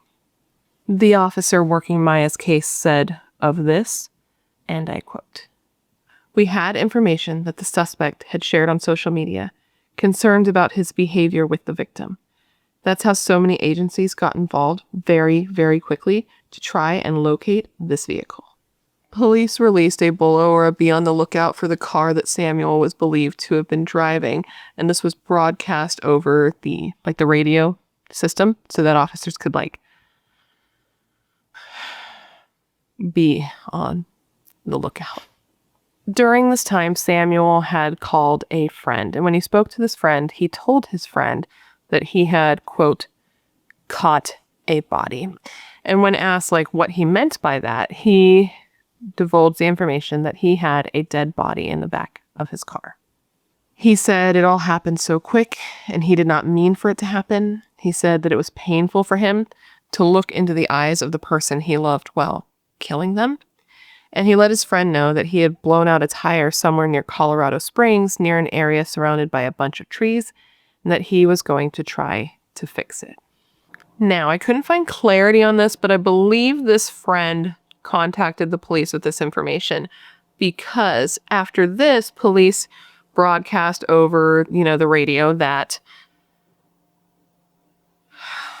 brain turned off, come back, Samuel had broken down somewhere near I-25 where there was a bunch of trees.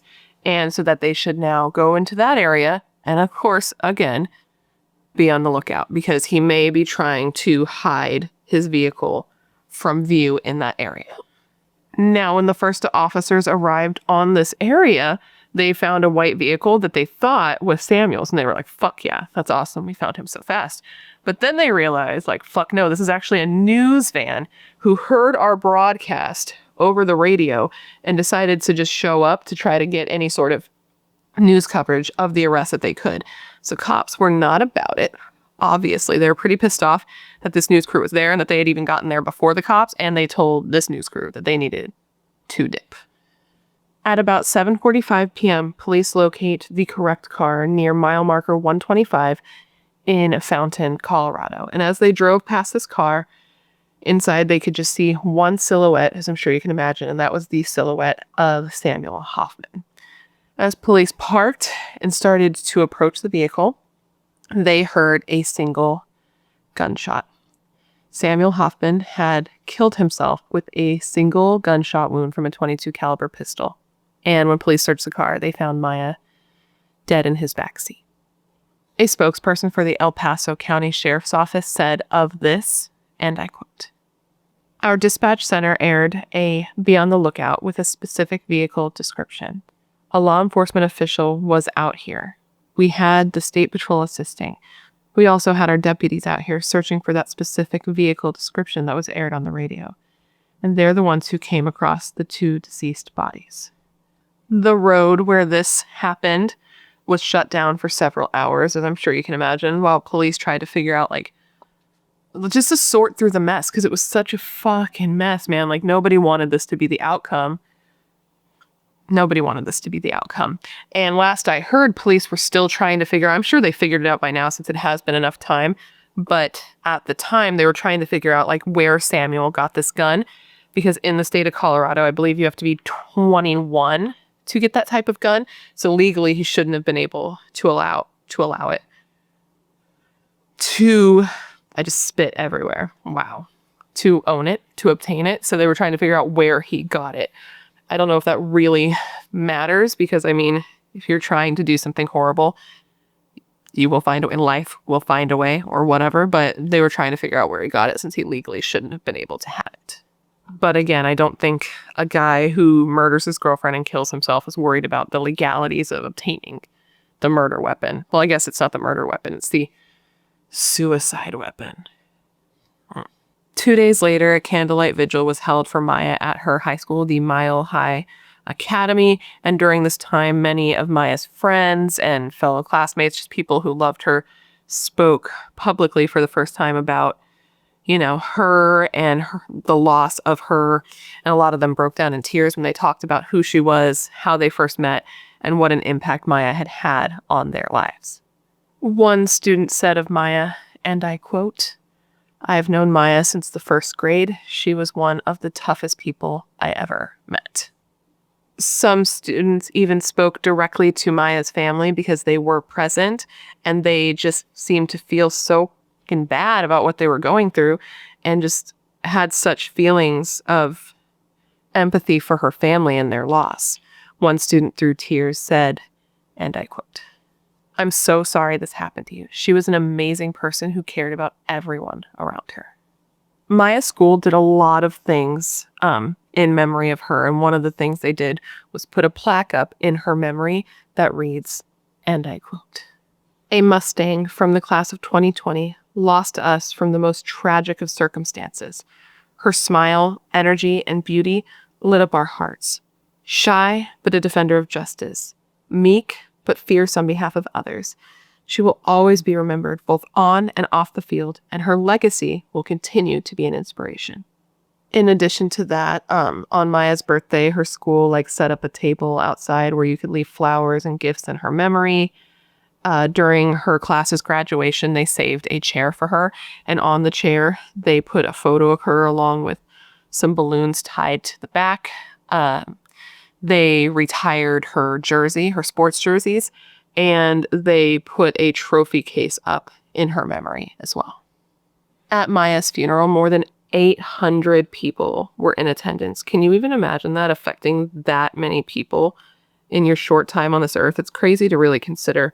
And I read a post from her mother that said that if Mya had seen it, that she would have been really embarrassed, and she would not have believed that so many people just showed up simply for her, and would have thought that her mom had to convince people to come for her. Which just makes my heart ache, because she clearly had such an impact on people. And apparently Mya was a big Vans girl. That was her shoe of choice, and it was known to be her shoe of choice. Even if she wore dresses, she would always be wearing Vans as well.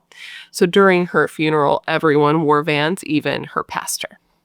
Now, why did this happen is the big question that's left unanswered, since both people involved are dead. The police say that a motive is unclear, but they believe that Samuel's struggles with mental health contributed, which I think is probably a pretty fair guess there. And Mya's mother, Audra, believes that Mya was finally going to end the relationship, that she was done trying to help him, and in turn having her, light sucked out of her, and that he couldn't take it and that he murdered her for it. When Audra learned what had happened, she was in disbelief, total shock, and completely traumatized, which I honestly don't understand how you couldn't be in this sort of situation. And she said of learning of her daughter's passing, and I quote, "I sat in my room the other day and I just said, how did this happen to me? This happens to other people. How did this happen to my child, my beautiful girl?" Audra said that it is an unimaginable pain and that she never knew that she could feel so empty. Audra has since gotten a tattoo, or at least, it looks like 2 at least, in Mya's honor, one of which is this really pretty like illustrative portrait of Mya on her arm. And next to it, there are some words that look to be written in Mya's own handwriting that just simply say, "I love you, Mama." Those close to Samuel also have trouble understanding why this happened. One of his friends said of this, and I quote, "More people need to look into mental health on kids and try to help them cope with whatever they're going through. Just talk things out. Don't keep it inside. If you keep it inside, it hurts you more." He also added that the whole thing just doesn't make sense to him, that he didn't see any warning signs in Samuel that would have made him think something like this could ever happen, and that he wishes more than anything that they could have done something to stop this tragedy. On the 1-year anniversary of Mya's murder, so many people who loved Mya, her family, her friends, her classmates, just people in Colorado who were affected by what happened to her, all gathered together to show support to her family, to remember her, but also to bring awareness to domestic violence and also the importance of maintaining your mental health. The group gathered in downtown Denver, where a local artist named Austin Zucchini Fowler painted a giant mural up on a wall.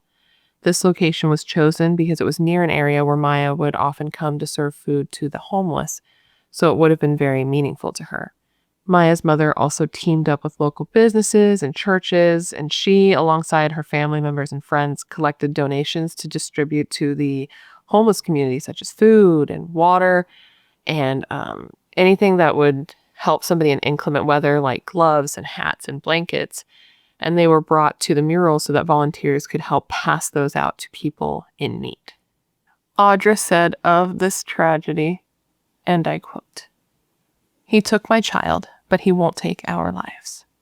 He won't get the best of our family, and she wouldn't want that. That's why we're going to come out fighting for her." Audra, like many parents that we discuss in these cases where a parent loses a child, wants to turn her trauma into something positive, and her way of doing that is by starting a foundation called Mya's World. Mya's World will, quote, "bring awareness and implement direction and provide tools to empower young women to cut off toxic relationships. Learn self-defense, have a platform to speak, have a voice." They also want to empower young women to take self-defense classes and to get better counseling for mental health in schools. Now I want to give you one last quote from Mya's mom. It's a very short one before getting into a little bit of statistics here regarding domestic violence, particularly with teenagers, since that's something that Mya's World wants to focus on and wants to educate with. So Mya's mother, Audra, said of her daughter, and I quote, "Mya died fighting. I will continue her fight." These statistics kind of blew my mind a little bit, if I'm honest with you, because I had never really, I knew that it was a problem, but I never sat down and really read statistics. It's not something that I tend to do. But apparently, 1 in 3 young people will be in an unhealthy or an abusive relationship. And women, females, girls aged 16 to 24 are 3 times more likely to be abused by their partner than anyone else in the population. And apparently a lot of kids, younger people, particularly teenagers that this happens to, don't come forward because they're embarrassed. They don't want to get their partner in trouble, and they don't know what laws are actually out there to protect them in these instances. Some things that you can look out for, either as a teenager yourself, look out for these things for yourself, or as a parent of a teenager, things that you can look for to kind of see this in advance and nip it in the bud, are as follows.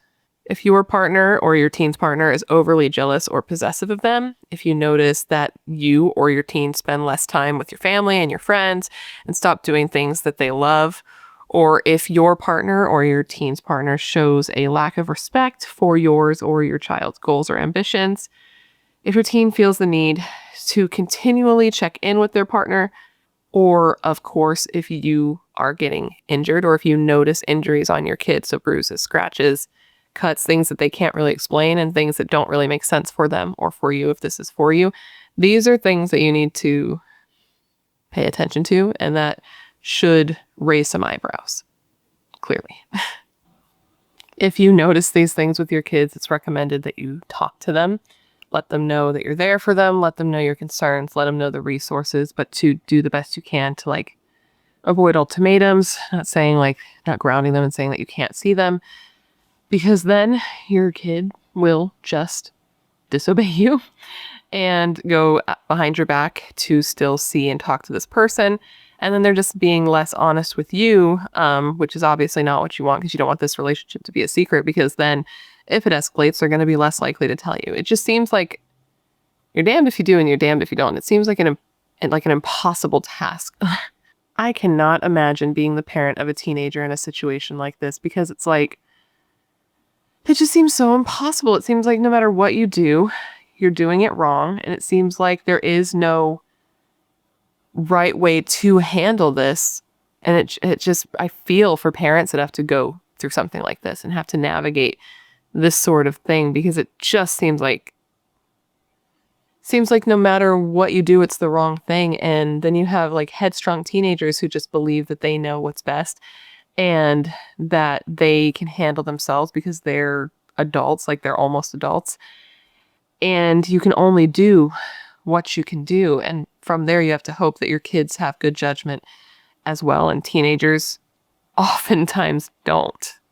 I just feel like so often with teens, it's like they think they know what's best. They're not children. They know what's best for them. You just don't understand. My parents just don't understand. It's hip to be a square. And you know what I mean? Just like my parents don't know this person like I do. They don't know all their good qualities. They're just not seeing it the right way. And it seems just really hard to figure out how to do it properly. I guess all you can do is be honest, be open, tell them that that's what you'd appreciate from them as well, and just hope for the best. And that doesn't seem very promising. I feel like this case has just sort of defeated me. Reading those statistics has me feeling very defeated. Reading what parents should do has me feeling defeated. And that's kind of that on that. But with that said, that, my friends, is the story of the tragic murder of 17-year-old Mya Pena. And isn't that just the saddest thing? Just, it's so sad, man. I feel so bad for everyone involved. I feel bad for her, obviously, going through what she went through. And also, I just feel so bad for her family having to like navigate life after something like that. To have this happen, to have your child murdered, and then to have your child's murderer kill themselves, so you're left with no real answers. Like, you can speculate and you can guess and you can do the best with the information you have, but I feel like there's no closure with something like that because there's no one left to answer any questions. And that's just really sad and really horrible. And I feel so bad that they have to go through that, because it just seems like endless pain on top of the endless pain of losing your kid.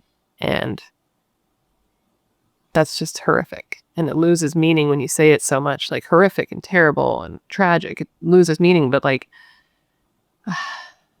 it really seems like that's what it is. I can't imagine living through something like that. But anyways, guys, that completes this video. I hope you found it interesting and informative, and it gave you all the information you would want when looking into this case. And of course, I want to thank you for remembering Mya with me today.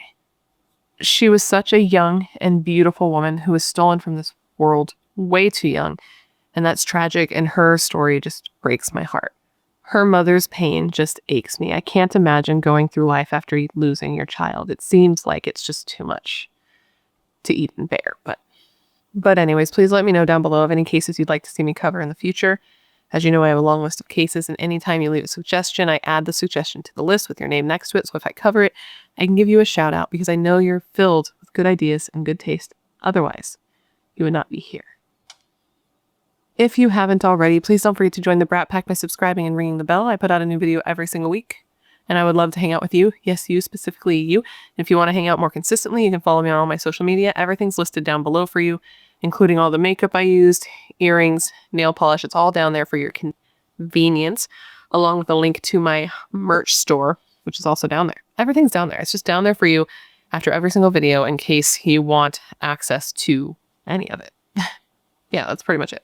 And with all of that said, I just want to thank you for being here when you could literally be anywhere else in the world.